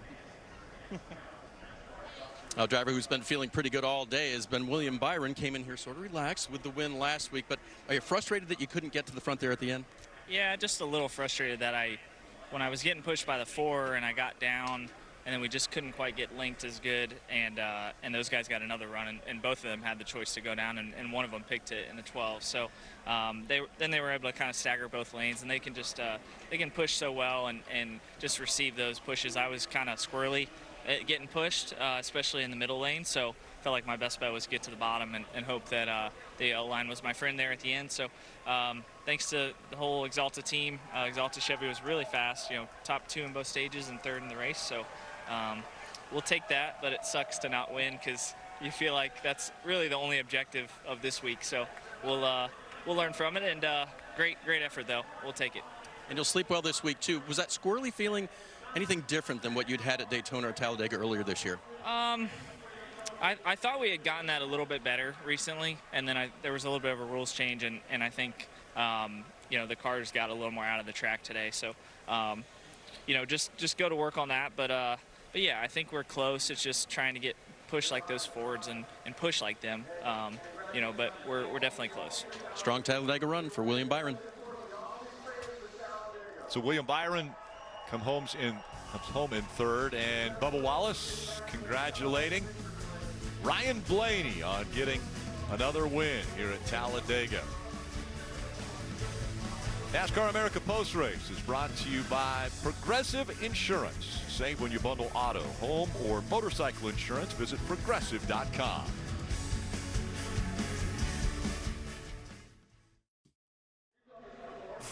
Welcome back to the NASCAR America Post Race Show, brought to you by Progressive Insurance. DJ, time for this week's Progressive Safe Driver. Well, they were all pretty safe until the end right there, but it's Ryan Blaney did such a good job all day long of just making sure that he kept himself up front, did a good job pushing, didn't overdo things, and that we talk about this all the time, and we talked about it this week in production calls, production meetings, about how anybody can win these races, but there's a group that you always see, and we always mention that they're, you get down to the last 20 laps, and you're going to find the 11 and the 12, and a lot of times the 23, and Brad Keselowski some, even though he didn't make it that far today. But Ryan Blaney is always in the mix when you get to Daytona and Talladega. Did a great job. Yeah, there's a reason this is his 3rd Talladega win, DJ. Is there any more exhilarating finish when you win than a finish like that for Ryan Blaney? I mean, you don't know until the last couple feet if you're going to win the race. Yeah, and I'm not sure that he would have won if Riley Herbst doesn't get turned there as they coming through the tri-oval. I think that Harvick probably has enough momentum that he probably wins by that much on the outside of Blaney. But it worked out for Blaney, and yes, I mean, you're sitting there looking, and it's so hard to tell. My first win at Michigan was with Davey Allison, and it was by less than a foot, I think. And so that's it's exhilarating. It's nerve-wracking because you're not 100% sure that but in this case, it only took a couple of seconds for Blaney to know that not only did he get to win, but he's in the round of 8. Boy, Bubba Wallace looked like he was in a spot to be able to potentially win this race unofficially. That's why we're not showing you points. Unofficially, Watton's up 24th today. Afterwards, Kim caught up with him. And Bubba Wallace will come home in the 24th position. Part of that late race incident, walk us through what happened. I don't know. We need to go back and debrief and figure out. But track position was so important. If the bottom and the middle lanes were riding and the pace slowed down enough, you can make the 3rd lane work. But that last pit stop, we had a number that we were trying to get for fuel, and we came out, I don't know, 13th or 14th when we were 5th, and I made a wrong call there. I cost us in the 45 a lot of positions in a really good day, so didn't make the right moves there at the end, but just trying to make up for what we had lost on track position-wise. You'll head to the Charlotte Roval -9 to the elimination line. What does that mean for you and the team and what you have to do next week? Just another race to go out and execute. Keep all 4 fenders on, all 4 tires on the racetrack, and see what happens. Bubba Wallace after the race there, and look who comes in here, DJ. How about that? MJ's here in the house today. Man, I can't. What is it like to have the greatest athlete maybe ever kind of coach you, DJ? I mean, he's kind of down on himself right now. He's only -9 below the cut line unofficially, as Kim mentioned. He doesn't have to go to the Roval and win? Will he lean on his owner this week? Say, hey, help me out a little bit here. Yeah, I think Michael Jordan's always there to help Bubba Wallace in these situations. Michael's been through so many things in his life, in his career, that he can help. He understands. I mean, you know, Michael probably through the years early in his career took some shots that as he went back or made a pass when he probably should have taken the shot and learned from that. And Bubba's talking about making the wrong move there that cost him and his teammate Tyler Reddick maybe some spots there. But that's what you have to do. When it gets down to this and with the cars being so even, man, you just go and do what you can. And you see getting that right there. Just that little pat from Michael Jordan. I mean, nobody else has, you know, the world's greatest athlete doing that for them and encouraging them that, hey, man, you're still in this. You did a good job there today. The captain, Roger Penske, celebrating with his driver, Ryan Blaney, in victory lane at Talladega. For Martin Truex Jr., car 19, unofficially finished 19th today. Dave is with him. Well, I'm sure you didn't want to finish back there, and yet in some ways Talladega treats you decent. You're plus 17 going to the Roval. How do you look at the day? Yeah, it was all right. I mean, I thought our Bass Pro Camry was pretty good, and just never could quite get in the right lane at the right time. You know, stuck on the bottom there at the end. I think 3 to go, we were probably almost up to 10th or 12th, and you know, 3 laps later we're 19th. So just you know, nowhere to make any moves. Just everything was clogged. 3 wide, and you just kind of rode there and got what you could. So tough day, you know, but I think we're in good shape going to the Roval. We can take care of business from there. Just need a good day. When you're in those positions, Martin, and you're like, I tried that before, it didn't work, does your brain tell you can't try to get, but there's nothing else left, and you try to pick a lane that's moving? Yeah, I mean, I think you just try to pick a lane that's moving. The problem is once you pick one lane, you're kind of stuck there for a while, especially at the end there. It seemed like, you know, we restarted on the bottom because that's what we got. And we were stuck there for the whole last run of the race. You know, there was never an opportunity to try anything else. So it's kind of the way this racing is. If you're not right at the front, it's really hard to make any moves or do anything. So, yeah, tough long day, but, you know, in one piece and in a good spot going to the Roval. Yep. On the positive side, with one race left in this round. Tyler Reddick comes home in the 17th position. What was missing today for you and the team? I mean, I don't know if we were really missing anything, actually. Our McDonald's Toyota Camry T was actually pretty strong. I couldn't push a couple of the Toyotas that well, but we could get pushed good, and I felt like we just had a solid car. The pit strategy under green flag conditions really didn't work out for us too well. You know, me and Bubba kind of just took a chance on hoping the middle and bottom kind of just choked themselves up on that restart, and I mean, those last, I don't know, 4 or 5 laps there after that restart was the fast laps we turned all day, so just made it really difficult for third line to work. Just kind of got a little bit fortunate. I pretty much fell to the back of the lead lap, 29th or 30th, and just got to the bottom and found a few holes and got something out of it, right? So, yeah, plus outside by 2 is not really that bad for us, I think. As long as we left here better than we came in, I felt good about our chances. Obviously, makes it pretty straightforward, right? I think we'll have to go after stage points. That's okay. But if we can get 20 there, I'm sure we can salvage a good finish out of it and make it on to round of 8. With a resume, though, that includes road course wins, does that make you more confident at Charlotte Roval? Yeah, I mean, this is completely under control, right? We just got to go out there and execute. We got to qualify good and make sure our cars are driving good in practice. So this is, you know, I'd love to have a little bit more cushion, right? But with all things considered, where we're at is very doable. Tyler Reddick heading to Charlotte with some confidence. So, DJ, good news. The results are official, and so are the points as of after Talladega, heading into the final race in the round of 12. Yeah, you heard Tyler Reddick talking right there as we look at this. Yeah, as good as he's been, you know, with things in his hands like this, qualifying is his key. He mentioned that, and I think that's the start to them having a good weekend. And you know, he's generally in the top 2 or 3 for every stage, and if they can continue that and he finds himself right up there, he'll move through to that next round. It's going to be difficult, though. It's nothing easy about that place. Well, to that point, DJ, I mean, like Tyler was saying, I mean, I'm not intimidated at all if I'm Billy Scott as crew chief going into the Roval -2, because to your point, they've been so terrific at the road courses this year. I think I'm pretty comfortable with where they are. You agree? I would 100% agree. I mean, there's no reason to not make him one of the favorites to win the race to begin with. So if he were 20 points behind, you would say, okay, they've got to do everything to put their driver in a position to win the race. That's not the case right here. Just do their normal solid jobs that we see them each and every road course race, and they're going to be solidly in. You know, the only thing that could change things in looking at that is if one of the drivers, if it's Ross Chastain or Bubba or Kyle Busch that comes from somewhere, if things get mixed up and one of those drivers happen to win, then that could change the outlook. Notice how Roger Penske got out of the way before the champagne spray. That's a pro move right there. I want to go back to Martin Truex Jr. James Small told me this morning, if we leave Talladega where we are right now, I feel very good about where we are. They're doing exactly that. They came in plus 17. They leave plus 17. I think they, too, probably feel good about where they are. It's been a disastrous playoff for Truex, but it looks like they might be saved once again if they can perform as they should at the Roval. Yeah, another good road racer that has a winning pedigree at those type places. Maybe not with this car as much, but he's always solid with it. So there's no reason to think that he can't go perform inside the top 10 for both stages and have a comfortable lead as they enter stage 3 next weekend. So,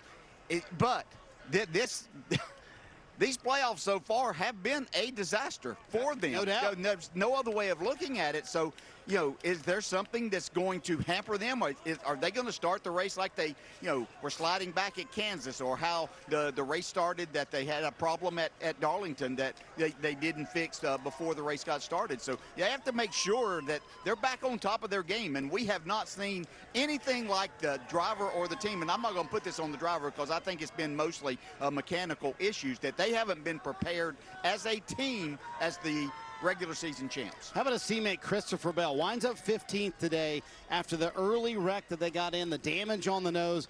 I'm telling you what, leaving plus 22, they got to feel like they dodged one today. Oh, they sure did. That could have been so much worse. But this seems to be the MO of this race team every single year, that they, you know, just find themselves in the middle of things there.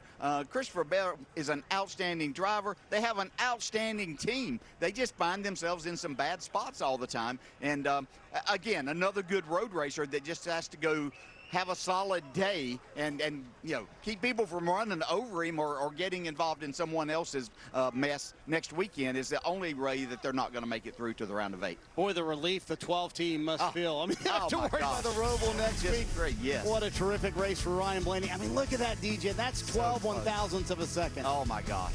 Yeah, and that close for Kevin Harvick to get that win in his final season. Man, Kevin Harvick's thinking, what if Riley Herbst could have stayed with me? Might have been his final win coming here at Talladega. But it's Ryan Blaney in victory lane. More to come from Talladega.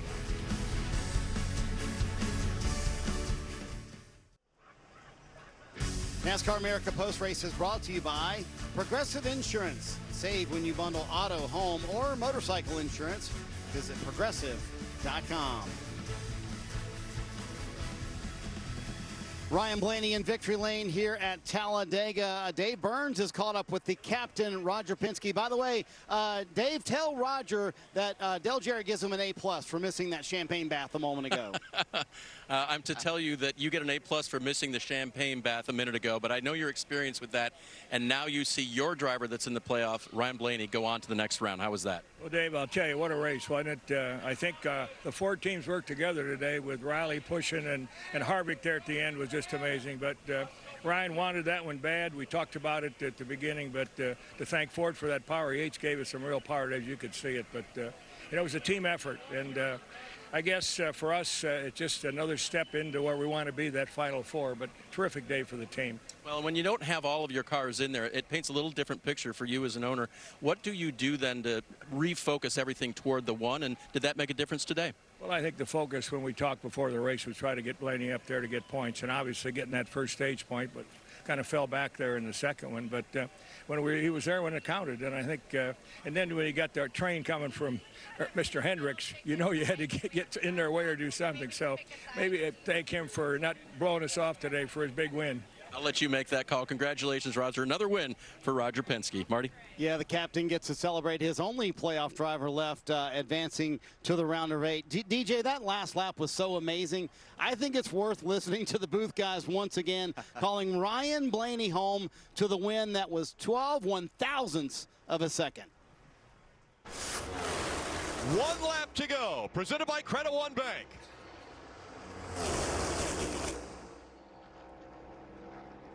Oh, he almost spun the 12. Herbst into the back of Blaney. That cleared Harvick. Harvick is clear of the 12. Now he's got to have to block both lanes. The 12's going to have a little momentum here. I think Harvick can hop back in front of the 12. Big run coming. The 12 to the inside. Shuffles the 4 out. Now Blaney and Harvick down the backstretch for the final time and into turn 3. Blaney with a push from the 24 of Byron. Here comes Harvick on the outside. Can the 36 get to the back bumper of the 4 and give him a big push? Momentum coming. They're side by side through the tri-oval. Blaney, Harvick, Blaney, Harvick. They spin behind him. It's going to be Blaney. Yes! Blaney gets the win at Talladega.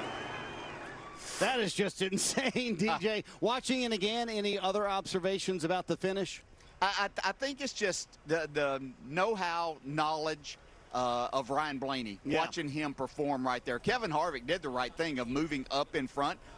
He was going to, thought that he had gotten there, didn't realize that there was enough gap for Blaney to get to the bottom because he couldn't have made that left to get to block that move as much. I still believe that if Riley Herbst doesn't get hit in the tri-oval there in turn, might have been Kevin Harvick's day. Harvick might have been the one that was going to get there. But you really have to give it to Ryan Blaney. He does this all the time. He finds a way. Think back to last year right here as he was trying to make a pass on Bubba Wallace. It's just you find yourself. He finds himself in that position enough and knows what to do when he does. Even with damage at the end of the race for Chris Buescher, it winds up being one they maybe missed the bullet today. He is plus 19 above the cut line. He's with Dave. Well, Chris Buescher found his way to the front and at the end found yourself 20th. So where were you trying to go and what was stopping you there at the end? Trying to go anywhere, but that was the problem. just couldn't get anything materialized back there. And we had a handful of fast cars that should have been able to do something to make something happen and just never got even close to organized. So it's frustrating. Got caught there at the back and pulled out several times. You just get cycled to the last in line, and just needed our teammate or needed to be at the front. Honestly, I mean that would have been a good part. So got up there. We had a really fast build subs. .com Ford Mustang, and I'm proud of that. Had a ton of guests here. Sure, we wanted to put on a better show than that for them, and proud that we were able to lead laps and be fast like I told everybody coming into it we would be. But I'm ready to get out of this place and head towards Charlotte now. Well, plus 19 going to the Roval. Where does that leave you in terms of where your mindset will be? Not bad. I mean, it's that lets us go to the Roval. Know we have a little bit of cushion and. Go to that race and just have a strong day. Just go figure out how to be in the top 5 all day and compete for a win.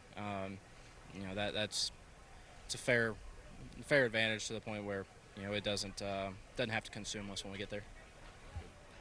Dave, plus 19 above the cut line for Chris Buescher. DJ, I think it's fair to say maybe he's an underrated road course racer, and 19 points up is probably a pretty good spot for the 17 team. Yeah, if you're thinking that he can't get the job done out there, that he's not that accomplished at road racing, you missed his Xfinity career and what he's been able to do as he's gotten here in this 17 car. So I look for him to have a solid day. Once again, a lot of this is going to come down to how well the guys go through their practice session next week and then qualifying. This is going to be one of the most important qualifying sessions for those guys that right now especially that are above the cut line and trying to hold on to what they have. So you got to wonder about his teammate Brad Keselowski. He is just plus 2 above the cut line. I don't know if you agree, DJ. I don't have the same confidence about Keselowski as I do Chris Buescher. advancing. I know Keselowski had a great run going today, but just +2 coming to a road course, I don't know that Keselowski is as good as Buescher at the road courses. Yeah, I think Brad can hold his own. His problem is he only has to look who is 2 points behind him, and that's one of the most dominant over the last couple of years in Tyler Reddick on these road courses. So that's his bigger problem than maybe him not being as good. I think Brad very capable of running in the top 10, but that might not be good enough to hold off Tyler Reddick and his charge. Well, Talladega put on a show today, but the round of 12 wraps up at the Charlotte Roval, the race that all the drivers are dreading. Charlotte, the Roval, the 150-mile-per-hour win-or-go-home pinball machine. Just begging to eliminate 4 more drivers.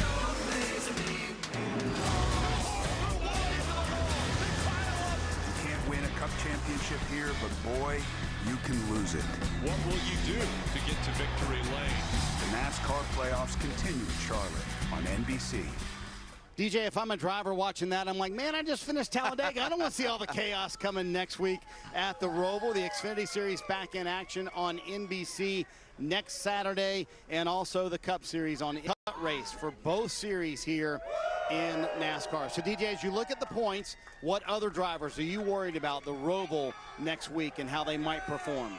You know, as I look, the drivers that are 1 through 7 right now are solid. You know, Kyle Larson, very capable of not only running well, but possibly winning there. And we know just how good he really is. So when you really look at this, it's what's going to happen between Brad Keselowski and Tyler Reddick there. And then, you know, can Ross Chastain hasn't been that great on the road courses this year. It's been a place that Bubba has been solid, but solid may not get it done next week. And then Kyle Busch is just going to have to throw a helmet. I mean, obviously he's going to have to win. But he's as capable of doing that. If you're Ross Chastain, you got to be scratching your head because they were so good, DJ, on the road courses last year, but this year it's just been missing. And Ross was asked about it this week, and he said, I have no idea what we're missing. I just know we don't have the speed. Yeah, they don't have the speed, but, you know, I will say that one of their cars won on the street race. So, you know, that's one thing you have to look at and lean on, and can they make an adjustment that will help them to be better.